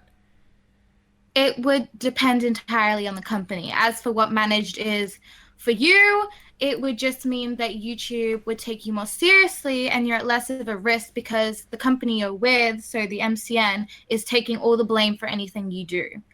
And that is basically the difference. It's whether the company takes the blame and completely supports you and has your backing with YouTube, or if they don't. Okay. In your time with Laveria, did you guys, was it smooth sailing? Did you guys have problems with these different channels doing these type of things? Or was it just kind of, everything was great until you guys had some personal differences and you guys decided to sort of mutually end the arrangement? Creating an MCN takes an incredibly long time. So by the time that I had left, they were only just partnering people. Okay. So I wouldn't be able to give you any context regarding that. Gotcha. Okay, so you had mentioned that you were sort of, I don't know, in disagreement with being listed on this website. I'm actually going to look here and see if I can grab. You said that Christian was no longer with them. Hold on 1 second here. Christian and Chris are both no longer with Laveria, but I do think Chris is going back. But I know that Christian and I want to be left out of it completely. We both moved on to another company. Wasn't the best idea, and we've moved on again. Okay. But Christian and I do still work together, but we have nothing to do with Laveria anymore. So just to clear it up, when we were sort of going down the rabbit hole, I guess you could say, we sort of started at the Laveria website, and then we were just sort of looking into it, right? We wanted to see the people involved. And so we went to Daniel's LinkedIn, we went to your LinkedIn. A bunch of them just didn't show up at all. But we found that Just to clarify really quickly, because I see it in your chat, Nick Ricks, that's Dan's best friend. I wouldn't reach out to him. He wasn't a part of the company whatsoever. He was put there for publicity reasons. Publicity reasons. Can you expand on that? More so that he wanted to say he had experience. Gotcha. Yeah, he didn't do anything. So don't go there. And So there was a little bit of padding, would you say? I mean, again, I don't want you to bury anybody, but it just seemed like, it seems like Daniel is recently in school. It seems like he's still in school. We saw a blog of his where it seemed like he was still posting up homework assignments. We're under the impression he's around 20, 22-ish. And it seems like he's just kind of a student who's putting this stuff together. I mean, are these fair characterizations, or are we off the mark? He's in university, yes. Is that the graphic design? Like I said, his LinkedIn says that he went to, geez, I need to pull this up. I'm almost unprepared here now. Daniel, what was the last name again? Daniel Warren, yeah. Thank you. Laveria. Yeah. Okay. So we're looking at, of course it takes a while to load. Okay, here we go. We're looking at West Kent College 2013 to 2015 graphic design. Is that his current situation, or is he going beyond that? I think so. Well, he's in university now. Okay. It's the same campus, but I don't know what course he's doing. I assume it's still graphic design. I gotcha. So does it seem like that, it almost seems like this was sort of improving Laveria's website. We found a blog of his where it's like, oh, I'm going to revamp the Laveria website as part of this coursework. How closely connected would you say this whole Laveria thing is with him getting through this doing coursework and stuff? These seem like a bunch of assignments, The only compliment I would give him is that he's good at graphic design, so I don't think he needs the company for that reason. And from looking at the blog rec, because I was totally tracking what everyone was saying on Twitter, that isn't about the Laveria website that you're seeing. I believe that's about the dashboard. Because that Laveria website was not created from scratch, and I know that because I picked out that template. Oh. So. Okay. Yeah. geez, I mean, I don't want to ask direct questions like, what is going on here and shit, because like, I don't know. I want to keep it, like I said, I want to keep it above board. So okay, how about this? Let's look at okay, let me look at the website really quick, and let me just maybe ask you if you know any of these people, and maybe that can sort of help us understand the legitimacy of this thing, because frankly, you know, we had this friend who got involved in this, and we were kind of worried for his future on YouTube. If he gets involved with something like this and they're inexperienced, and you know, he has a lot of unique issues with content ID. You know, this is a creator. It might cause a headache for a new MCN. He's a content creator that is always on the brink of content IDs. Sometimes he's getting copyright strikes. He's doing full unedited gameplay with the radio going on all kinds of stuff. You know what I mean? Like this is potentially a high risk channel, and so then that's probably why he's not being offered managed, or it's being delayed. It's being delayed. So explain that to us, because he was officially offered managed. He jumped off of Curse, a more established MCN, in order to go with this one, almost solely on the basis of the managed offer. This is what enticed him to go, was being managed. And so why?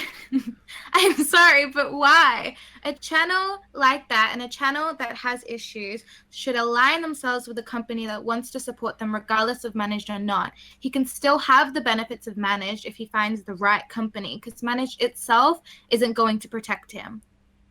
Well, let's be honest. Our buddy is a little...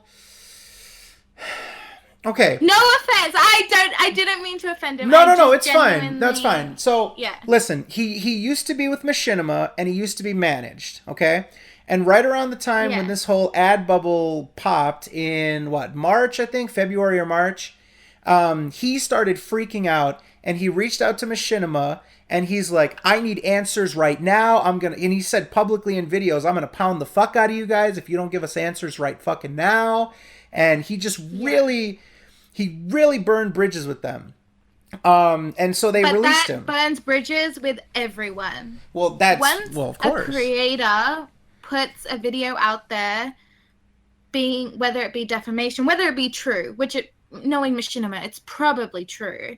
But other companies, if you are looking for managed, they look into that. It's like a background check. Mm-hmm. So if he had a history of that, companies that are good and that do have good values and the team that can support him aren't going to want to work with him.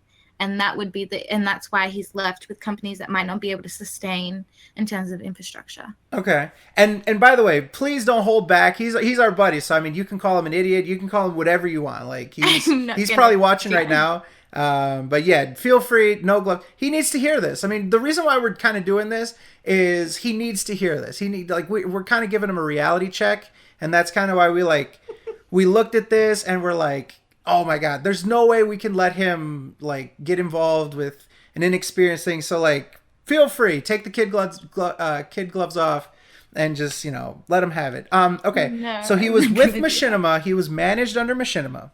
He aggressively went after them because all of a sudden his ad revenue dropped. And so he's freaking out. I can't pay my mortgage. I'm going to die. And so he's really just pinging Machinima, and eventually they tell him, he tries going up the ladder from his original point of contact, and they tell him, please don't do that. We reached out to YouTube. Please don't try to go up and down the ladder. And he got really offended. And so he basically told them, if you're going to treat me like this, I no longer want to be with you. And they said, you're right. You should, let's end our partnership then. So they fired him. And then in sort of this desperate move, he just quickly went with Curse, and he was with Curse for about all of 2 weeks. And then he found this Laveria company. You see what I mean? This all moved very quickly. He was with Curse for about 2 weeks. Then he found this Laveria company.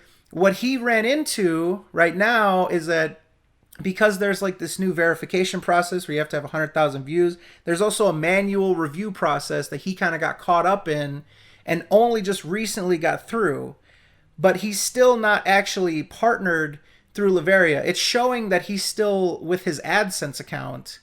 And so that's why when you said that it takes time to partner or whatever else like that, that makes sense because he did everything he's supposed to do and he created the AdSense account for that as a prerequisite.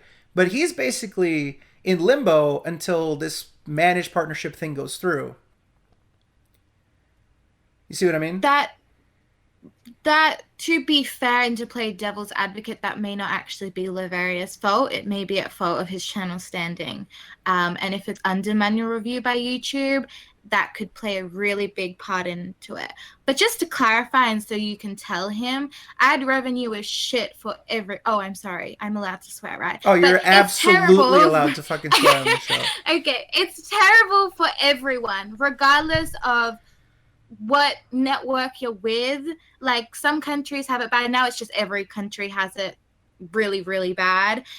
So leaving doesn't help. It actually will probably affect you more. And if you want to be with anyone, everyone should probably go to Curse because it's just you get your money and you are protected. But if you're being offered managed, you really need to look into who you're going with. Okay. Because, you know, I've seen pointed out that they don't have a Facebook or an Instagram or a Twitter, and those things do matter. And I don't know why they don't, but they deleted all the old ones. So yeah. It almost seems like Daniel is running this himself at this point because you were sort of listed There's as second. 3 employees. Okay. That I know of. There's okay. 3. And so this is, I mean, what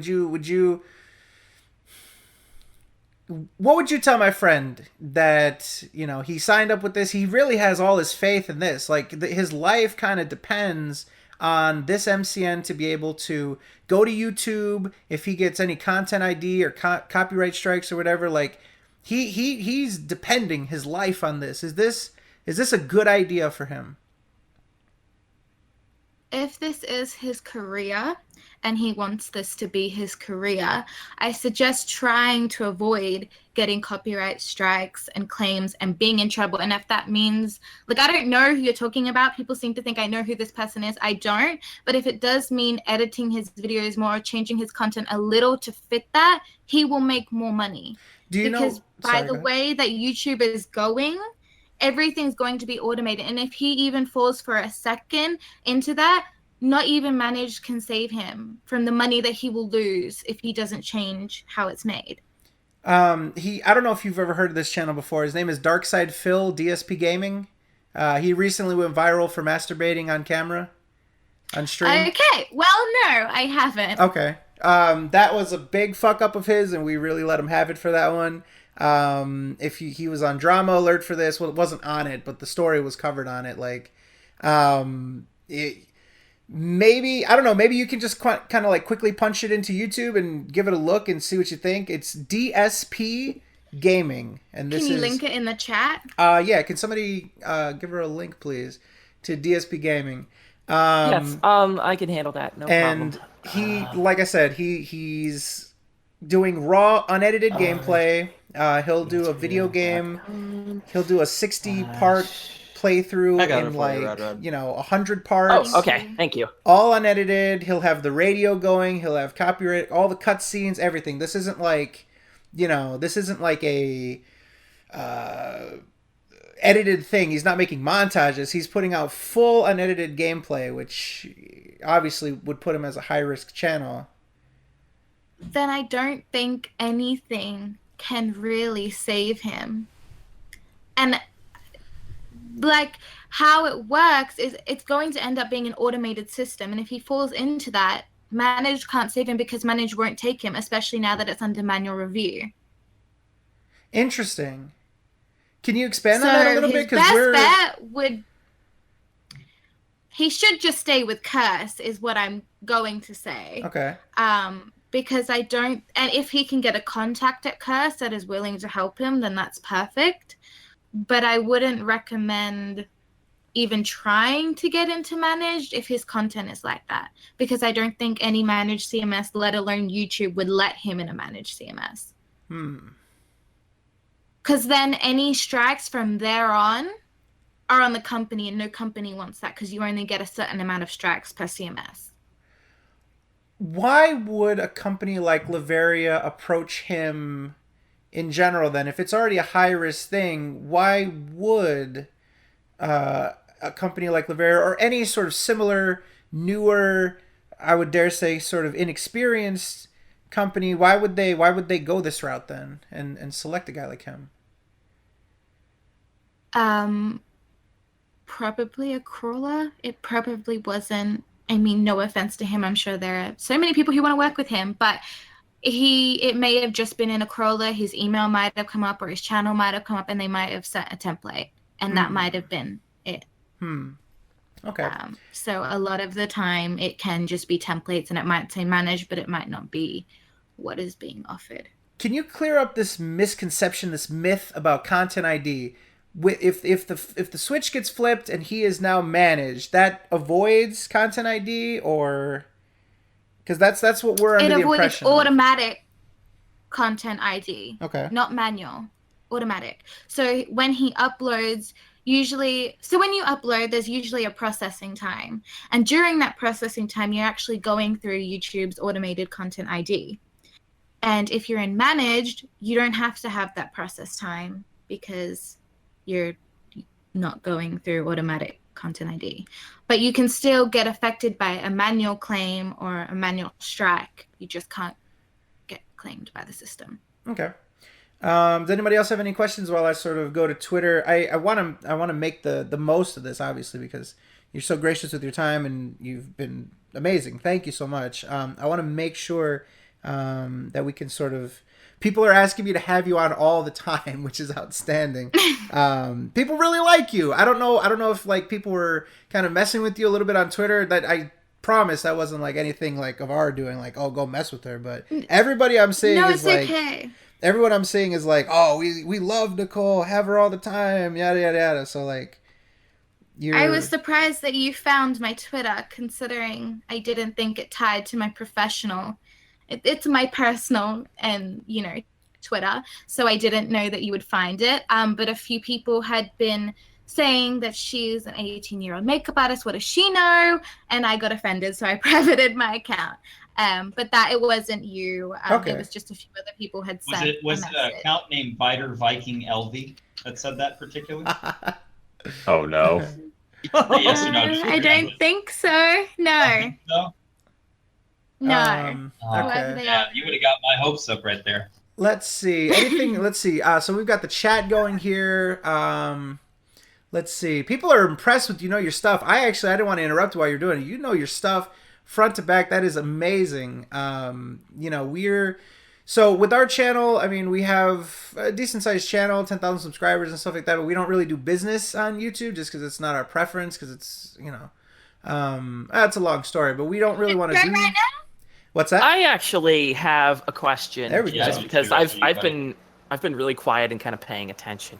Do it. There was an instance with this particular channel where he received a copyright strike and could not... Like, he used to broadcast on YouTube specifically, and because of this copyright strike, he could not stream on YouTube for a set amount of time. And this is when he was still under the umbrella of Machinima. It was supposed to be for a set period, like 2 weeks or so, but he claimed that Machinima... I don't want to use sayings. He claimed that they went to bat for him, and he was able to get those strikes overturned, and he was able to broadcast at a much quicker rate than expected. Is this normal for MCN to be able to overturn a strike and allow them to intervene within the penalty of them not being able to stream? Is this within the power of an MCN to do? Not necessarily. It would depend what the strike is for. And if Machinima did outreach, there's a very high chance that they just said it's been X amount of time, this is how he makes his money. Or it may have been expired anyway, and Machinima just let him believe that they were in charge of that. Are there, so I think this is almost common sense, so I don't want to ask a dumb question, but I just feel like maybe it's worthwhile. Obviously, a bigger and more experienced MCN is going to have better contacts, personal contacts where they know somebody first name basis or something like that.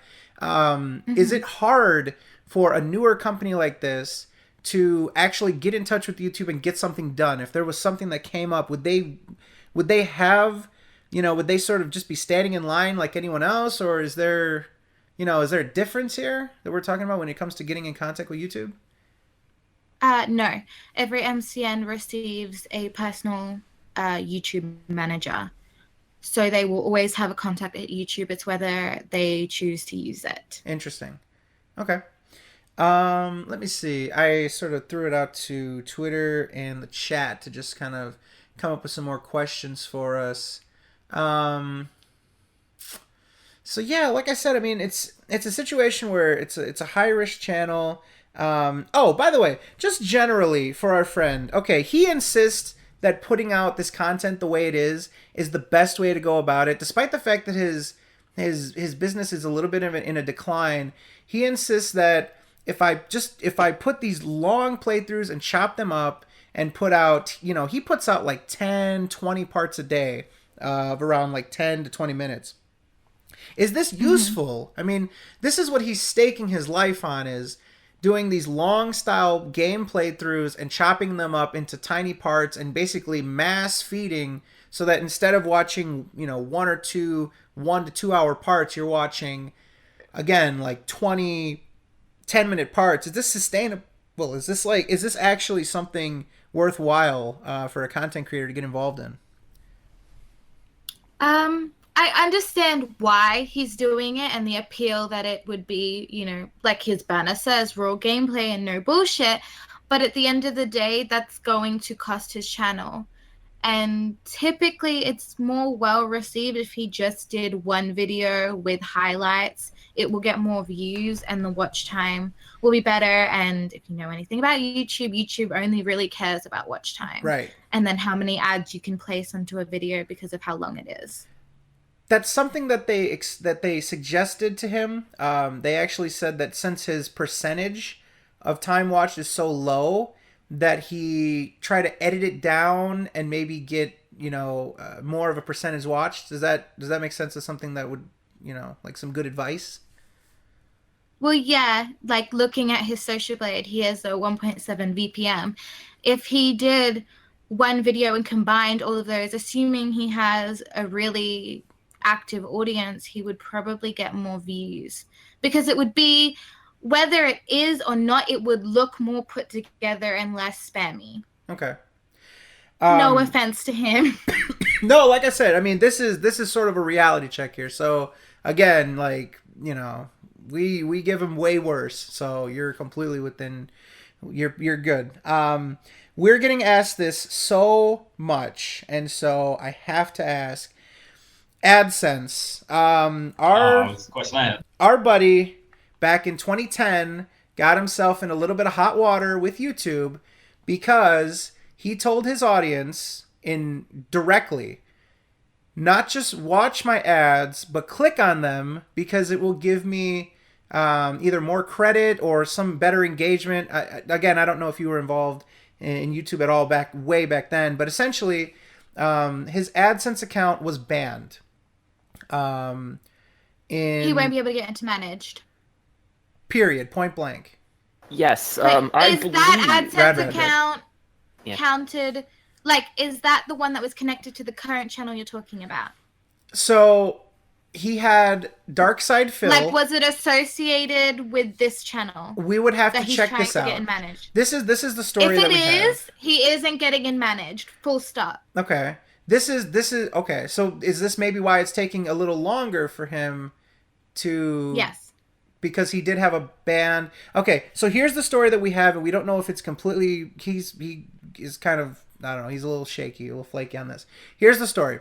In 2010, he got his AdSense account banned. It was based off of him, the person, his tax ID, all that other stuff connected to him.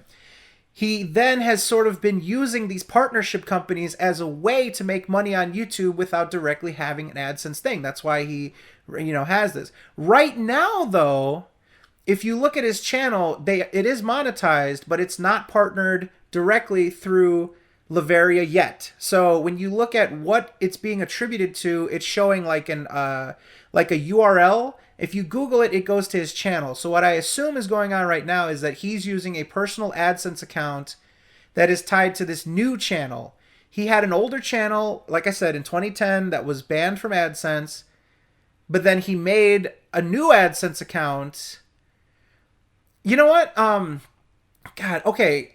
Have you ever That used, was very confusing. have you ever Sorry. used Watch Together before? Like, would you be willing to watch a Yeah. short clip with us and try to make sense of this? Yeah. I Okay. think so. Let's get a watch together and let's go to that original vlog where he tries to tell us exactly the situation. You tell me if this makes any sense to you, because it didn't make sense to us. Let's get that watch together. Pop in here. Rad, can you post the link again? Just to say, internet's really bad in Australia, so while this is playing, I might crack up in like the mic. Oh, it's fine. You're good. At the very least, if we could just get you to see it, and if you start cracking up, what we'll do is we'll just ask you after the fact. Okay, so we've got this. First of all, That's not the to right answer one question that everyone's been asking, the question on everyone's mind. Rad, because let's I go just to wanna get out of the way. second Everyone's saying, video. Phil, and we all Can know you hear that us, Rad? Okay. Second video, and let's go to Number the two. middle. And let's find where he talks about the process to get this done. And again, he's detailing him partnering with Laveria. This is his experience to try to get through and get this partnerships basically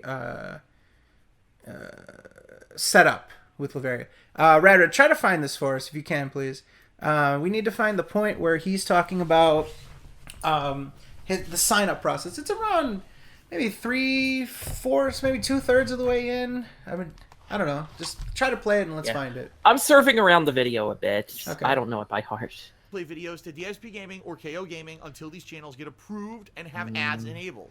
I just can't. I need to save those videos so I can make money. Okay, that's my money right there, and I can't just release everything for free and then go on. back. Yeah, actually, So- it's going to be further back. Hyper focused on the game, and I'm ignoring stream more. chat. I'm not doing that. And apparently, More. his disassociate There we go. actually has We're getting direct close. support tonight again. Okay. So Okay, I go did back two more. things. The Okay. first way to link one AdSense More? account A little to more? all We're getting hot. Should be right around here. probably going to get approved. And DSP Is this Oh, recent? wait. This KO is Gaming like now a says it week has ago. An AdSense account approved A little bit and long, a little bit associated further with it, back. So now that's in going to final. Yeah. Okay, so again, let me just set this up. Pause it real quick. Okay, Yeah. so let me just set this up for you again, Nicole. This person has had it was a previous channel. It was Darkside Phil. This channel has since been abandoned. In 2010, he was banned from AdSense for asking people to click his ads. Now, he hasn't had a new AdSense since because he's been through partnerships and he hasn't needed it. Now, in order to set up his account, he needed to create an AdSense. And now this is him explaining what is the deal with his AdSense. Okay, does that all make sense just to start this up? Yeah. Okay, so let's do it now and let's see what we can get. Okay. Let you know if you're approved or not. Okay. I went to KO Gaming behind the scenes. A little bit And further I back. Did all the stuff, 10,000 views, check. Yeah, sure. Monetization. That I did. The second step is A little to bit have further a back. Google Just a little bit AdSense more. account.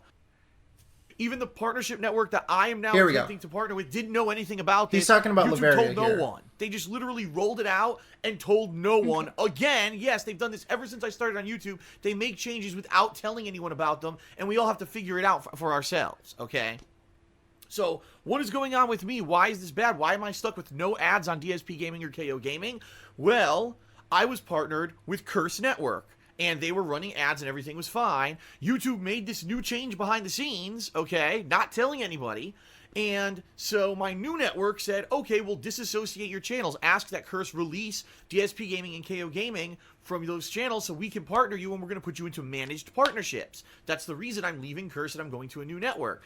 So I did that. Curse released me this morning. I went to go into to my channel to say, okay, is it released? And it says, oh, you cannot get partnered with anyone. You cannot run ads until you do these criteria first. And I'm looking at it like, what?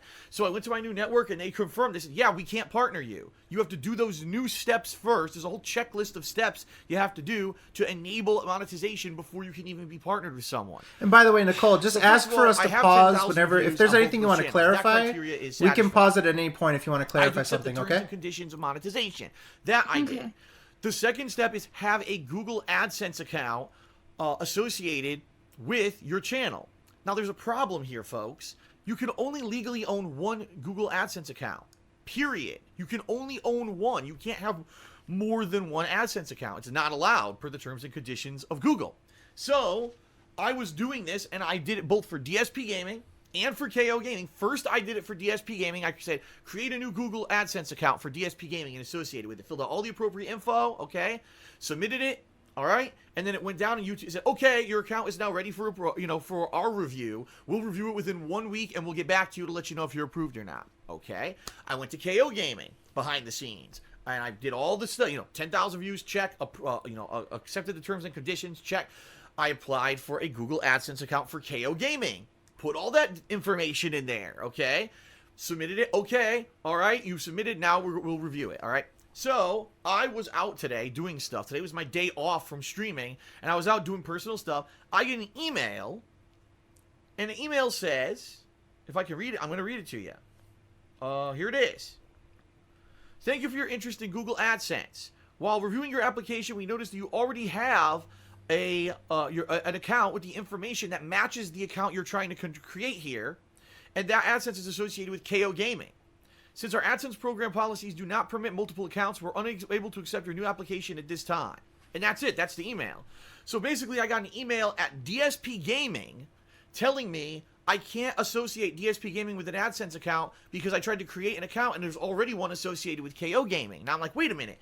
I tried to create the account for DSP Gaming first, and I double-checked. Yeah, I tried to create that account a half an hour, 30 minutes, before I tried to do the account for KO Gaming. So what does that mean? It means that even YouTube's system for approving AdSense account is broken. Google's AdSense account itself is broken. It took longer for an account that I tried to create before another account to be approved or reviewed. It makes no fucking sense at all. 0 cents, okay? So sure enough, when I got home from my day out, I'm like, what happened here? So I start looking into it. I go to KO Gaming. KO Gaming now says it has an AdSense account approved and associated with it. So now that's going to final review with YouTube. And within a week, I should have an answer from YouTube whether or not I can run ads and partner with my new network or not. Of course, the answer is going to be yes. Everything on KO Gaming is just edited style, reviews and stuff. There's nothing on that channel that could be associated and be seen as not, advertiser friendly or anything like that. That channel's going to get approved no matter what. But I go to DSP Gaming and it says, your channel has been denied for monetization because you do not have a valid AdSense account associated with it, and the one that you tried to create was denied. Pause real quick. Oh my God. I'm just like... So, Nicole, how does this all line up with you? Like, is this making sense to you? Basically, it really depends on whether he ever associated his original banned AdSense account with his main channel. I assume is the one he's talking about. DSP Gaming is the flagship channel, yeah. Yep. Okay, well, if his banned AdSense account was associated with that channel prior to him trying to make another AdSense account, it would have picked up on it and declined it immediately. The fact that he has a tax ID that's associated... Wouldn't it be the same one? Wouldn't he need to, just in order to get this signed up, wouldn't he need to fabricate some sort of information? Or, like, isn't it pretty hard to make a new AdSense account if you've had one banned? I mean, relatively, but he might have new information since his last one. Because how long ago was he banned? 7 years. He did move. He moved from Connecticut to Washington. That's the only difference. Well, then that would have helped. Yeah, but that would have helped with the application. Okay. But if they do figure out he's going to have a second and potentially third AdSense account banned, and then he can't run ads at all. Okay, so this is something where, I mean, you know, this guy, I don't know. The more I'm finding out about it, the more we're learning about him. I'm really not a fan of him as much because I feel like he's sort of spinning us a yarn a bit, and it's fine. I mean, whatever. But it just sort of seems like he is specifically violating the terms of service by Yes. making a new AdSense account. He knows that he was banned. He acknowledges this. We have a video of him. He's told us. We know. He's banned from AdSense, and now he's trying to make at least one new one, possibly a second one, right? Yeah. Like, how would YouTube find out about this? Is it possible that this would just be an oversight? It seems like KO Gaming was approved. His secondary channel has a new AdSense account, so it seems like he filled out some sort of information that got him approved. Potentially, I don't know, but potentially he could have used somebody else's information to get this AdSense account, because you can. So, for example, on a channel, you can have an AdSense account, and your secondary or any other channels you have, you can attach your AdSense account to. Mm-hmm. But because his initial one was banned, if it wasn't banned, he could just use that AdSense account for every channel that he has. But because he was banned, if he created a new one, he'd have to use either somebody else's name, detail, or a different address. But I don't understand why he decided to make two, because he could have just attached the one that was accepted to his other channel. Well, he tried to do that make second. two again. Yeah, he realized something. So this other part that lines up too, though, he's now saying, well, I tried to do this one, but now it's coming back with the same information for DSP Gaming, and therefore it's denied. Yeah, to my knowledge, the only other way he could have made an AdSense account if one was banned is if he used different information. Now, is that against the rules, though? So let's say that he used his fiance's information, which is probably what he did. Is that against? Is this person, Phil Burnell, banned, or only his information? Can he use somebody else's information and operate the account and still be within the rules? Legally, I believe it would mean that all the money that he earns from the channel, if it is his fiance, technically all that money is hers and not his, and he no longer owns the channel, she does. Oh boy. Well, I hope they don't get divorced or break up, because that's pretty ridiculous. Wow. That's why when you sign a contract with an MCN, you are contracts usually state that you still own, your content or whatever, but they own your channel. So if it is her name on the AdSense account, she owns his channel. Is that in violation of the contract with the MCN, though? That the AdSense account belongs to someone else, and then he's signing wouldn't she need to sign the documentation, the contracts? Yes, because legally she would own the channel. But if they don't know that and he's just doing that AdSense to simply get approved, then they'd end up owning the channel. So I guess it can just jump over. And of course, if she doesn't know that that's the case, then it kind of is like you can hide it completely. So potentially the contract is like, dude, this fucking guy. So it's almost potentially like an illegitimate contract, because I would say it's void regardless because of his content. I honestly don't know what was going through whoever's mind who signed him, because his content isn't able to be managed. Like, I can tell you that much. Okay. So I'm sorry, say that again. I was reading something and I totally just... Regardless, his channel cannot be managed status. So no matter what, like, Ring-a-Ring-a-Rosie game he's playing, he can't be in managed because his content doesn't reflect the standard or the ethics behind being a managed channel. Oh. We're gonna have to... I mean, it could, but the banned AdSense is a really, like, regardless of whether he has copyrighted content, regardless Could he appeal the ban? of whether it's pardon? Could he appeal the ban? Could he appeal it? No, because it was just... You aren't allowed to tell your audience to click your advertisements. You're not allowed to speak about that. It's in the terms of service. But there's no way that he could appeal it even after it's been, what, 7 years now? Well, no. He could try, but I've never heard of anyone successfully appealing an AdSense ban. Gotcha. Okay. Okay. So strictly speaking, okay, now do you know about like this tax ID thing? Because he did move. He does have a change of address. But I would assume if he uses the exact same legal name and the exact same tax ID as an individual, he runs this as a business. He has this all plotted out. Wouldn't he need... I don't think that he could use any permutation of his information without matching something from the banned account, right? He would definitely need to use an entirely new person's information in order to get this AdSense account, no? I assume so, because if one was accepted and one wasn't, one he must have tried. So the one for his main channel was denied, and we could assume that he was using his information. So the reason his main one would have been denied was because it associated with a banned AdSense account. For the second one, he would have had to use different information, but it got accepted, so it must be a different person. But you could get someone, if any of you don't have an AdSense account, you could try and make one now and see what information is needed. Okay. Because I can't check because I have one. Okay. Geez. Okay, so this is starting to make a lot of sense. Does this story about this duplicate account, could this be just like a legitimate issue where it's like he made a new account and it's completely legit, but somehow the way that he linked it, it's causing problems for DSP Gaming now? Like, does his story make sense to you? YouTube has a lot of issues and is very bad with talking to its creators and anybody associated. But as far as I'm aware, AdSense is completely separate from the YouTube entity. It's used for YouTube, but it's completely separate. And there's never really been any bugs that I know of, at least, with AdSense. Okay. I put a link. This should sort of help out a bit. I put a link in the chat. It's a support.google like forum thing. Does it pop up in there in the chat, General? Yeah. Okay.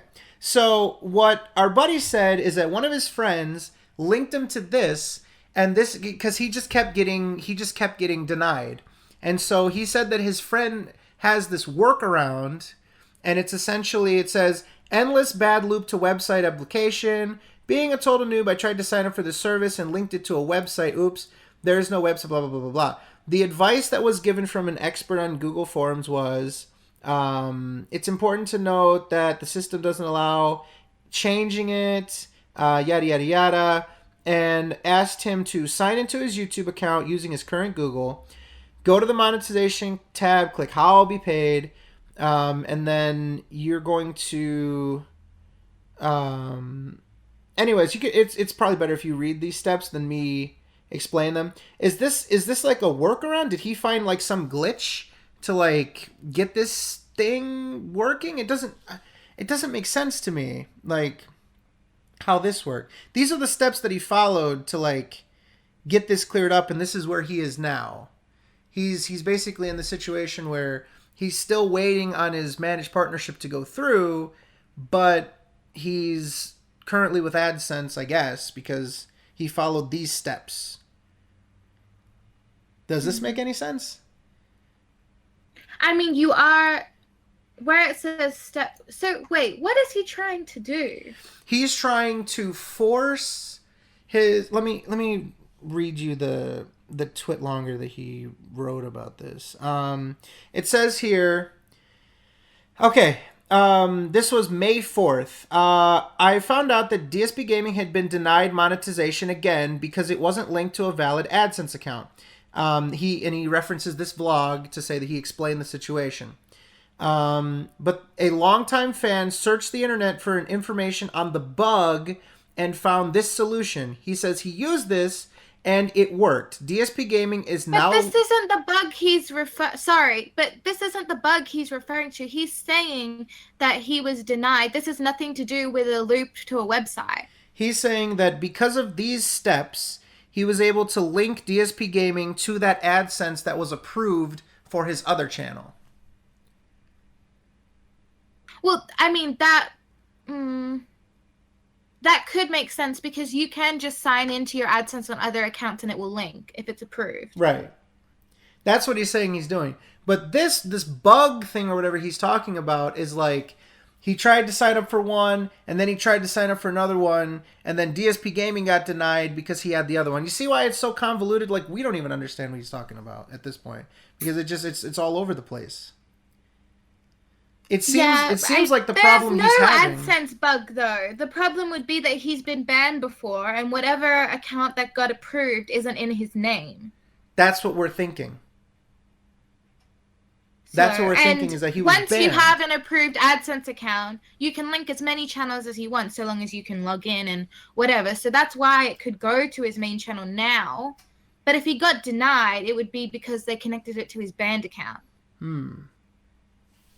Okay. But what? Why is he doing this? Because his life depends on this. He refuses to get a job. The YouTube is going to be his life forever. He's going to stretch it. He's going to stretch it out as long as he can. Yeah, he wants to milk YouTube as much as he possibly can. And so his current business model is put out as many parts as he can. Ask for donations on Twitch, bits and Patreon and all that other stuff and Teespring. Like it is, it's. I mean, but at the moment that is more sustainable than YouTube, but it still doesn't make sense. Okay, so yeah, I think we kind of understood this a little bit better now. All right, let's continue on with the video and let's see if maybe we can get some more details to help us out with this. Rad. Oh, you gotta be kidding me, right? Oh my god, Rad. So you're telling me that KO Gaming is probably going to get approved and DSP Gaming now is being denied.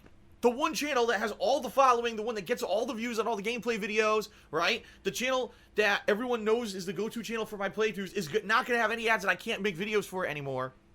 But you're going to approve the new channel that was supposed to be for edited content. And I'm like, you got to be joking. This is insane. This is insanity at this point. Like, what the hell? Okay. So I said, all right, maybe I can fix this. Let me take a look. So I looked into it. Okay. What can I do? Oh, it actually says, all right, when you go to redo this process to relink it to an AdSense account, it says, okay, you don't have to create a new AdSense account for DSP Gaming. You can link it to an existing one. Therefore, you'll have multiple YouTube channels all linked to the same AdSense account. That's what I want to do, right? So I put in the information. I want to link this to the KO Gaming AdSense. That's working. It's approved now. I put all the information in. I submit it. Okay. Now the screen changes. The screen now says, okay, you're not denied anymore for partnership. You're now back under review, okay? But when I go to say, okay, what AdSense account is DSP Gaming associated with, it doesn't show the data for KO Gaming. It shows the old data from the account I tried to make this morning that was denied. And I'm like, this is insane. So, not only is YouTube requiring that if you're going to have partnership, even with a network, that you need to have a personal AdSense account, which makes no sense because you're never going to use it, right? You're going to be linked with a network. It's their AdSense account that needs to be approved, not yours. So that step is completely and utterly broken. It shouldn't be like that. That's number one. Number two, if you have more than one YouTube channel like me, you have to find a way to link one AdSense account to all of them, but YouTube's process to do that is completely broken. Once you try to create an AdSense for it, there's no way to ever disassociate that AdSense with it. There's no link to, disassociate AdSense from this channel and start over. Nothing. It just seems to be permanently linked. Even when I went through the steps to link this AdSense account from KO Gaming that works, it didn't work, and it still shows as like it's the old one that's not going to work. Now, more than likely what's going to happen is overnight or within 24 hours, I'm going to get another automated email through DSP Gaming. It's going to say the same thing. It's going to say, oh, you're still associated with an account that doesn't work. Okay? And I'm probably going to get denied again. So I did two things. The first thing I did, I wrote my partnership network, the new one, and I said, listen, at this point, I seriously don't know what to do because I can't do anything on my end, and if this denies me again, I can't even create a new one. I can't link to an existing one. I'm stuck with DSP Gaming linked to a denied AdSense account, so I can't get to the next step to get it approved for monetization so you can link it. Is there anything that you can do on your end? All right. At the same time I did that, I wrote an email, because a lot of people don't know this, for YouTube channels that have over 100,000 subscribers and get over 100,000 view hours in a year. There is an email address that you can write to that actually has direct support for YouTubers. Only ones who have that much. You have to have 100,000 subs and 100,000 viewing hours in 1 year. They actually have a line that you can write and ask a question, and they're supposed to help you, all right? The problem with this is that I tried this 2 months ago. If you remember correctly, 2 months ago, I was having issues with my ad revenue absolutely plummeting. And I didn't understand why my ad revenue had plummeted. And I wrote them asking them, could this be a mistake? Is there a reason? Can you help me? And they literally just beat it around the bush and didn't give me any kind of a definitive answer whatsoever. They just bullshit answer after bullshit answer without actually answering the question I had asked them. And there's actually 2 times ever that I wrote that email address, I got the same kind of deal where I wasn't getting a definitive answer. I was getting, oh, here's a form letter that is the process. I'm like, but no, I'm having a problem with that process. I need help with it. Oh, well, maybe this FAQ will help you. No, I used that FAQ to do that already, and the process still doesn't work. That's why I need help.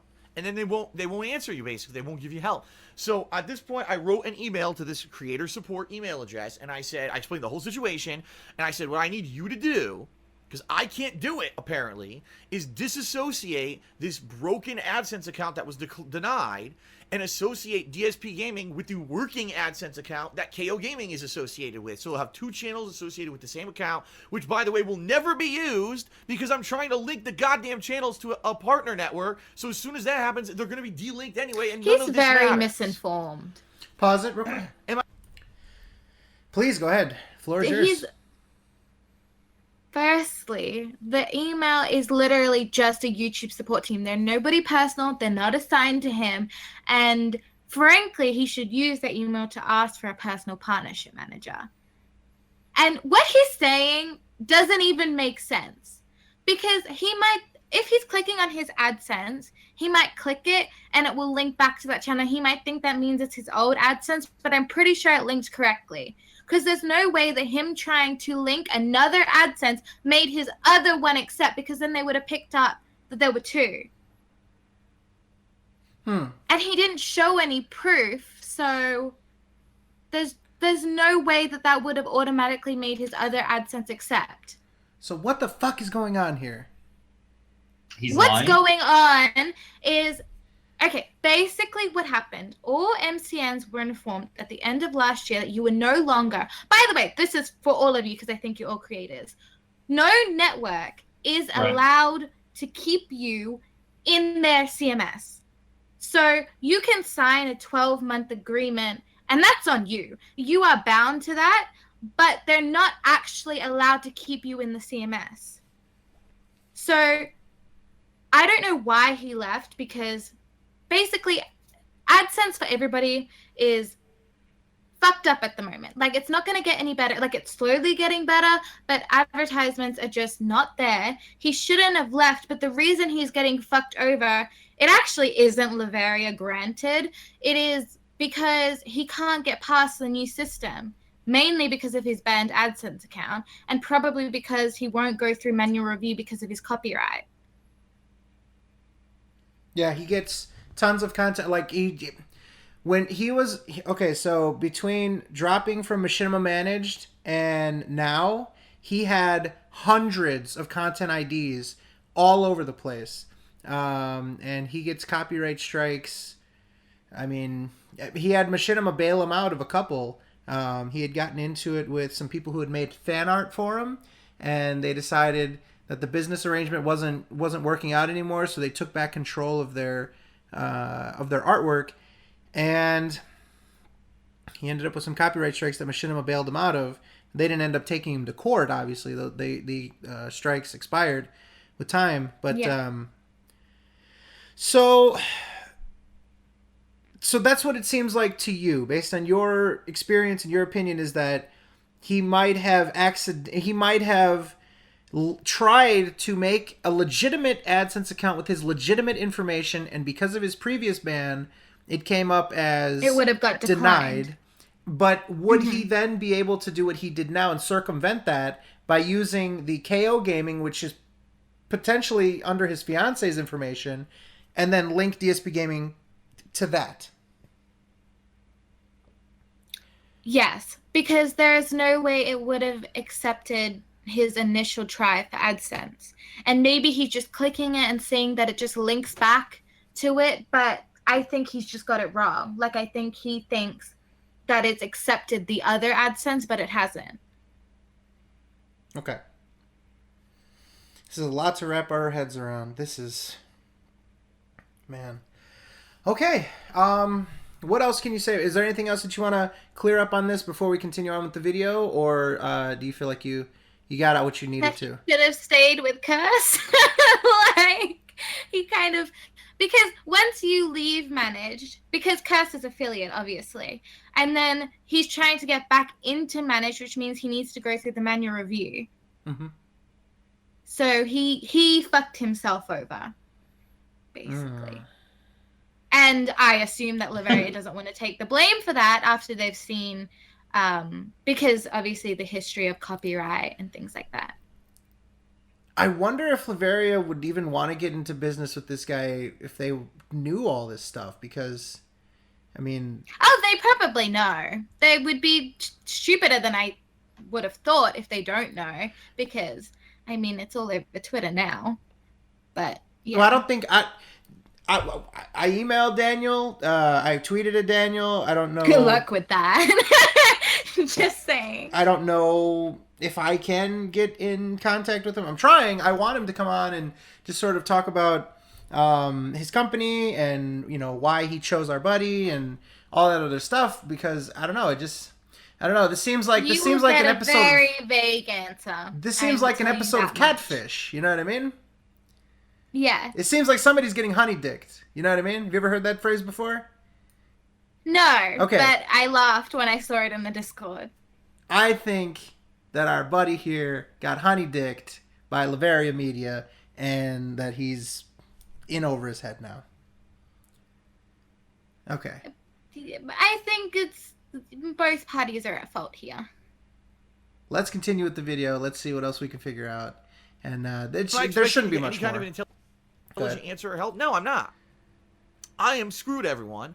I don't know what to do. Because here's the deal. Yes, I have been making new kinds of gameplay videos that are much more catered towards interaction with people on Twitch. We all know that. People are saying my gameplay videos are better now that I'm doing videos that are for Twitch, okay? Because yes, the stream interaction can be distracting from the gameplay, but seeing the reactions that I have, I'm more positive about the games and everything that I'm playing. It's turning into something much better. People are saying it's like the original days when I used to make these videos. I'm reinvigorated again, and they want to see this continue. They want this attitude to continue, so I'm loving the changes that I've made. But the bottom line is about half of the money that I make during a month is from YouTube. Yes, even though I know I'm not making those YouTube videos, playthroughs anymore where I'm hyper-focused on the game and I'm ignoring stream chat. I'm not doing that anymore for the most part. That money from YouTube view ad revenue is my lifeblood. It's half my paycheck. Without that, I can't pay my bills. All right? I don't know what to do.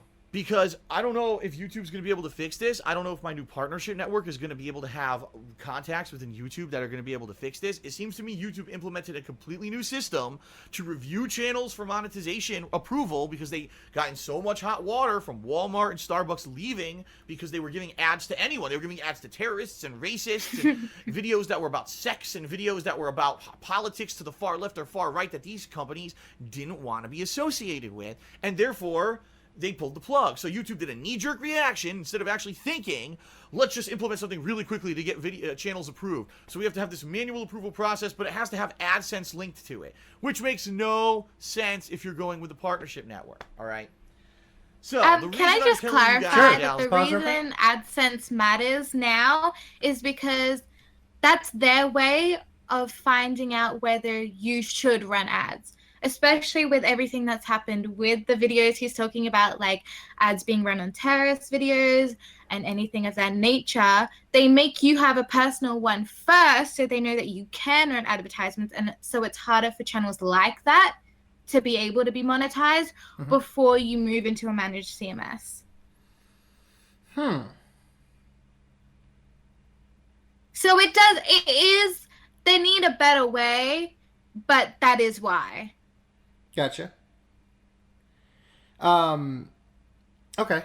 So, but he almost seems offended by this AdSense thing, right? It almost seems as though he's upset that AdSense is even required. Kind of gives credence to the idea that he knows that he's banned and he knows that this AdSense thing is a big deal. He's more upset that AdSense is required than just that this process is different or is messing up, right? Do you kind of pick up on that too? Yes.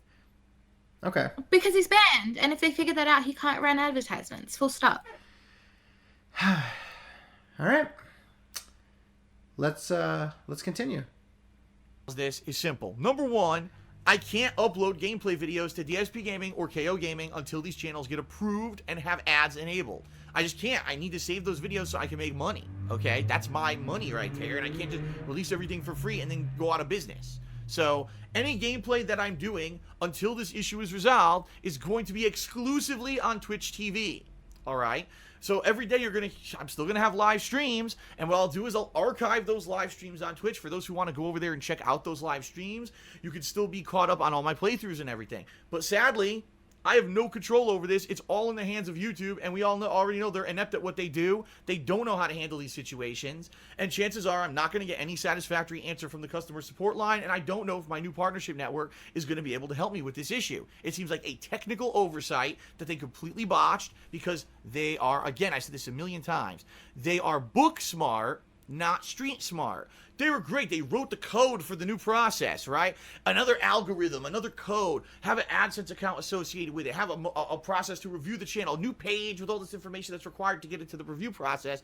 But then no one fucking tested it to see what would happen if something went wrong or someone got declined for an AdSense. There's nothing wrong with AdSense. Things that a normal human would think as like a tester, I have to test this program before I make it go live, right? Because this could potentially not work and then people would be screwed. Why would YouTube do that? No, they never do that. They just rush everything out new and a knee-jerk reaction to something that went wrong. They don't test it. They don't, and it's us. We're the guinea pigs. We are the guinea pigs, all right?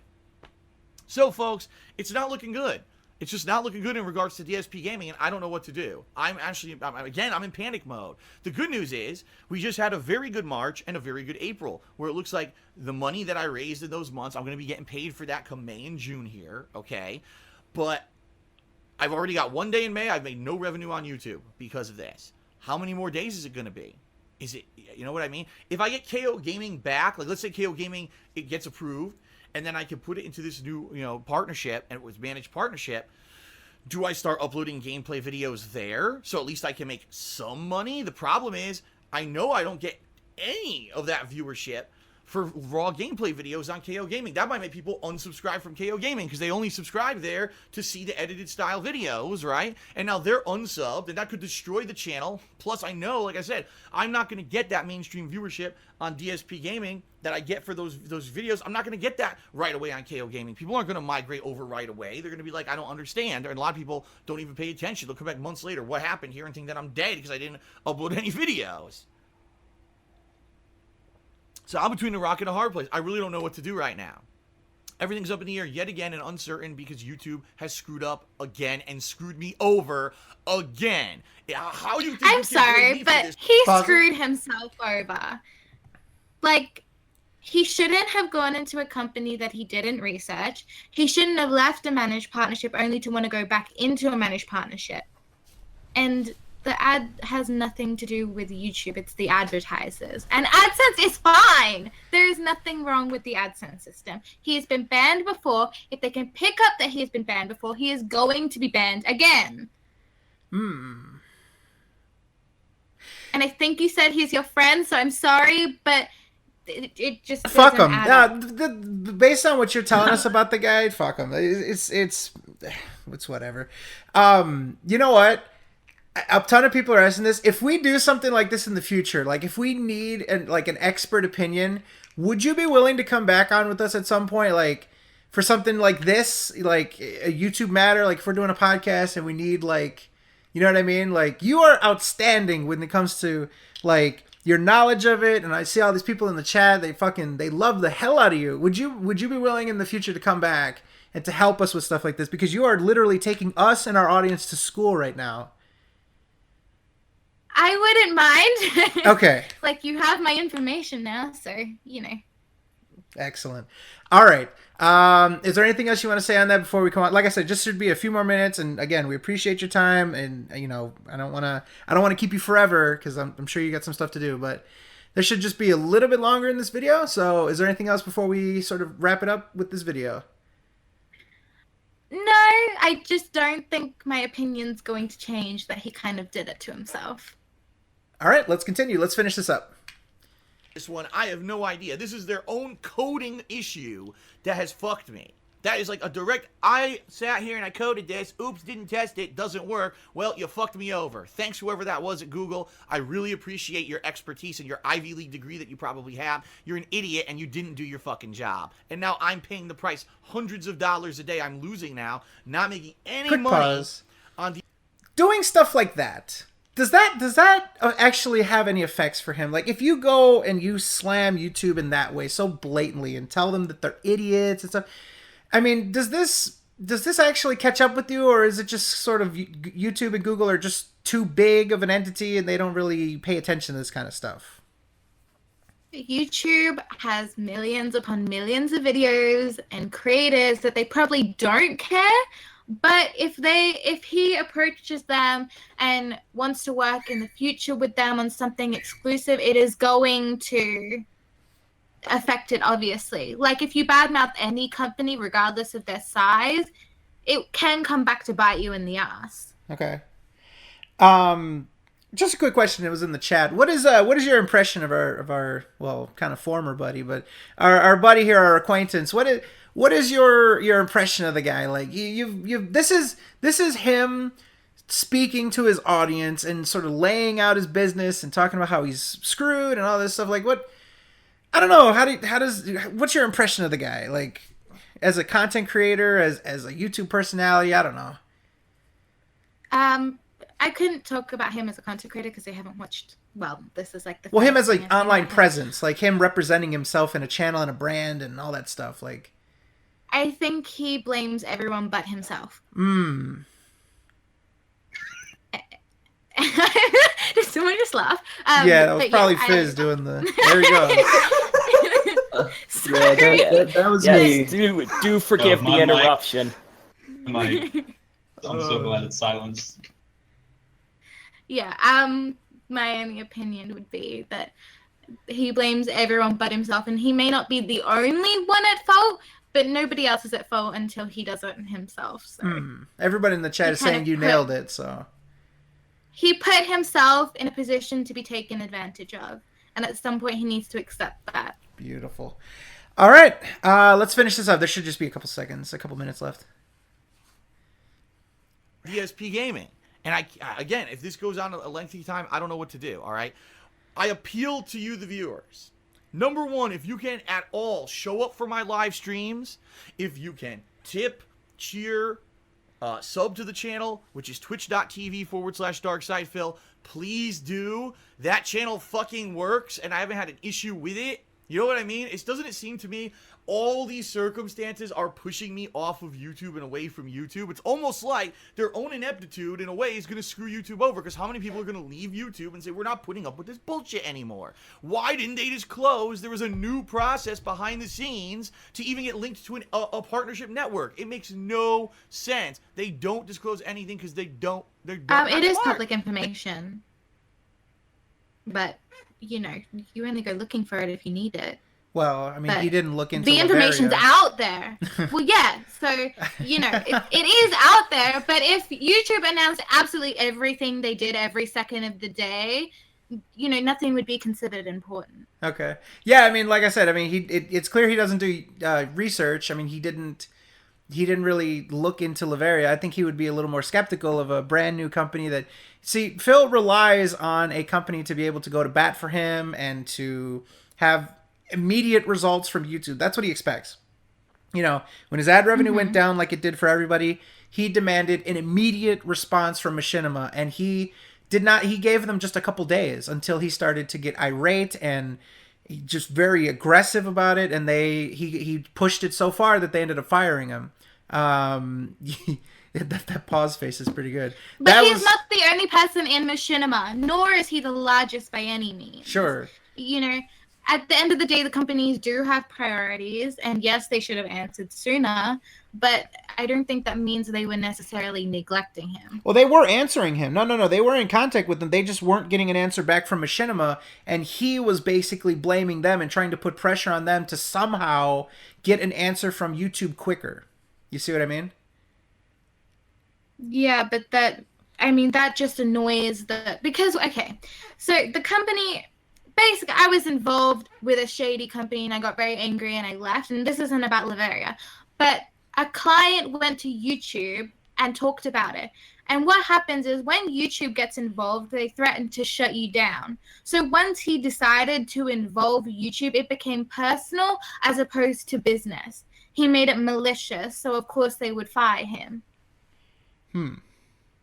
Now he claims that he was laid off from Machinima. Is that also a possibility? He said to it be was a laid mutual off? decision. He said, It was a mutual decision that when they canceled the contract, and he claims that it was a layoff, not fired, and that he left on good terms. Is that possible after what you've fired seen? wouldn't. Good terms, no. Machinima would be doing anything to save their ass, considering Machinima. I don't recommend Machinima to anyone. But it's much less of. It would be mutual in the sense that they probably want nothing to do with him, but it wouldn't be necessarily good terms. Gotcha. Okay.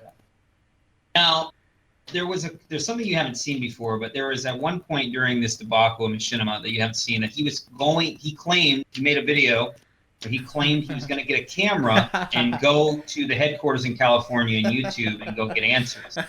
Yeah. Is that something that would be like a red flag to YouTube? That he was going to try and go there? No, I mean, he was literally, he said to us that On he was record. going to do Yeah. that. Yeah, on record, that if it didn't get handled at the end of the day, like if none of this gets handled, he's going to take a camera and go to the headquarters in New York. Or not New York, I'm sorry, California. You wouldn't be let in. Yeah. You need an appointment. Will he get arrested? Like, He's gonna expose them. probably. He said. That's what he said. He said Like- he's gonna. he would maybe expose the lobby, but he's not going to get past that. Oh my god! This is the thumbnail of the video, by the way. So. Good. Oh my god. That's fucking great. I'm seeing a different face entirely, so you Yeah, lucky so am I. Oh. I'm seeing a different face Now- from what's on stream. I have one but more it's question still to pretty ask good. you that I think everybody kind of forgot. Now, he has a fiance that's also with Machinima right now on YouTube. Kinda, Okay. sorta, yeah. Kind of, sort of. But she is. If you go look at her channel, she is.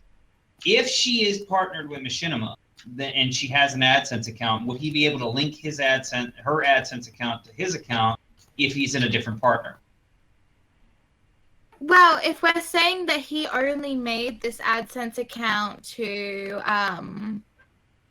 link his other channel, Right. then that wouldn't affect her, because it's not the one linked to her account. Like, he's used her details to make it for his account. So her account still is attached to Machinima's AdSense and doesn't even know about this other AdSense account. They're not connected at all, I see. if that makes sense. Mhm. Yeah, that does. Makes perfect sense. Okay. Anything else before we finish this up? All right. Finish up the video. They have an Ivy League degree and they're an idiot. I don't know how else to describe it. How do you do it like this? It's just so stupid. It makes no sense. So, I don't know. So if you can, please attend my streams. Please do everything you can to support right now, because I don't know what else to do. All right, I really don't. I don't know what else I can possibly do. If KO Gaming does get approved, at least as a last resort, if DSP Gaming is still endlessly in limbo and can't be fixed, maybe I can upload my raw gameplay videos to KO Gaming, and we have to use KO Gaming as the channel moving forward, and DSP Gaming sadly becomes an archive channel because I can never monetize it because they screwed it the fuck up. I don't know. This sucks. This really freaking sucks, guys. Now, here's the other thing. I've got playthroughs going on that were non-streamed, meaning they were playthroughs that were meant to be just ongoing playthroughs on YouTube. For example, Danganronpa, which I was going to continue tomorrow. I can't upload those videos to YouTube You know, so what I'm thinking of doing, because tomorrow I was going to play the Neo DLC, which is Dragon of the North, on my stream, which was going to be at 11 a.m. And then later in the day, I was going to do a session of Danganronpa offline, completely off stream, and just upload that to DSP Gaming. All that's screwed up now. So what I'm going to do, I'm still going to stream Neo, and if nothing gets resolved with DSP Gaming during the course of tomorrow, I'm going to live stream Danganronpa tomorrow night. I think this should be good. Twitch. I don't think there's anything else going to have important on this. Okay, so we'll move on from this. Go ahead. Can I just quickly say, someone just sent me a donation from your chat. I need to send that back. I don't know how you found that, but stop. Oh, yeah. So people wanted us to plug your Twitch and stuff because everybody wanted to go follow you on Twitch and stuff like that. So, yeah, you don't understand. People like there's like 1,000, 11. There's like a bunch of people here that are like really enjoying your appearance here, and they really like you and stuff like that. So like, yeah, you've made like a lot of friends and stuff just by being on here. Like, you know, I don't know if you knew this was gonna be a positive experience, but yeah, you made like a whole lot of friends. Like, I just wanted to clear my name because I was you asked why I privated my account, and then someone made a tweet saying that I was a part of it and I didn't want to be associated with something that was shady. So yeah, no, I mean, look, we were covering it, and you know, we might have made a couple remarks. I apologize. We might have said a couple things like, oh, what does she know about this? And man, you sure fucking proved us wrong. You know, like everything. So definitely don't watch back the video because you know we might have said a couple mean things. But as long as you don't say any after I leave, then it's fine. Yeah. No, we apologize for anything we said before. Nothing too bad, but we just couldn't figure out this situation, and so yeah. So anyways, so now that you're on, people are excited to get to know you, and you're probably the only person from Lavaria that we're gonna get to talk to about this. So yeah, that's a safe answer. I doubt they're gonna want to be involved at all. I mean, I don't know. I mean, we'll see. Like I said, I emailed him, I tweeted him, and so you know, maybe he will, maybe he won't. But I think it would be the most interesting to talk to Dan. I don't know if anyone else, like Christian or anything, wants to tell his story. I mean, that would be great. I mean, if possible, maybe if you could put in a word for us. Christian would be so shady. Christian doesn't like Dan, so that's Is it possible to put us in? Is it possible? Oh, okay. I was gonna say, like, I mean, I messaged Christian. Has he replied? What time is it in LA? I think it's like 10-11 p.m. It would be about 10:41 p.m. in Los Angeles right now. He's on. I can text him, but that would be amazing. Like that would, oh my god, that would be amazing that we can actually talk to more people from Lavaria. This would end up being like a 12-hour podcast. Let me see if Christian, are you alive? We were laughing at one of you, I don't know if it's one of you in here or one of like your people watching, made a tweet about how Dan looked, and Christian and I were laughing at it. Oh, because he looks like a little kid in the thing. Like, you can see Phil here. He's a 30-something-year-old guy, and so him having a boss that's like a baby face, 20-something year. How old is he, by the way, Dan? 20. He's 20. Okay, so he can't even buy a beer. Well, actually, in the UK, I don't know. But anyways, in the US. Yeah, over here you can. Yeah, in the US, he wouldn't even be able to buy a beer. A 20-year-old is in charge of this man here. So it's funny. And so, you know, people, yeah. 20 years old.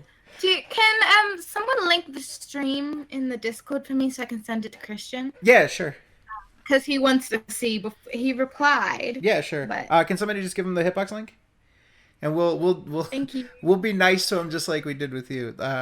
Is that what sealed it? We were just being nice on stream, and so you decided, oh, I'll just give it a chance. Yeah, well, you agreed not to ask me anything that could get me in trouble. So I did, and I've come through with that, right? We've been good so far? Yeah, you're Excellent. all good. Okay, cool. So damn, Daniel. I guess that'll be the You motherfucker. I have a question for you since you're here. pertaining to managed partnership and the payments and how it kind of worked. Can you kind of walk us through how, like, if I were to say, let's say you're the MCM, I want to get managed partnership from you, I got it. How would that whole process work with payments, and what does the MCM get from it versus what the other person gets? Is it always individually negotiated, or is there like a check and balance where you guys have a strict, down the line, this is what we get, this is what you get? Yeah.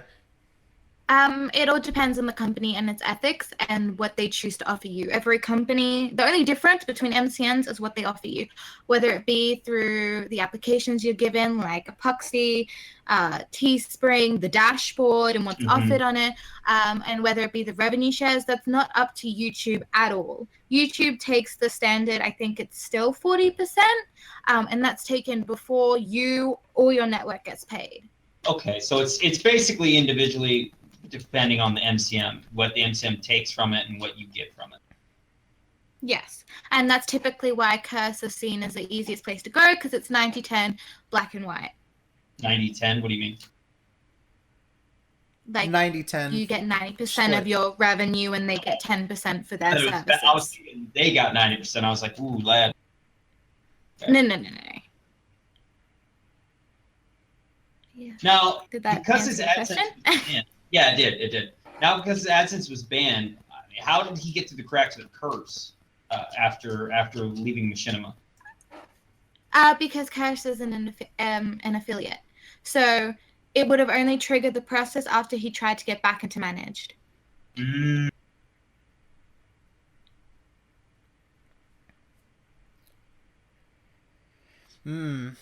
People are loving this podcast. I mean, they know what's up. You guys know what goes on here. This is that shit. This is the place where all the spicy stuff This is that shit, my friends. All right. So Christian, if you're listening, my friend, we have been here and we've sort of just been kind of looking at Latveria and the history there. And we ended up sweet talking Nicole into coming on, and she's been great. And we would love to get your side of it because, unfortunately, Dan is not going to. Well, I don't think he's going to show up. He's not going to talk about this.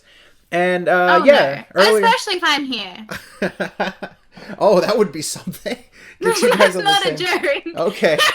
Like, this will turn into a completely different live stream. Oh boy. Okay. Well, Jerry. We'll keep working on it. Okay. So anyway, Christian, what we're trying to do is we're trying to paint a better picture. We're trying to put the pieces together. And we're trying to figure out what's going on with Latveria. Our former friend here has partnered with them, and we're kind of doing like a bit of like a reality check to sort of say like he didn't do any research. And, it's this 20-year-old guy who doesn't really seem like he's that knowledgeable about the stuff. Maybe he is, but Nicole here seems like she knows, and she's not even with the company anymore. And, and she seems like she was the backbone of Origin 8 and all this other stuff. She seems like anything that had to be done, she was on the ball. Now that she's gone, she was an asset to the company. I'm pretty sure they're kind of screwed. Is that fair to say? Like, were you like sort of the most knowledgeable person there? Did they lean on you a lot for this kind of stuff? Are they equipped to deal with these kind of things? I honestly wouldn't know. The funny thing is I only joined the industry because when he was my boyfriend, he was in it, and I learned very fast. And I'm one of the only girls in the industry because it's very male dominated. Sure. So when I did leave, they didn't have that business development background anymore, and that's all I can say about that. But They know the platform. It's whether they deliver on it. And yeah. Okay. So basically, Christian, no pressure. I mean, if you don't want to come on, that's completely cool. We just, I don't know. We just sort of want to get a better idea of what this company was at your time with it, and I don't know. Just sort of, I don't know. So, he said he's in an Uber at the moment, but I cleared.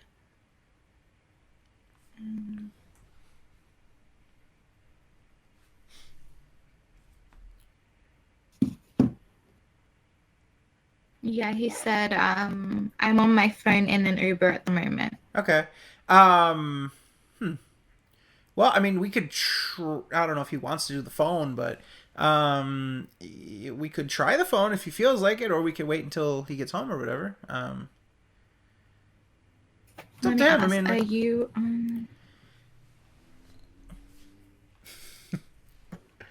I'll see. I'm trying to get this to happen. I don't know. People are excited about it, so I don't know. But yeah, it's no big deal. If we can get him, we can get him. It would be fantastic. But if he can't, it's okay. It's fine. But while you work on that, he said he's on his way home. Okay, cool. Oh well, so maybe we can just kind of like keep it rolling, and then maybe we'll get him eventually. Usually, people don't ride in Ubers for that long.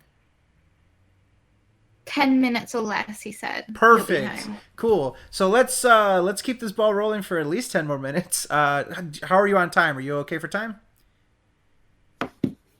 Me? It's 3:50 in the afternoon. It's fine. Oh, okay, cool. Awesome. And we're basically up because it's the weekend, so we're probably gonna stream. Well, we've been live for like 6 hours, so I mean, this is nothing. 2 more hours to go. 10 more hours to go. 3 more days to go. 3 more days. Actually, you know what I'm going to do? Hold on one sec. Don't say anything real quick. What I'm going to do is I'm going to make sure I split the parts so that nothing happens. Everybody just be quiet for 1 second. All right. So, I don't know. Let's, I don't know. What can we think of? Any questions? Free-form questions? I have a couple questions for you. Is there any type of repercussion besides him getting rebanned from YouTube if they find out that he found some workaround to get the AdSense when he's not supposed to have it? His channel would be demonetized. That's it? They don't like go and slam him with a hammer if they know that he's trying to get remonetized on it? Intentionally, like he went out of his way? I think it would just mean that from there on, every channel associated with him would be demonetized. Okay, I thought they would maybe give him the ban hammer or something like that. Potentially, it really depends on their discretion and whether they think it will happen again. Well, from the video you saw and his responses about YouTube, would you think that might influence them to hit him with the ban hammer in their position if they were to find out and they didn't? I mean, YouTube gets a lot of shit said about them, so I don't think that would play into it as much, but yeah, he would definitely get demonetized at least as like the first warning, but if they choose to ban him, they might just straight up ban him. Oh boy, you're turning into a robot a little bit, by the way. Let me fix it. Yep, I'll be right back.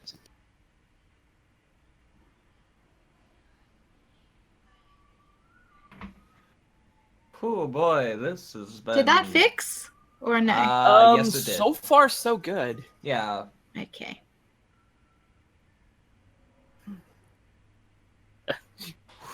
I'm terribly sorry if I sound nervous. I was not expecting to be a part of this particular event, this particular summoning, so... I was not expecting this at all. I am incredibly out of my element, and you have been... You have been very helpful in us trying to clear the air of certain information that we may not be aware of. Yes. Very knowledgeable well, on the stuff that you know. Yes, I can English properly. This has been fucking fantastic. What more can be said? Oh, well, I'm glad I could help.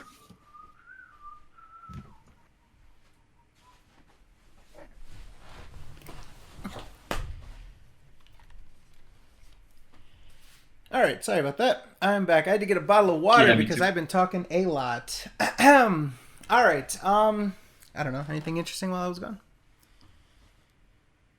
No. Someone said sorry for being nervous. Fucking rad. Rad. I'm There's not only wrong, 1,000 people. like- There's only 1,100 people here, man. Don't be nervous. It's just us. Yeah, you know, I mean, that's nothing. Get yourself in your underwear. Your chat is speaking to you and asking for you to check Twitter. For me to check Twitter. All right. Oh, check DSP's Twitter. Oh boy. Oh, GSP's that is Oh, not what a happened? good sign. You know what's funny about you, Nicole, is that you've seen one video of this guy and you kind of hit it on the head in your thoughts of what you thought of him. Phil's Twitter. Oh, go ahead. Sorry. he said he's monetized again. Well, actually, you already knew he was monetized. Yeah, again we 'cause knew got it, but accepted. he was. So what's showing up though? If you look at the page source, you can sort of tell what a channel is being attributed to.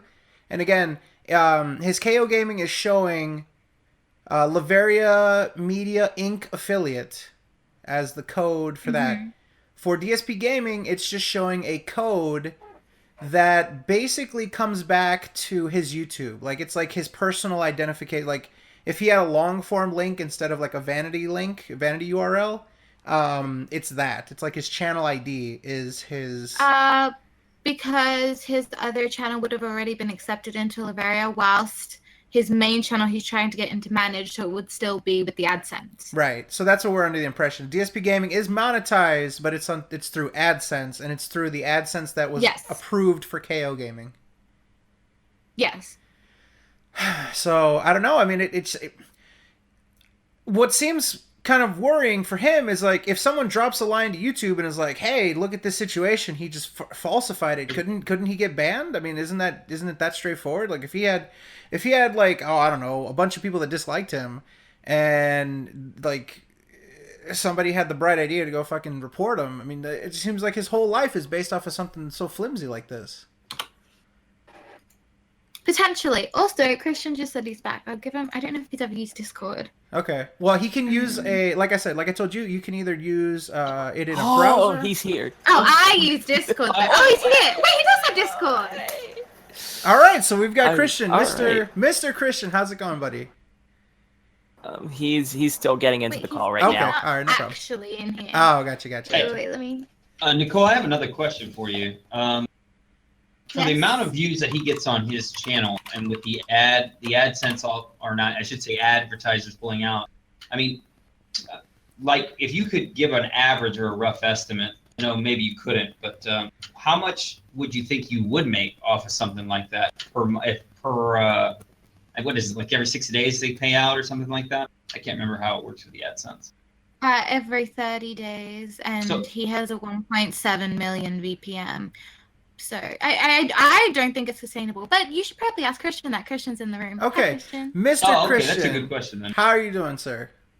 Okay, I have to push to talk, I think. Okay. Actually, wait. Can we turn that off? Can we disable that for him? Is it like you're forced by the server to go push to talk?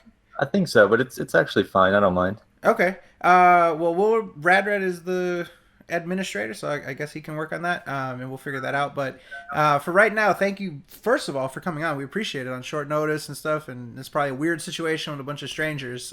So thank you for coming on. We appreciate it, first and foremost. Yeah, no problem. I'm not totally sure what's going on here. Okay, so let me break it down for you. We have this buddy of ours who is, God, okay, this is, all right, let me sum it up as best as I can. He is a failing YouTuber. He is someone who was fired from a Machinima managed partnership. Do you know who DSP Gaming is, or Darkside Phil? Nope. You never heard of him? Okay. He's popular because he accidentally jerked off on a live stream and it went viral, and Keemstar covered it and everything else like that. So I don't know, maybe you might have heard of him. Okay, so anyways, he got fired by Machinima. He was in a Machinima managed partnership. He then went to Curse for about 2 weeks, and during this Curse partnership, he decided to take an offer from Lavaria Media because they offered him managed, and he thought that this managed partnership was so important to him that he didn't really do any research whatsoever, and he jumped straight into it.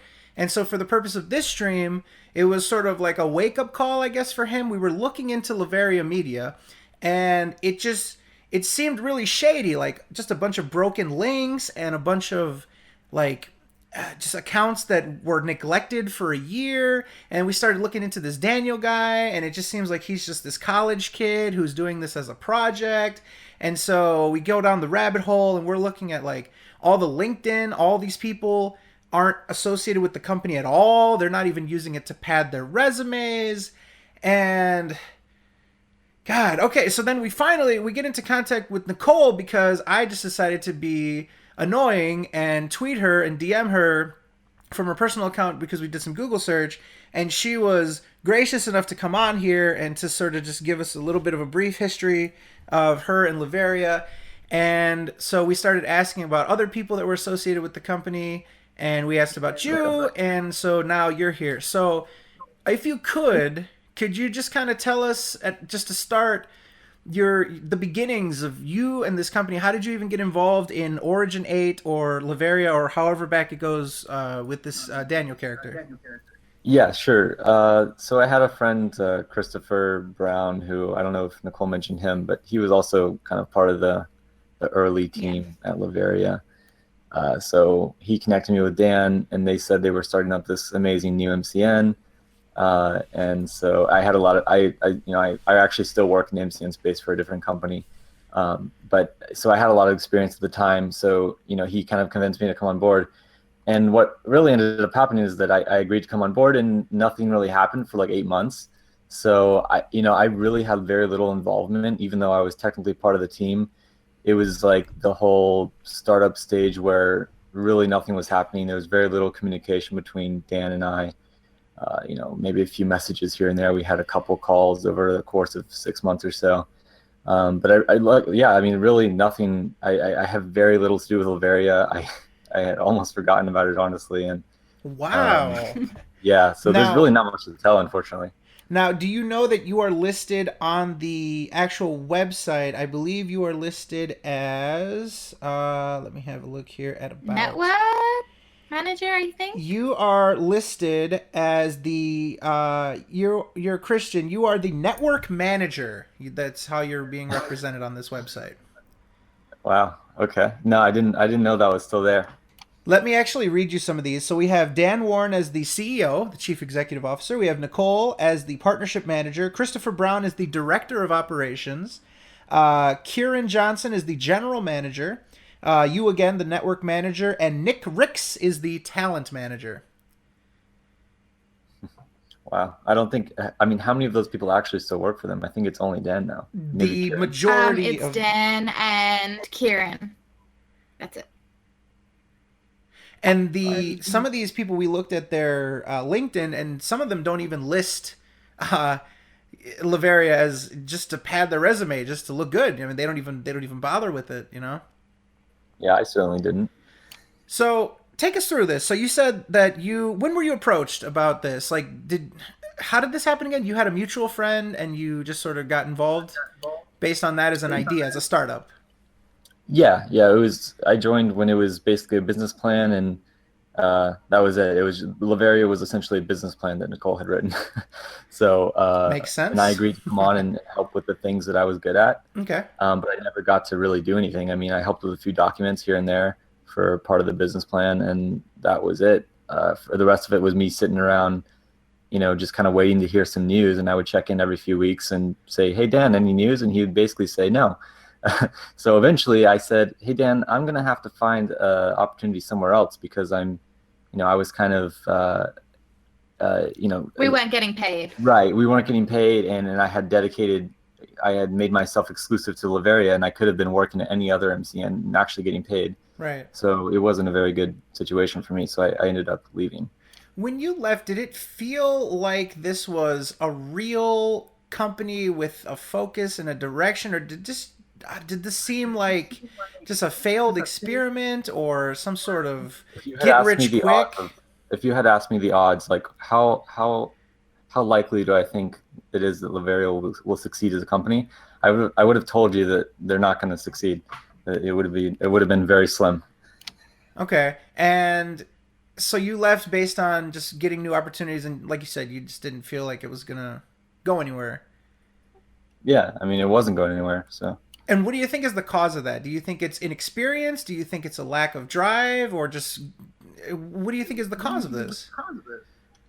Yeah, I'm sure it's just Dan being sort of not 100% with what he was doing. I know he had another job at the time, so he probably was pretty occupied and maybe a little complacent, honestly. If when you're starting a company, you kind of, I think there's no other option but to put 100% of your time and energy into it. And if he had another job, that obviously wasn't helping. That's what I saw, at least. Okay. So you mentioned you didn't get paid. You mentioned that there was little communication. I mean, are there any other red flags? Like, was there something that like struck you first that was like, okay, this might be bad, but I'll sort of stick it out? I mean, like, or was it bad right away? Like, yeah, I mean, the only real red flag, like that sort of thing. I mean, it was, he would kind of say like, oh yeah, YouTube is gonna grant us this MCN privileges or whatever in a couple weeks, and he would basically say that every 2 weeks for like 6 months straight. And so eventually I kind of caught on to the trend, obviously, and that's when I decided to leave. If somebody told you that they were considering partnering, oh, actually, let me ask you something completely different first. I think that's more like like a big picture type of thing. The idea to offer managed partnerships, it seems like that is key to the business model, or at least their key incentive. We will give you managed partnership. Do you feel as though you guys at the time, and I can't exactly ask you to speak to their capabilities now, but at least for what you saw when you were there, were they capable of carrying out the added responsibility of having managed partnership? We talked a bit with Nicole about the added risk of things that your channels do, you're liable for. We found out that one of the main channels that is carrying this MCN is a channel that just re-uploads a TV show called Naruto. It's called like Animation Central or something like that, and it's this Brazilian channel that the only thing it does is just re-upload episodes of a TV show, and it's made private it's made unavailable in the United States for copyright issues. I mean, does this sound like something? Were you there when they partnered this channel, this Animation thing? I don't know anything about that, but what I can tell you is that YouTube right now and all MCNs do this, by the way. Laveria is not the only MCN that does this. There's plenty every major MCN has channels like this that are really sketchy. They're kind of in the gray area of legal or not, or illegal. They're probably illegal. If you're just re-uploading TV shows, you're not technically allowed to make money off of that, but they do make money. But recently YouTube has really cracked down. And so lots of MCNs are getting what they call the channel roll-up tool suspended, so they can't partner any more channels because they're getting too many channels that they do have partnered terminated. And so if you get over 1,000 in a 90-day period, you get your roll-up tool taken away. So MCNs are cracking down on that and unlinking a lot of channels. You saw Maker, probably heard about Maker releasing thousands of channels. But yeah, as far as Laveria doing that, that's actually not anything that any other MCN doesn't do. What is sketchy, and that I just remembered now, is that I don't know if I should even say this, but because I guess I technically signed an NDA, but you know what, fuck it. I don't think it matters. So Dan was working with a Brazilian MCN at the time because Laveria was not an MCN when I was there. That's why I left, because they weren't even a business. They were just a business plan. My business plan. Now, and so that Brazilian MCN, they were basically doing some sketchy thing that I never got the full details of it, but basically, from what I understand, another MCN was rolling up these channels, partnering these channels, and then having their contact at YouTube, someone who works for YouTube, transfer the channels into the Laveria CMS. Is that right, Nicole? It was something like that, right? Originally, yes. If you're talking about what's happening now, that isn't the case, but initially that was the case. Okay. So can you kind of put that in layman's terms for us? Because obviously we have a lot of people here that, they hear like CMS and rolling and all this stuff. Okay, sorry. Yeah. So basically they were having channels sign up to another MCN, and then on the back end, without telling the creator, I assume, transferring it to Laveria. And that to me is pretty sketchy. Really? So a content creator thought that they were signing up with a different company, signing contracts, whatever legal documents, and without their knowledge or consent, they were being transferred to another one. Unless Yes. I'm wrong, but that's what I understand. Yeah. Okay. And this is not illegal. This is just unethical, right? I mean, It is now. Now that the sub-network policy is in place. It's like if you were signing to Maker, but you got put in Machinima CMS. okay. Christian, why does this sound like a scam? Why does Laveria sound like a scam to us? Like, Oh, well, Laveria's a pretty shitty name, honestly, but I guess just because they're, I mean, honestly, MCNs in general are just, they don't provide the value that they say they're gonna. I mean, it's so common. So I actually work for an MCN now. I won't say the name just because, you know, I don't think it's not important, but I talk to creators on a daily basis, and I, you know, I'm part of the onboarding team. And so I talk to them about their experience with other MCNs. It's the most common thing I hear is that they are promised one thing and they don't get shit. Like they're promised the world. Like, you know, they're gonna have someone to talk to at all times. They're gonna, you know, have all these perks and benefits, and they're gonna be able to shoot videos at the office or you know, whatever it is. And they don't get anything. They just get, you know, 40% of the revenue taken for a year, and then they get auto re-signed at the end of the year, and they don't even know about it.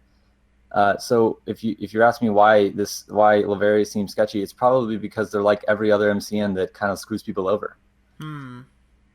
So somebody wants me to use this. We've been saying honeydicked a lot today. I don't know if you heard of this term, so I'm just gonna kind of shoehorn it in here. It seems like our friend got honeydicked into this MCN because they offered him a managed partnership, and he does raw, unedited gameplay where he'll play open sandbox games with the radio going. And in this time when he got fired from Machinima Managed to now, when he was just on a cursed partnership, just normal, not managed, he got hundreds of content ID matches. He is the definition of a high risk channel. He'll have multiple content ID matches per each video just because he doesn't edit at all and leaves in all the content. Leaves in the cutscenes, leaves in all the songs, copyrighted music, all that stuff. So it seems as though he was sort of desperate to get this content ID things cleared up by a managed partnership, and just his experience with Machinima, he just basically had in his mind, managed means safe, and so I need to get a managed partnership at all costs. And so it seems as though he kind of got honeydicked into this inexperienced, somewhat shady, possibly completely shady network run by a 20-year-old fresh college grad who is literally trying to represent himself in a way that is fraudulent by listing people that don't even work for the company.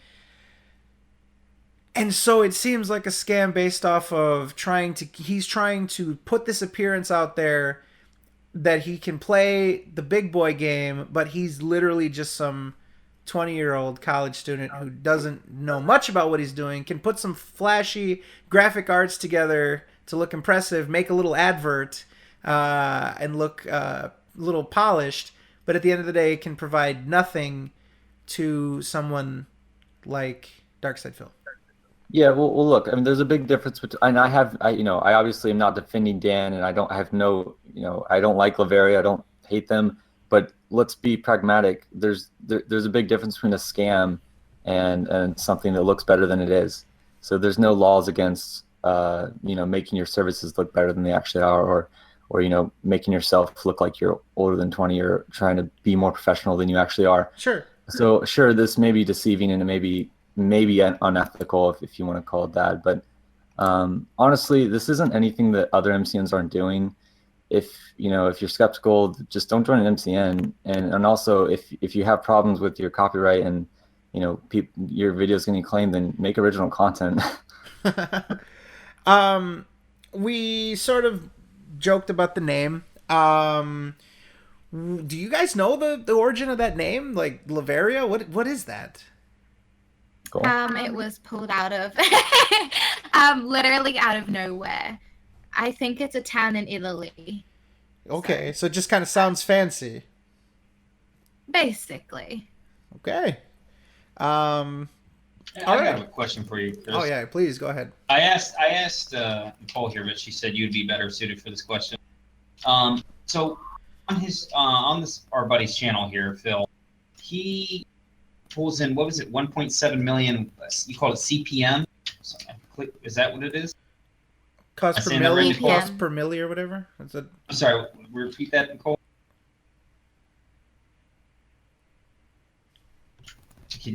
I think you were getting at CPM. Yeah, CPM, is that what it's called? Or the views, or the amount Yeah, of views? basically the amount of money you make per 1,000 views. No, Christian, I think he's referring to the fact that he has a 1.7 mil VPM. How much would he be making? Right, Oh, yeah. What would be the average, the rough estimate of that? It depends on where your viewers are at and like what your average watch time is. So like there's really there's no like easy answer, but it really depends. Like if all your viewers are in America and the UK and English speaking countries, you'll have a higher CPM. If you have higher watch time and engagement, then that boosts your CPM. But so common misconception is that CPM is based on MCN. It's just not true. It's based on your channel and where your audience is. So. Okay, but what if you had to put a number out there? I mean, so you said 1 point. Like if this is your channel and you know what you're doing, and you got this 1.7 CPM, I mean, and you're in that 30-day paycheck. Wait, Christian, let me send you the channel so you can see, because his watch time is appalling, I want to say, in a nice way, but just look at that channel. If you had it as an expert in this, because you work in an MCM, if you had to put a number, a rough estimate, what would you throw out there? Let me look at the monthly views. He claims, the reason why is our friend here, he claims that he can live off of this and does not need a job. Now, we've tried to tell him to get a job, and he's personally been very rude to us about that. And this whole point of this is a reality check. And the point being is we want, he refuses to ever announce that this is not going to work. And yeah, so that's why we want to know, because he claims that his YouTube channel in particular, he claims that he makes buku bucks, like PewDiePie tier almost. You know, he likes to say like he does. So, which is why I would like, at least for most of us, would like to know, what is the rough estimate if we had to put a number on it? So is this the same guy who's getting his videos claimed? Yes. Yeah, he's probably not making hundreds. He has 43,000 videos, and he says that every day he gets about 100 claimed. Yeah. Right now. Yeah. Wow. Yeah. So Between WWE and some other ones. When your videos get claimed, you don't make anything from them. But let's just imagine that he wasn't getting his videos claimed, and he's getting about 1.8 million views per month. He may make, like, if he's lucky, like maybe $2,000 a month. Okay, so about depending on the revenue share as well. So depending on what contract he signed. Well, no, he's moving over to Latveria, and I doubt Latveria would be 90-10. Okay. I was just looking at Social Blade. It looks like he's with Curse. Yeah. Yeah, he was with Curse. What happened was, like we said, he was with Machinima for years. He was under a managed partnership. And after that, he got fired by Machinima for being too mouthy and pushy with them. Basically, what happened was the whole YouTube ad situation happened, the fiasco, and he thought that he was personally being targeted. So he got very upset, and he got very aggressive with Machinima and wanted answers, and so he pushed it too far, and he got too mouthy with them, and so they fired him. They literally just like, well, we'd rather just fire you. And so he was basically trying to scramble to find something to partner with, because his AdSense is banned. He has an invalid AdSense account because he was telling people back in 2010 to click on his ads so he'd get more credit than just viewing them. He'd get, like, I don't know, engagement with the ads. And so he has to use partnerships in order to make money on YouTube, and this is he relies on it. He refuses to do anything else. So he was with Curse for about 2 weeks. And then I don't know how this happened. I don't know how he got in contact with Latveria Media, but they told him manage partnership, and he jumped at it, like, immediately. And clearly didn't do any research, because what we found in in an hour would make anyone be like, yeah, I'm staying away from that company. You know what I mean? Yeah. So is this guy your friend? Or Well, listen, it's complicated. We'll just say that. So feel free, lay into him as much as you want. You know, we've been rougher on him than you can ever be. So Yeah. okay, well then I'll be as honest as possible. I mean, he's been relying on he's been making money and relying on an income that's basically fraudulent. He's re-uploading videos, right? Re-uploading TV shows. So no, not he'd this. be No, stupid to That's that other channel that's being.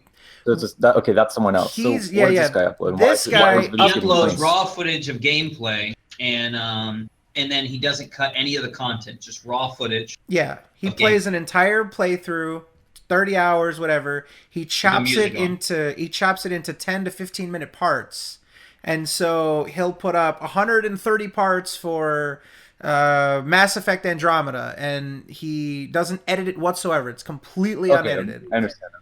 Yeah, so that's like a step below what re-uploading, TV footage, because there's no originality, you can't even claim fair use on that because there's no voiceover, there's no commentary on the gameplay, you're not showing someone how to win the game or how to be better at the game. So that's why he's getting claimed 100 videos a day now, because he doesn't have a partner. That's his big complaint. Right. So honestly, I mean, if I was this guy, if I was to consult this guy and be really honest with him, I'd be like, dude, make some content that's actually original, or do something that people. I mean, there's no value to his content. Anybody can just play a game and upload the footage. I just don't understand why. I just don't understand why he thinks that this is something he should even deserve to make money from. Well, he thinks that this is the true and honest way to represent a video game experience. He thinks that the other guys like PewDiePie and whoever else does video footage and kind of edits it and he thinks that they are being fraudulent. They're doing scripted comedy and they're defrauding their audience by being illegitimate and by showing. We're not making that up. But that's more work. By showing the entirety of the playthrough and his reactions to every single thing that he is actually showing. He is a pioneer. He's doing the one true way, and he will show all these frauds that he knows how to do it. Okay, well, he's delusional, and you don't be a genius. Look at the top channels look at the top gaming channels on YouTube. How many of them are just gameplay? Not many. Markiplier. You're talking about Markiplier and those guys? No, it's mostly. I have no idea. I just know that PewDiePie makes funny original content, and so does every other top gamer. So, for him to argue that he's the best for doing what he's doing is just stupid. Yeah. So that's what he's up to.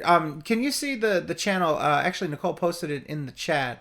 If you want to just sort of eyeball his channel real quick, that's what he's working with. And like I said, he's a high risk channel. The floodgates opened when he was out of the managed partnership, and for 2 weeks he was just getting bombarded with content ID, just one on top of the other for even the same videos. A bunch of stuff got blocked. A bunch of stuff got. I don't think they muted anymore, but it got blocked for the US and stuff. Really ugly situation. And and you know what? He's lucky to even gotten that. Honestly, whatever you think of Laveria is fine, but he's lucky to have gotten the offer, because any other major MCN right now wouldn't partner him because they can't, because they'll get shut down by YouTube essentially. Yeah, I said the same thing. Is it possible, based on his ban from AdSense and based on him being a high-risk channel, that even this partnership that he's come up with won't go through? I mean, is it... They're already delaying it. Yeah, it already hasn't gone through. He had his KO Gaming one approved, but this one is still... I mean, it's been unapproved for... I thought he said in a Twitter just now that it got monetized. DSP Gaming it's been monetized through his AdSense, his personal AdSense. But at no point he didn't acknowledge that the account went through, that it is managed. Somebody can check it if somebody wants to just check the page source real quick on one of his videos. Search, look for the page source, and then look at attribution and see if what is it, Laveria Affiliate Inc. affiliate, something like that. Yeah. But from what we understand, it didn't even go through yet. He's still waiting for it. Is it possible that he might not even get this managed partnership to go through? Well, if it says Latveria affiliate, then he's not managed. It's affiliate. That's what his KO Gaming one says. Yeah, his KO Gaming one says Latveria Media Inc. affiliate. Affiliate is the opposite of managed, essentially. Okay. If you're not managed, you're affiliate. Interesting. What does affiliate mean compared to managed? So affiliate channels don't count towards the MCN's strikes. So when a channel gets taken down from when a channel gets a copyright strike in affiliate, it doesn't hurt the MCN. It doesn't affect the MCN in any way. But when they're in managed, the MCN has more responsibility for the channel. So when it gets striked, it counts towards the MCN. If that makes sense. So it's just Gotcha. Essentially when the MCN is taking more responsibility for the channel when they put them in managed. Right.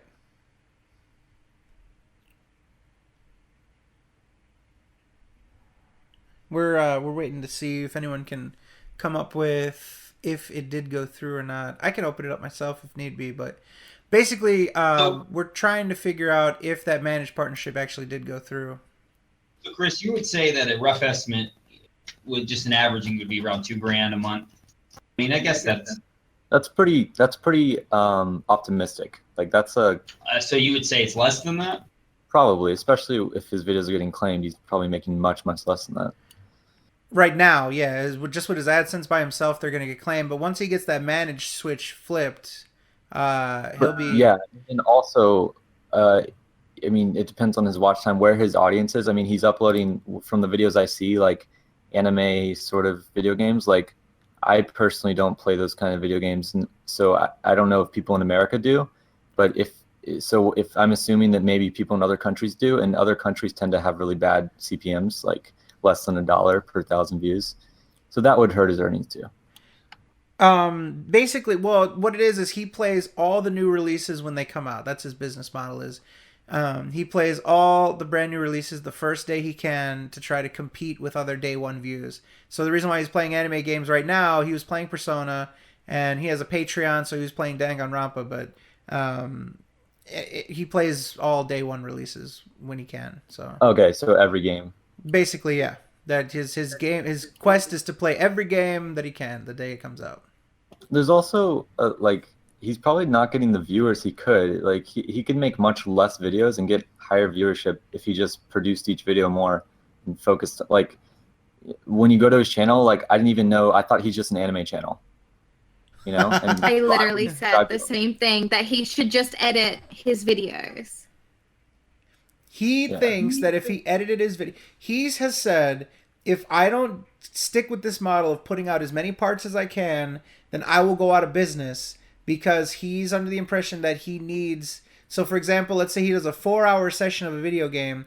He needs to have 30 videos, you know what I mean, instead of 2, because he thinks that those 2 will not gain him as many views as the 30. Does it make sense? Like he's trying to maximize the amount of views per time played. Yeah, I understand. So that's his perception. That's his perspective on it. Let me think. Trying to think of some more questions.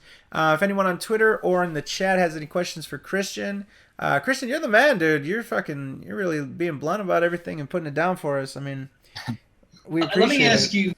Let me ask you about this, the Google AdSense. Nicole gave a lot of insight on that, but since you're working in MCN, if he's affiliated, he still needs a personal AdSense account, or can he just go straight through the MCN?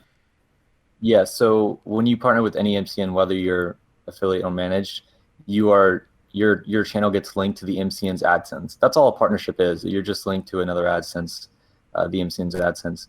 So yeah, when he partners, whether it's affiliate or managed, his AdSense is just not important. He's only linked to the MCN. Well, what if he's banned from AdSense? Like for right now, this verification step is that, he was banned from AdSense. He was having trouble getting his AdSense figured out. If you're banned from AdSense, can you be saved by a partner channel covering you instead and using theirs instead? So from what I understand, it's always been that if your AdSense is disabled, MCNs aren't allowed to invite you to their network. Like when you try to send it from the back end of YouTube, it gives you an error message. And I've done it recently; it doesn't work. So I don't know how they're doing it. We came up with a theory that he used somebody else's information. So, for example, like his fiance, to create an AdSense account for him to use. Does that seem reasonable? Maybe if he was able to link it back to his channel, but that's, I don't know if that would work, because you don't, it's not like some long information form that you fill out to invite a channel to a network. It's, you just put in the channel ID and click invite, and it doesn't go through when the AdSense is disabled. Interesting. Very interesting. We think he made a new AdSense. So he got his AdSense disabled on an older channel. And then he made this new channel, and he never made an AdSense because he was being partnered the entire time. So essentially, when this Laveria thing popped up, he created a new AdSense on that channel, and it gave him some trouble. And then he tried to make an AdSense on his other channel. One of them got accepted, but the other one didn't, and he started getting error messages that he had duplicate AdSenses, and it just turned into this big mess. So that's why we're sort of asking about AdSense, because it's above us. We had Nicole listen to his excuses as to how he got it back, and it's really confusing. You don't want to listen to it. That's all I'm saying. Yeah. AdSense is weird, and they've changed it a lot. But I do know that once you're disabled, it's really hard to get it, enabled. And usually it's because you fucked up, like you did something you shouldn't have done. All right, Chris, as somebody who works in an MCM, and you deal with this stuff on a regular, so you would probably be pretty knowledgeable on this. If you had to give his YouTube channel a life expectancy before he was completely done, and there's no way he's going to ever recover. If he doesn't change his model or anything like that, he's just going to stick with what he's doing and never going to change. What would you give that life expectancy to the channel? A year, 6 months, 5 years? I think you could definitely continue to upload it as long as the developers don't take down the videos, but they'll probably just keep claiming them, and he won't make any money, and he won't have any motivation to keep doing it. That would be my guess. And especially, and he's not going to be able to partner with MCNs. That's the thing. With the way MCNs are headed, it's going to be much more exclusive. It's going to be much harder to get into, because especially for channels like his that are kind of in the gray area of copyright or unoriginal content. So like I said earlier, my advice to anybody who's making a YouTube channel or wants to be successful and make money on YouTube, make content that's actually original. It's really simple. Right. But if, let's say he doesn't change, and like you said, it's in the gray area and all this other stuff, what would you give his channel a life expectancy? If like before he would decide that he's not going to make any money anymore, the revenue starts hitting the zero. I think that would be the day that he quits, right? As soon as he realizes he's not going to make any money. So we're under the impression that he's already on a decline. Right, we understand that, but we're saying that we're under the impression he's never going to quit. This is it. But I'm telling you, we try to tell him to get a job, man. It just. I looked at his Patreon. He has $1,000 a month in Patreon, so maybe that would keep him afloat. But YouTube revenue, I really wouldn't. I wouldn't even if I was PewDiePie, I wouldn't bet on it, because it's just so volatile. And as a YouTuber, you have to. You're building a brand. You have to find ways to monetize it in other ways and build other revenue streams. YouTube revenue is going to be a thing of the past, like AdSense, and it's going downhill. About a year then, maybe 6 months. Yeah, maybe less, honestly. That honestly, I'm telling all my clients to start a merch store and start doing brand deals, because YouTube revenue is in the shithole. Well, Sage man. advice. He just lost his loot box brand deal. Yes, by he the did. way. Yeah, he. Speaking of brand deals, he wasn't doing enough business, and this raised more questions for me, man. I don't know about you, Fred, but we know him really well, and he's got like a lot of financial problems, and now it's just like raising more questions as to how he's living month to month, even more so. Yeah. All right, so what we're gonna do? We've been with King of Pol for a while, so we'll kick you loose, King of Pol. Thank you very much for joining us, man. We very much appreciate it. Anything you want to plug before you head off? I'm working on an edited Phil video actually. Okay. All right, so let's start to unwind a little bit. We've got another guest that we want to get to a lot later. So we'll do that in just a bit. Let's see. How do we... Okay. Anyways, so let's start to wind down here with our guests. We appreciate your time, obviously. I guess maybe we can just do some like big picture stuff before we kind of say goodnight to you guys. What do we do? What would you guys, the two of you with your experience and all this stuff, I mean, you saw his statistics, and you guys, I don't even know how to frame this. Like, what is the advice? What is it? Merch? You said try to diversify yourself. The number one thing I'm telling people right now, YouTubers, is diversify your income streams. So yeah, merchandising, anything you can do, whether it's create an app, create a website, if you're a workout channel, create a workout program, because it's just, well, first of all, YouTube revenue, AdSense revenue has always been volatile. It goes way up in December, it drops way down in January. So it's a little bit unpredictable. But now with the advertiser, they're calling it the adpocalypse, I think is what a lot of people are calling it. YouTube party's over too. Don't forget that. What'd you say? The YouTube's party's over too. Don't forget that. Right. Yeah. So there's so much going on with AdSense revenue right now, and it's going downhill. It's not heading in a good direction, and who knows if it'll recover.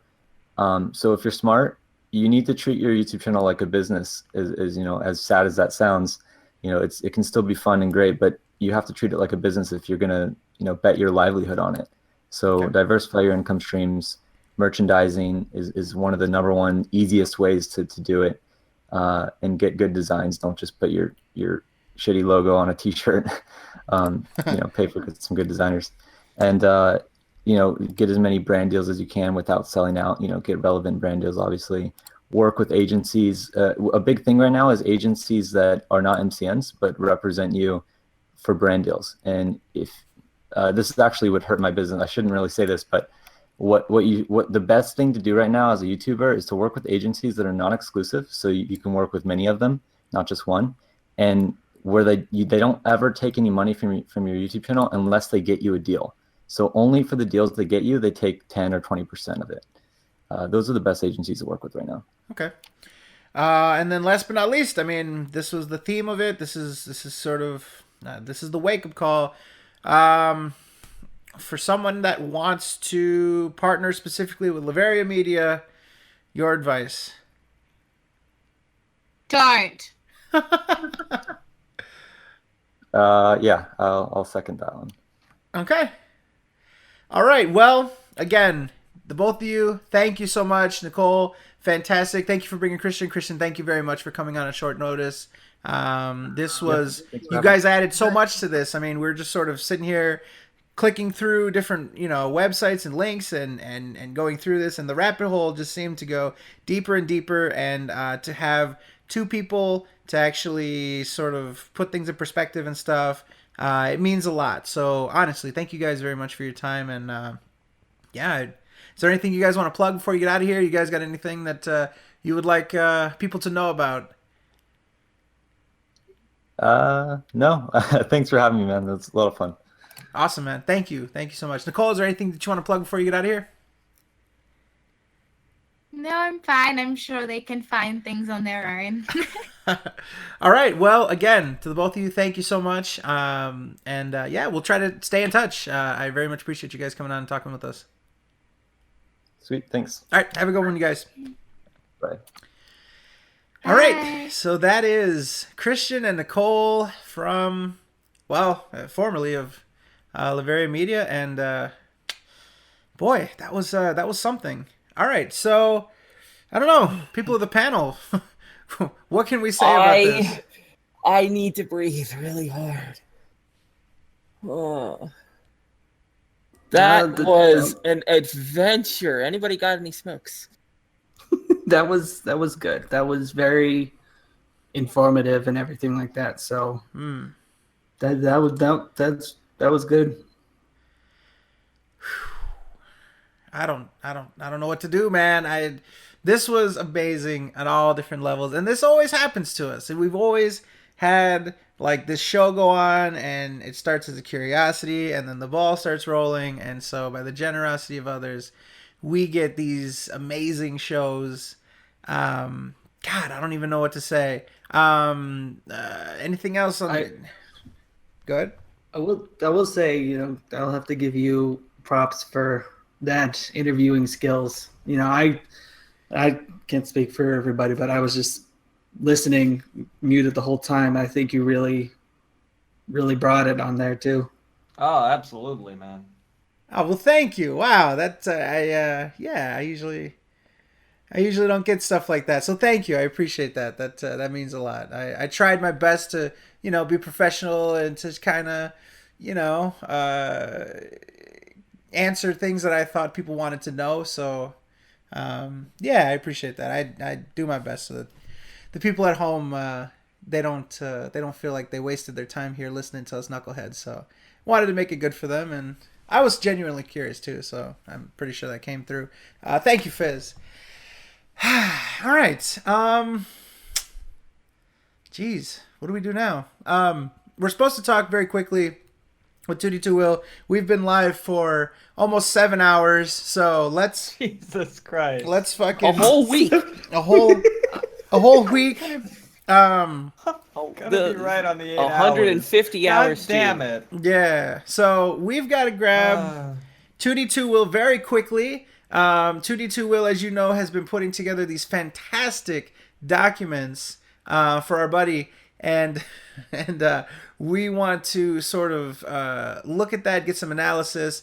I mean, we've done everything here. We've talked about the chicanery. We've talked about Latveria. We're now going to talk about the business in general, how things are going. So as soon as we can connect with the homie 2D2 Will, we'll get that done, and he's going to give some analysis like you guys were used to. He was doing the fantastic spreadsheets, and he was actually going to retire from doing that a little while ago, but he decided to spoil us and give us a couple more, and so now he has made his final spreadsheet analysis, and thankfully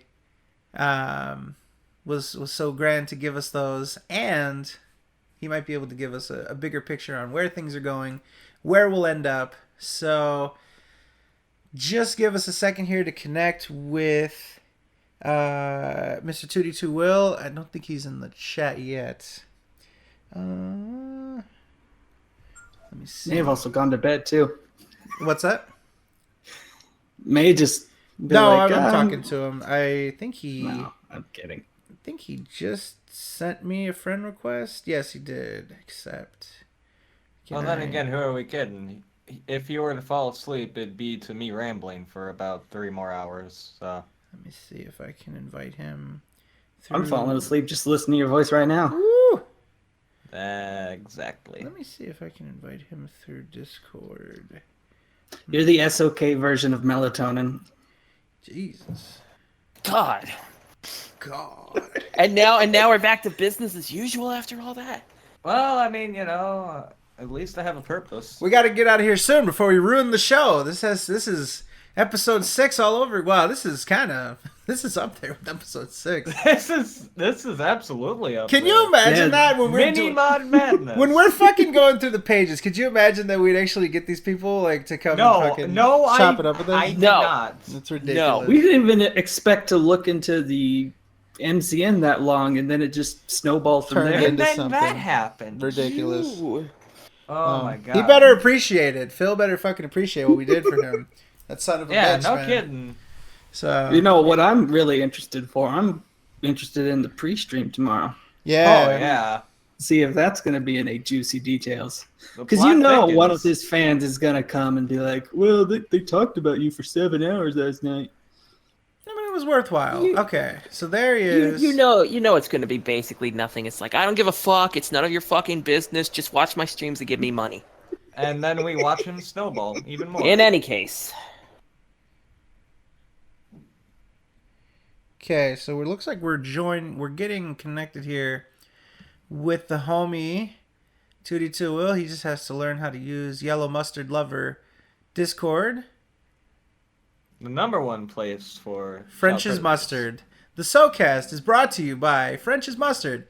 For when you love the taste of yellow mustard as much as you love the taste of children, French's Honey Mustard. The #1 choice for child predators that love Discord. Hell yeah.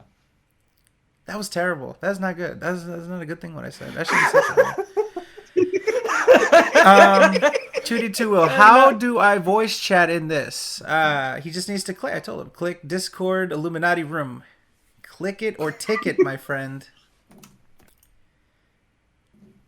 Click the room. Okay. Tell him to click the name of the room.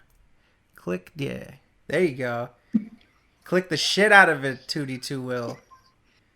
Discord. Click 101. it. Click it or tick it. Can I get some? Click it or fuck it. Fuck it. Yo, when Fuck Christian said fuck it, that was so good. He's like, Fuck it. I might have signed an NDA, but fuck it. Fuck it. Fuck it. Man. And you know what? Shout out to the people here. Dude, we had dude. Oh, wait. There we Hello? go. There he is. Okay. 2D2 Sorry Will. about this. My Sorry, friend. this is literally my first time using Discord. Oh, so you're good, man. Okay. We're all getting used to this shit. Mr. Will, you are a man that I wanted to talk to. First of all, we're gonna start by saying happy retirement to you. Many months of service. You provided something that was just so insightful and so useful. And honestly, if our buddy was at all decent, he would have paid you for this type of analysis. I mean, people don't get this, you know? Right. So this was incredibly useful for him and for us in order to try to give him advice on things. And so it was absolutely a pleasure to have these. And I mean, they evolved with time. They were color coded, everything. You put graphs and shit. I mean, man, this was great. This is such a great fucking thing. So yeah, man, kudos to you. And again, man, I think, you know, you don't get the credit you deserve for putting these things together. They probably take for fucking ever, don't they? They take about an hour. Okay. All right. That's partially that's because I've done this, you know, for quite a while. I've kind of mastered the fastest way to do this. Okay, fair enough. So what we're looking at here, oh boy. Okay, so we've got, let's see, all of 2016. Which one is this? This is this is 2017 at the moment. This one says 16. Oh fuck! I gave you the wrong link. Hold on. Okay, no worries. Apologies. Yeah. Oh yeah. Slow clap for him. You wouldn't even make one line of this graph. I know I wouldn't. I'm just giving him a hard time. God, it's late. Are you good, man? Yeah. All right. This one should be 2017. All right. Don't worry, man. We'll edit it in post. Wink, wink. You know. Okay. Let's go ahead and go for this one. By the way, I just wanted to say before we got started. Holy shit, Fred!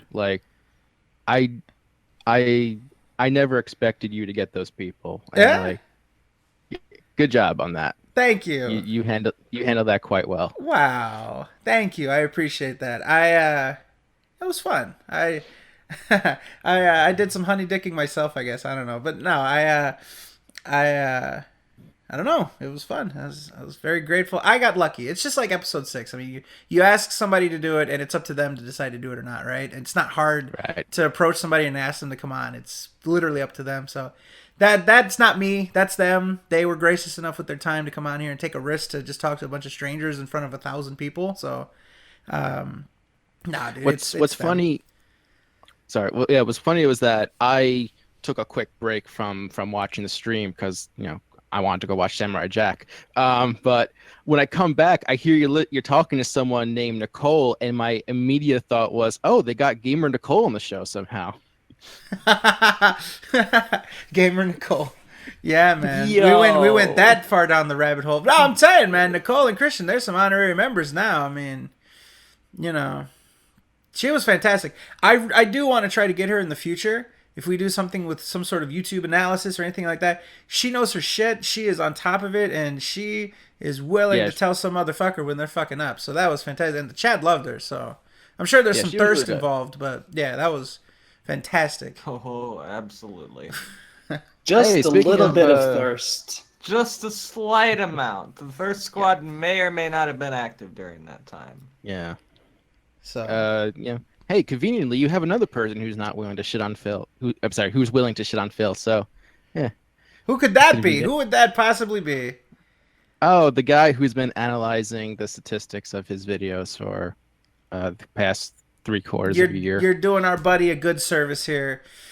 All right, so we've got this on stream, on screen, and man, look at these nice pink Danganronpa boxes. How do you pick the colors? Do you try to match it with the title? Do you think of a color that elicits the title and stuff, or just kind of random? Sometimes it is based on what the game is. Most of the time, it's random. I don't know. Yeah, for Danganronpa, pink was deliberate because I know,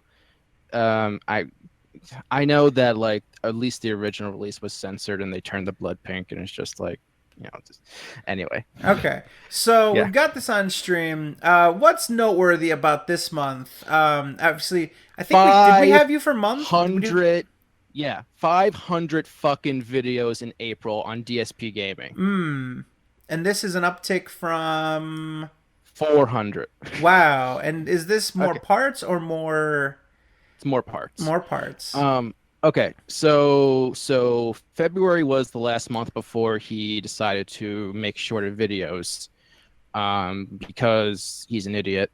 And poor guy. And he increased he went from about 13 videos a day to about 17 videos a day, on average. Interesting.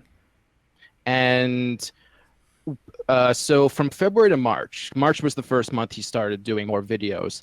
The average view per video was virtually the same. It was about 1,700 per video. And now for April, the average has gone down by about 300. It's 1,490.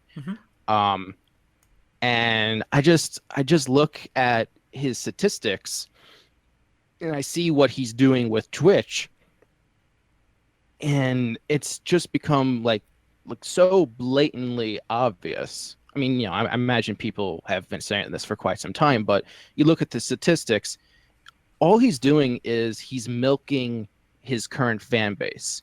Because if you look at his subscriber count, it's not going up. It's not like at all. Right. And so he's not bringing in new viewers, and this model is not going to bring in a lot of new subscribers. Any sort of non-subscriber viewers that he gets is just going to be people who like incidentally watch one of his videos and then doesn't continue. Right. And so he's in this, he's basically just trying to get the most out of his viewers. He's trying to get like, you know, the most, you know, tips and bits and Patreon money out of them. And the problem with that model is that when you're relying on getting so much money from such a small amount of people, every time one person leaves, and they do leave eventually, that base starts to crumble and fall faster and faster. That is true. That is true. Like each individual person is supporting the weight so much more. That's true. When we look at this, we again see 40% new views, 60% old views. Is it possible that he, in the future, let's say that he just stopped YouTube in general, that he could probably just, I mean, that seems like his retirement plan, right? He can just fucking sit here and just have these old views, these old videos, just accrue views and just extra money on the side. Oh yeah. One of the things that's been fairly consistent is that he's been getting about 1.1 million a month from older videos. And if you were to go back to the 2016 spreadsheet that I did, you'll see that literally 51% of his views came from videos uploaded before 2016. So it's like you can get a pretty sizable amount of viewership from his base. The million is pretty much guaranteed at this point.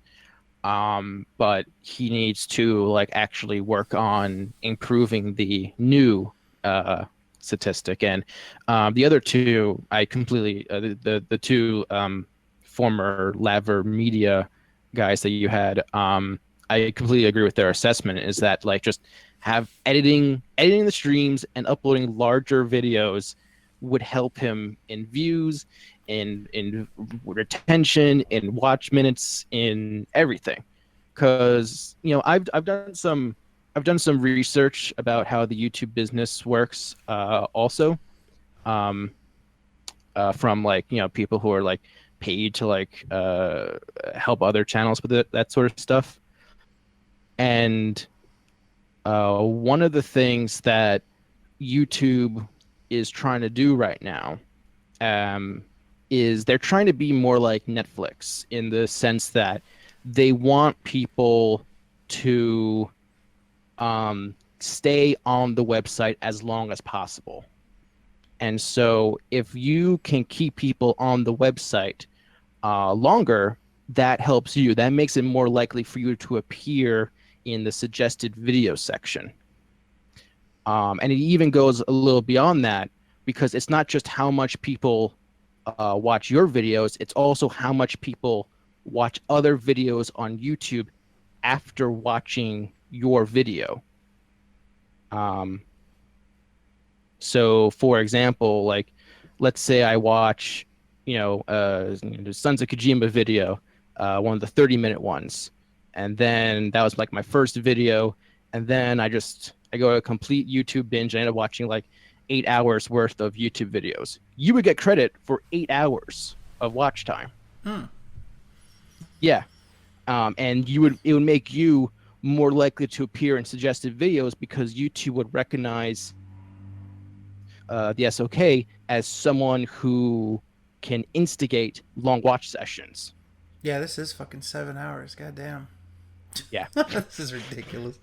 Oh, I was joking earlier that this spontaneously is going to turn into a 24-hour stream. Dude, we fucking said that at the beginning. It's going to be like, dude, we expect. So honestly, here's what I was thinking. We were about 2 hours in when I was thinking, I was like, well, we're going to cut it around like 2-3 hours. Maybe we'll do a Let's Endure after. We're not now, okay? I didn't bring that up to do like, oh, Let's Endure coming after that. We will die.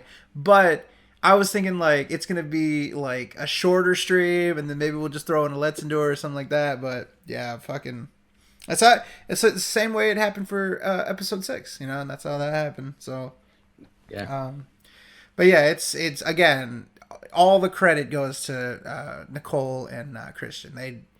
They went above and beyond to come on here, and honestly, I don't know if I would exactly go on a stream with like 1,000 people watching and talk in front of complete strangers. I don't know if I would do that. So, yeah, I'm with you on that one.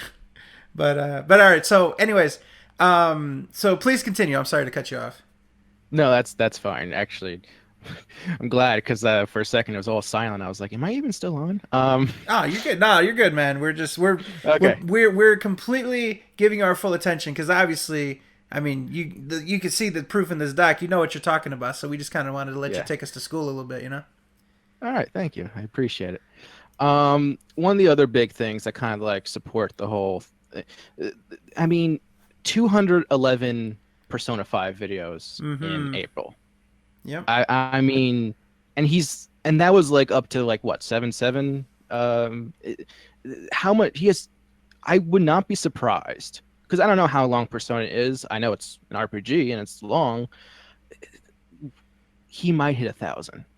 I wouldn't be surprised if he hit 1,000. Persona was a big one for him. If you look at that, Yeah. you know, almost 400,000 views off Persona 5. He needed that But- one, and I can tell. but I let's- can see why he was so mad about that 7-7 shit. You know. Are Yeah. you saying he might hit 1,000 parts of his persona? It wouldn't surprise me because Persona's a long game, right? I don't Has think he so. ever? I think he's gonna hit I don't know. around 250 to 350, or not 250. Sorry, about 350. I don't think there's that much left of the game still. What has been? Is it? What has been like? You something guys with- could not be more wrong. Persona 5 is like a 90-hour playthrough average, and this is DSP we're talking about. He's gonna sloth his way through this game. Yeah, but he's been playing it for like fucking like. Where is he at in the? I can tell you he is not even. I believe he's at the halfway point without spoiling anything. Okay, so like around 350, 400. 500 maybe. But all right, Okay. so sorry. Yeah. Anyway, Brief aside. even still, it's just it's too much. Like that's the if like you burn out your viewers when you have this many parts in this little time. I mean, you just look at the Zelda Breath of the Wild videos. Those were uploaded at the beginning of April because it was the end of his playthrough. And they didn't even average 1,000 views per video. And I know he didn't make any money on it, but it's just an example of what happens when you burn out your audience like that. Because I know he split them up into like a lot of parts for Breath of the Wild, and it's not working. Like that's the best thing. That's the biggest takeaway I can give from this is just it's not working. It's not going to work long term. This might help short term. It's not going to help long term. Also, I don't really think there's a point in having KO Gaming and King of Hate vlogs, especially KO Gaming. It's like he let that channel die, and it's not going to recover unless he gets viral on 4chan again. We've got so KO Gaming 4 videos for a total of 27,000 views. We're gonna get that on just this video on YouTube alone. Like, just to put that in perspective.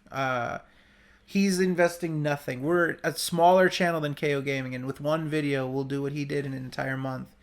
Probably more than that. Like the fucking Let's Enjoy a Slow Beef, which is just us laughing, is fucking like in the 30s. King Hate Vlogs, 14 videos, which were mostly, let's see, 4 other. When you say other, you're talking about like begging videos, right? Yeah, it's begging and like Drama just videos. Random, yeah.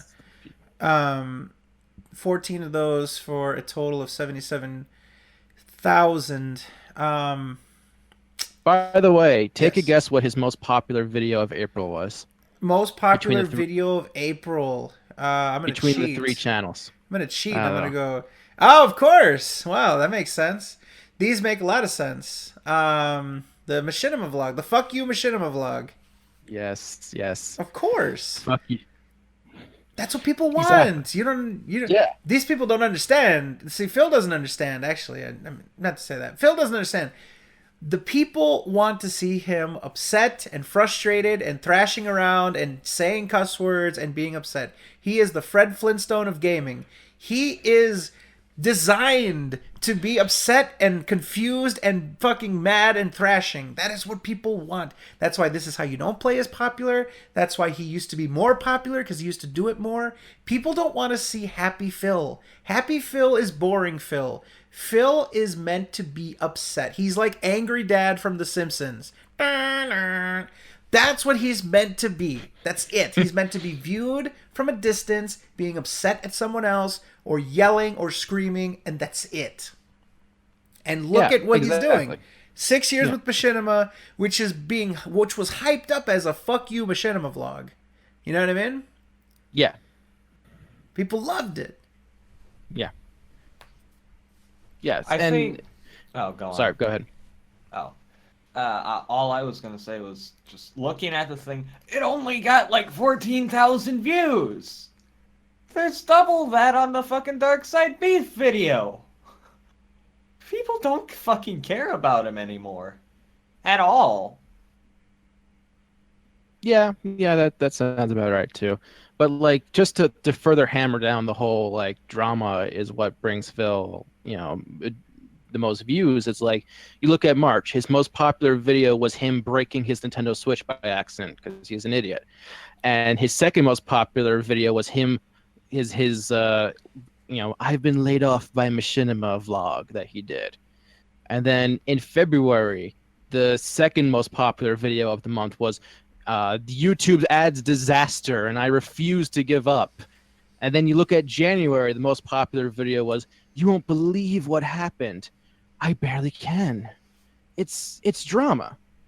Drama brings in the views for Phil. People don't care about his gameplay. They don't care about most of the stuff that he plays. He gets views just because he spams so much videos that these small views just add up.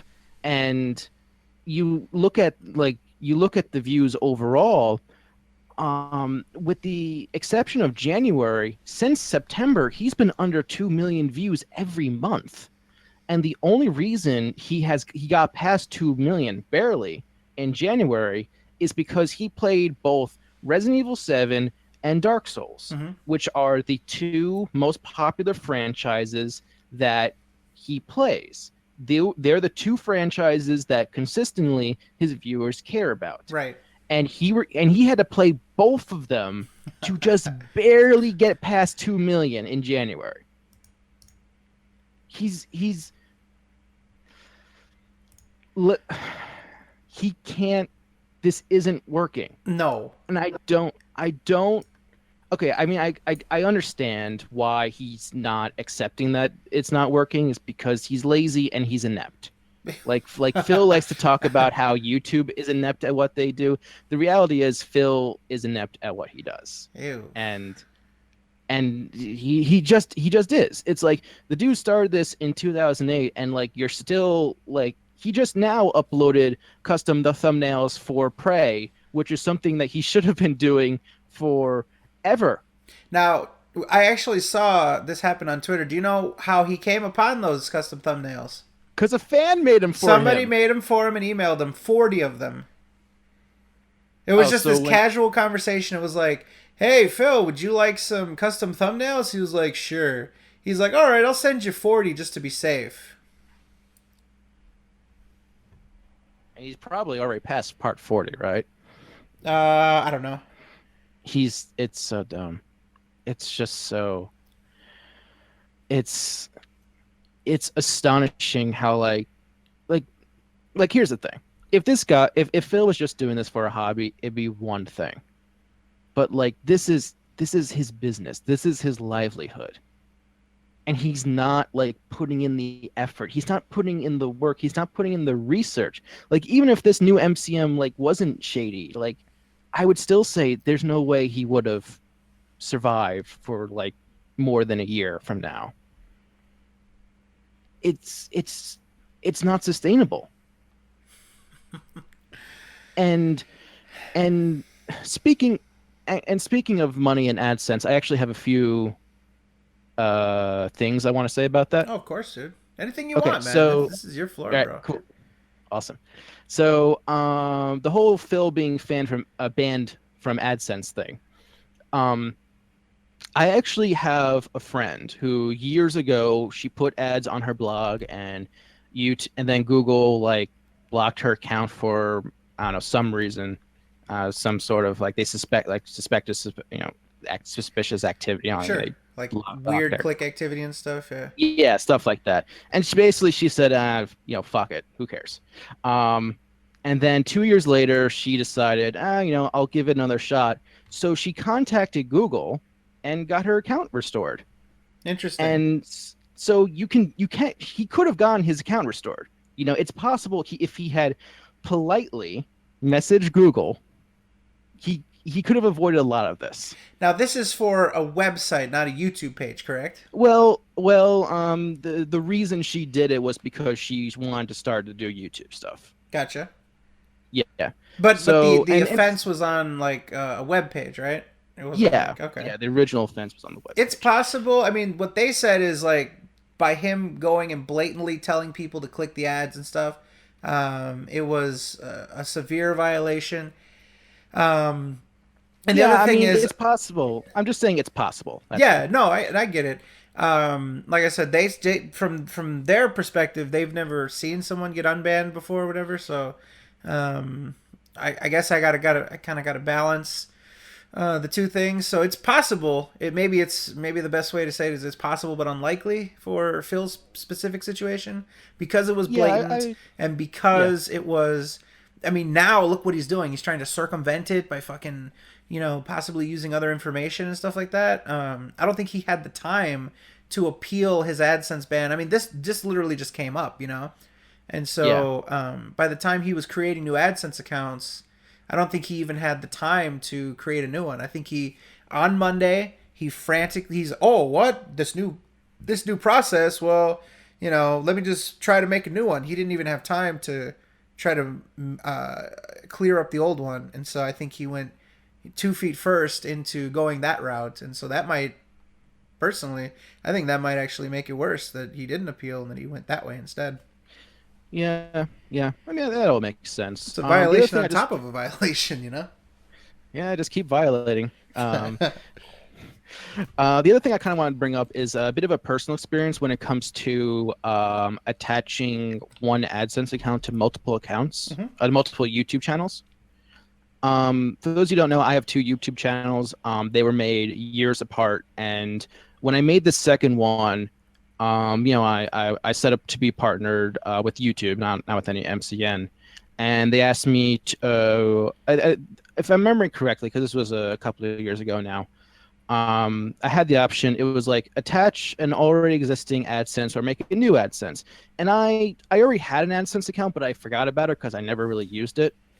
And so I tried making a new AdSense account, and immediately it's not like I got like an email later on. It was like immediately the YouTube thing said, "Hey, we noticed that your information matches this account. Do you want to just use this one instead?" I'm like, "Oh," and said, "Yeah," and I activated it. And so when I heard Phil like talk about how like, all these issues he had, I'm just kind of like, a bit confused. And obviously it might be a bit different now because this was a couple years ago, but that did caught me off guard when he said that. But it's impossible. It's just possible that he screwed something up because it's Phil. So I want to end it. I want to sort of like plot this out, right? Because we've been going forever. So yeah, I understand. I want to end it with the sort of summary, sort of the projection. Like I really like what you wrote here.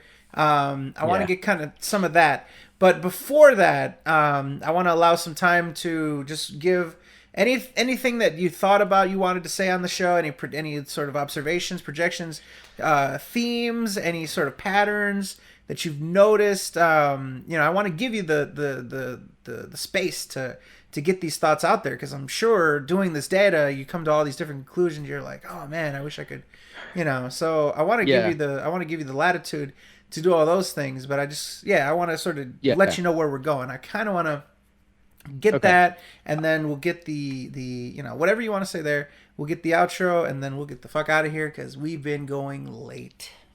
I completely understand. So, just to kind of go through a few things. Sure. Take your time, man. It's cool. Yeah.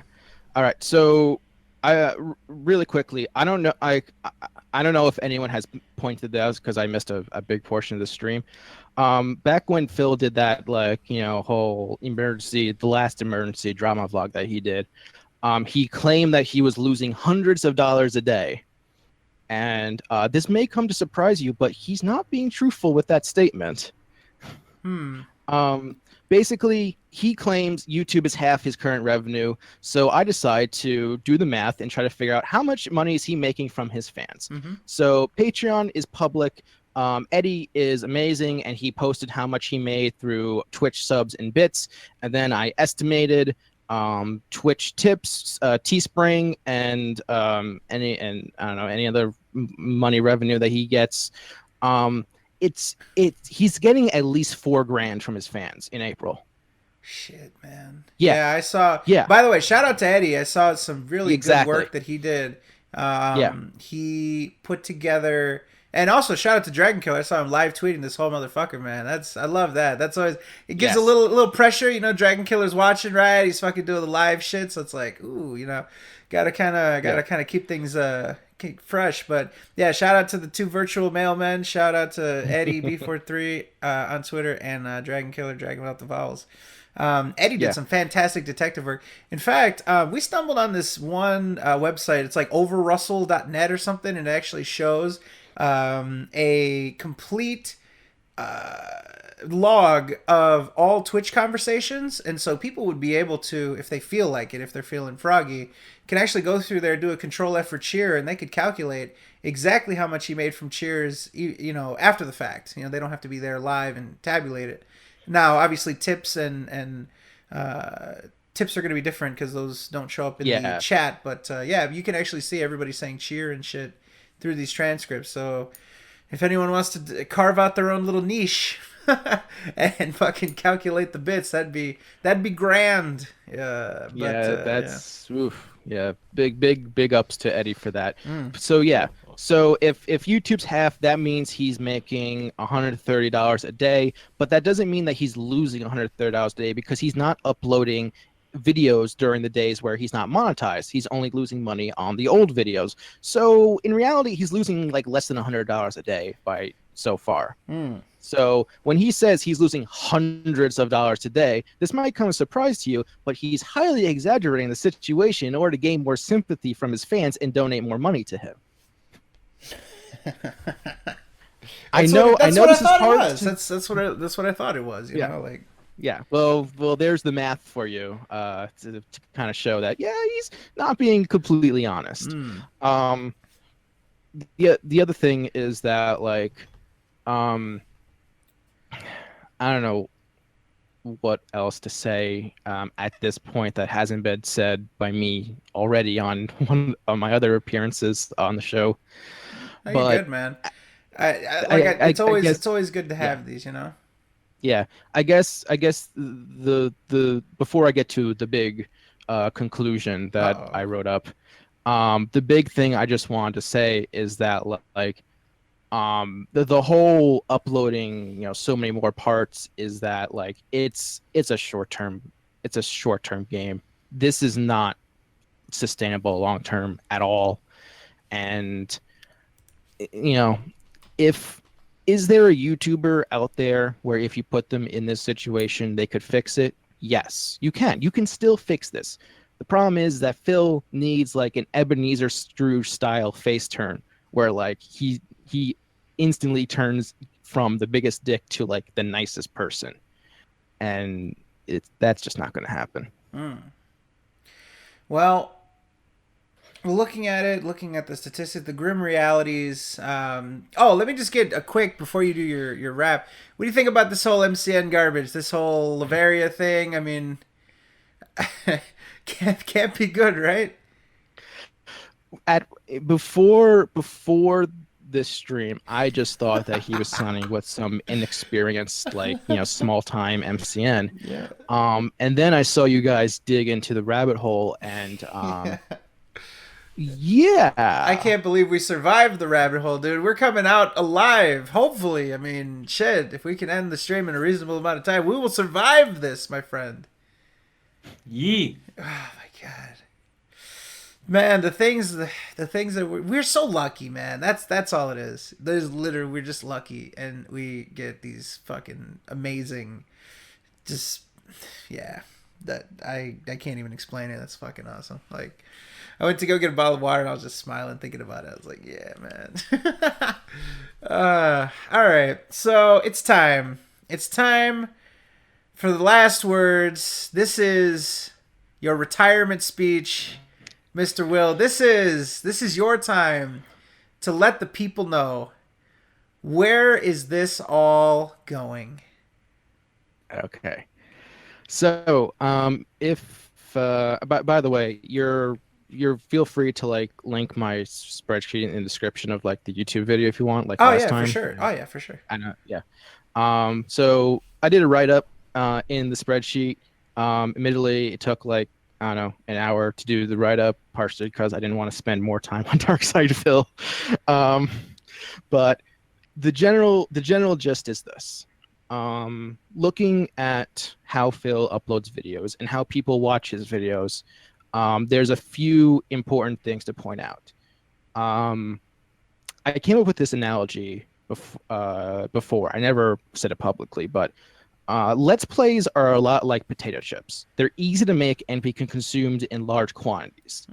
And as a result, there is a large variety of Let's Players on YouTube, much like there's a large variety of potato chips out there. And, you know, different Let's Play channels out there you can equate to different flavors, you know, like original, baked, barbecue, even some weird like coffee flavors and stuff like that. Phil's problem is that he's the equivalent of someone trying to sell you stale potato chips. Darkside Phil is a stale brand. He claims that people want variety, they want spice on YouTube, and they do. The problem is that people don't watch his videos. They don't want him. There are people for raw, unedited gameplay, but they don't want his style of raw, unedited gameplay because he has a bad attitude, because his commentary is pretty bad. It's pretty stale. It's pretty non-existent at times, and he doesn't seem to understand that. He's had viewers this year tell him that they don't watch his stuff anymore because they don't find him entertaining. Right. He has been given objective evidence in the form of low viewer retention that people don't watch his videos. And now his Twitch subs are going down. And that's an even bigger indicator, because if your Twitch subs are going down, that means people are not willing to pay for your content because they don't like it. Exactly. And Phil can talk about how much better his content is. Phil has said a lot of things to his fans and to other people that people would associate with being a con man. You know, people have called Phil a con man. The biggest con that Phil has ever pulled is the day he tricked himself into thinking that his videos are great and his business model works. He really truly is his own biggest detractor. And let's just let that sink in for a second there. His own biggest detractor. Yeah. And sorry. You're good, man. And at the end of the day, Phil has made it perfectly clear. He will not change. He will not change. Even when he makes changes, it's not that big of change. And it's something that he should have done years ago. He's not going to change on time. And so, ladies and gentlemen, I'm here to give you not just a prediction of what's going to happen to Darkside Phil. I'm going to give you a spoiler for what's going to happen to Darkside Phil. Oh boy. Phil's business is going to end in failure. There is no two ways about this. Unless Phil does the biggest face turn in the history of YouTube, this is going to end in failure.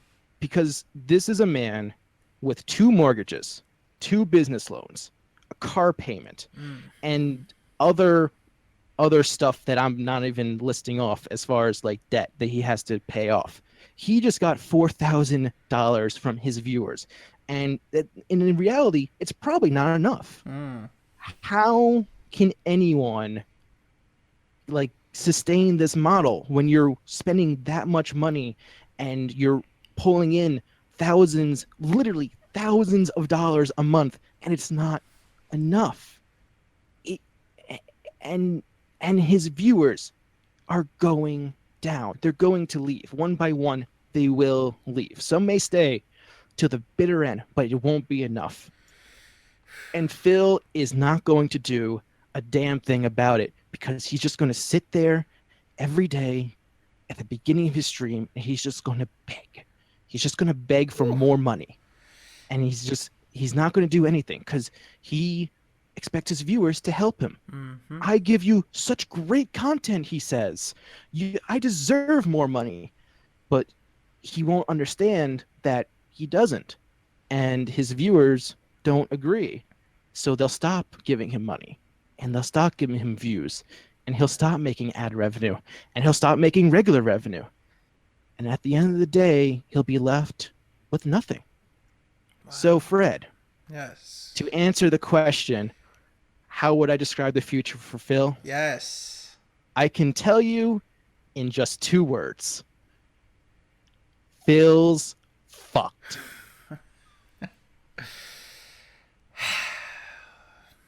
Terrible. That was pretty good. That was something else. That's all there is to it. That was on the point. And to close things out, I just want to say thank you very much to the Sons of Kojima community for your support and your encouragement. It's greatly appreciated. It's always nice to hear someone say that they liked your work. Come on, man. You're the fucking man, dude. You deserve all of the praise you've gotten for that. You've gone above and beyond, and you have provided us with an invaluable fucking tool. The time, the effort, I mean, it's unbelievable, man. You deserve the thank you. You deserve the praise, the props. You are the man of the hour. Thank you, Will. I hope that we can provide you some nice retirement, the benefits and such, you know. But we wish you the best, dude. And, you know, I mean, you know, don't be a stranger. Hang out with us, you know. We're on Twitter and shit, you know. But obviously, you put so much into this. It's sad to see you hang it up, but it's well deserved. And we couldn't possibly ask you to do another one of these based on just how much it takes. So, man, I don't know what to say, man. Thank you for these incredible just glimpses into it, not just the graphs, but, you know, the call-ins and stuff. And I remember seeing you around since the beginning, man. So, I mean, yeah, dude, thank you for being such a cool friend of ours. We appreciate it, man. I thank you also, and thank you to the chat. I've been reading I've been reading some of the comments during that I guess promo, as some people have put it. I'm actually really touched by what some people are saying. So thank you very much. And this has been a fun ride. You know, I'll still watch the Sons of Kojima stuff, but you don't have to donate to me, chat. I'm good. I have a full-time job, unlike Phil. And self-respect. You see that? Self-respect. He's a man. He can do his own shit. Does not need your donations. Look at this man. A respectable man here. But yeah, I'll still watch the Sons of Kojima stuff, and I'll still be around. You know, obviously I'll still be on Twitter and stuff. And you know, I think if, you know, for personal reasons, I feel like I need to step away from some of the Phil stuff. Yeah, and I think this was a nice way to end it. Nice send off. Nice send off indeed. I'm glad I stayed up for it. So boy, we are just dragging to the finish line, but I mean, it would only be right to have you on and to sort of give you the praise, the respect, the admiration that you deserve for this, man. Again, thank you very much for everything, the call-ins, the graphs, the Twitter interactions, everything, man. You're the man, and you know, you can enjoy your retirement There'll be a fruit basket in the mail. And yeah, man. Thank you, dude. Thank you, 2D2 Will. We appreciate it. Anything you want to get across to the audience, plugs, anything like that before we say goodnight to you and to the world? Yes, I do. If this is gonna be my last time, I'm gonna shield the hell out of my shit. So we gotta go. That's all, ladies and gentlemen. No, I'm just kidding. Now, in all seriousness, you can follow me on Twitter at 2D2Will. It's the easiest way to find out all the bullshit that I'm doing. I have 2 YouTube channels. One is called 2-2. I'm working on new stuff on that. It's going to feature reviews of cartoons and video games. If you want to hear about the time Warner Brothers tried to turn Looney Tunes into an anime, look forward to that. That's an interesting story.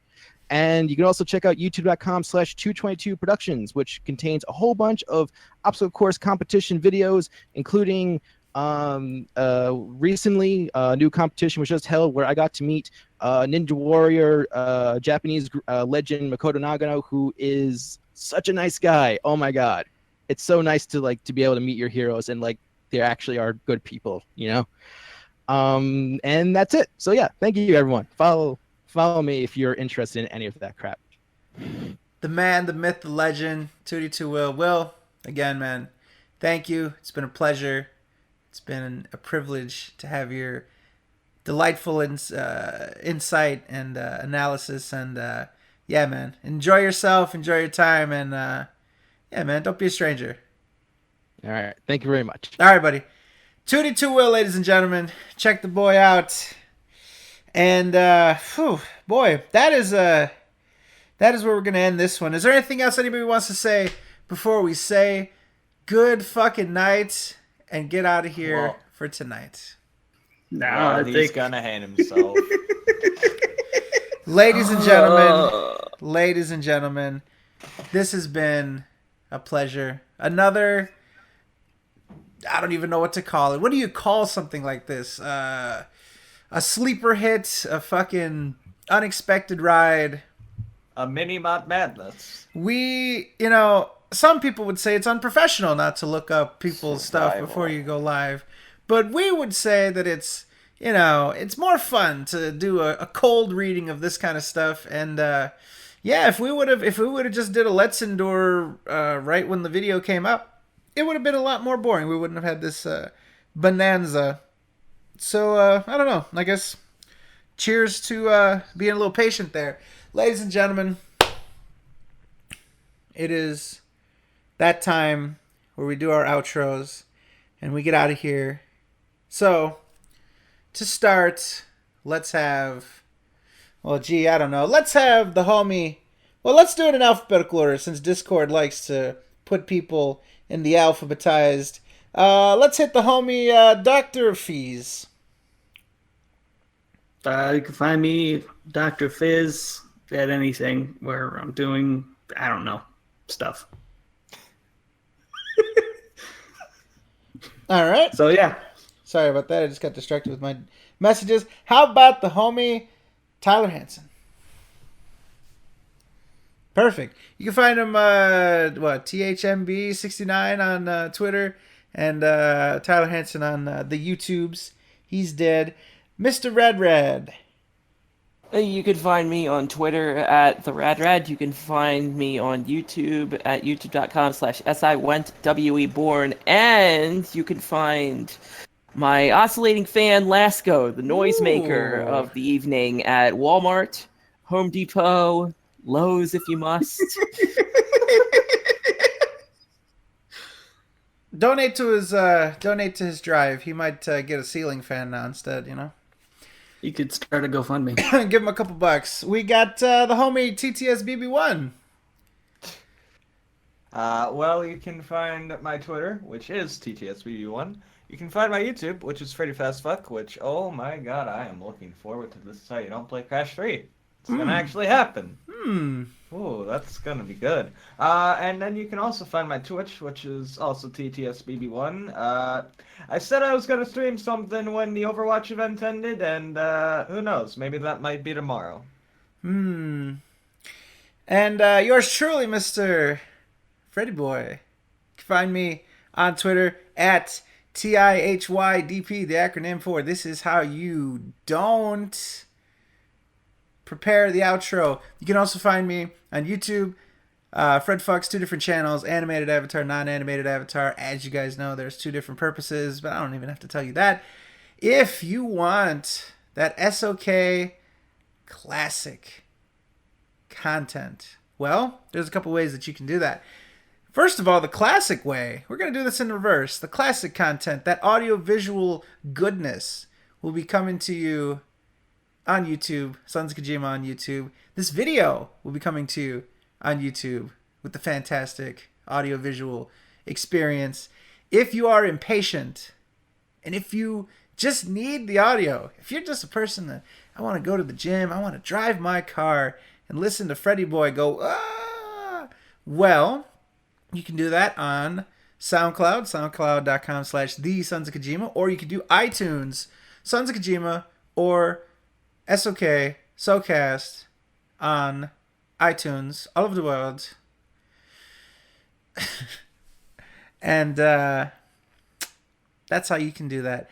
This will be up on SoundCloud shortly. This will be on iTunes shortly. This will be on YouTube, sometime tomorrow. But I'll do my best to get this done with. I might even forego gameplay footage and just have fucking the solid image so that it'll render faster. Who knows? Maybe I'll figure out some way to do that for you. Ladies and gentlemen, this was an incredible ride. I'm always blown away that there are so many people that show up on such short notice. But we have to leave you. Thank you so much for all your support. Thank you so much for all of your positive vibes, energy, submitted questions, tweets, chat participation. And by chat participation, I mean actually typing in the chat, not just giving money or something like that. That's crazy. Chat participation.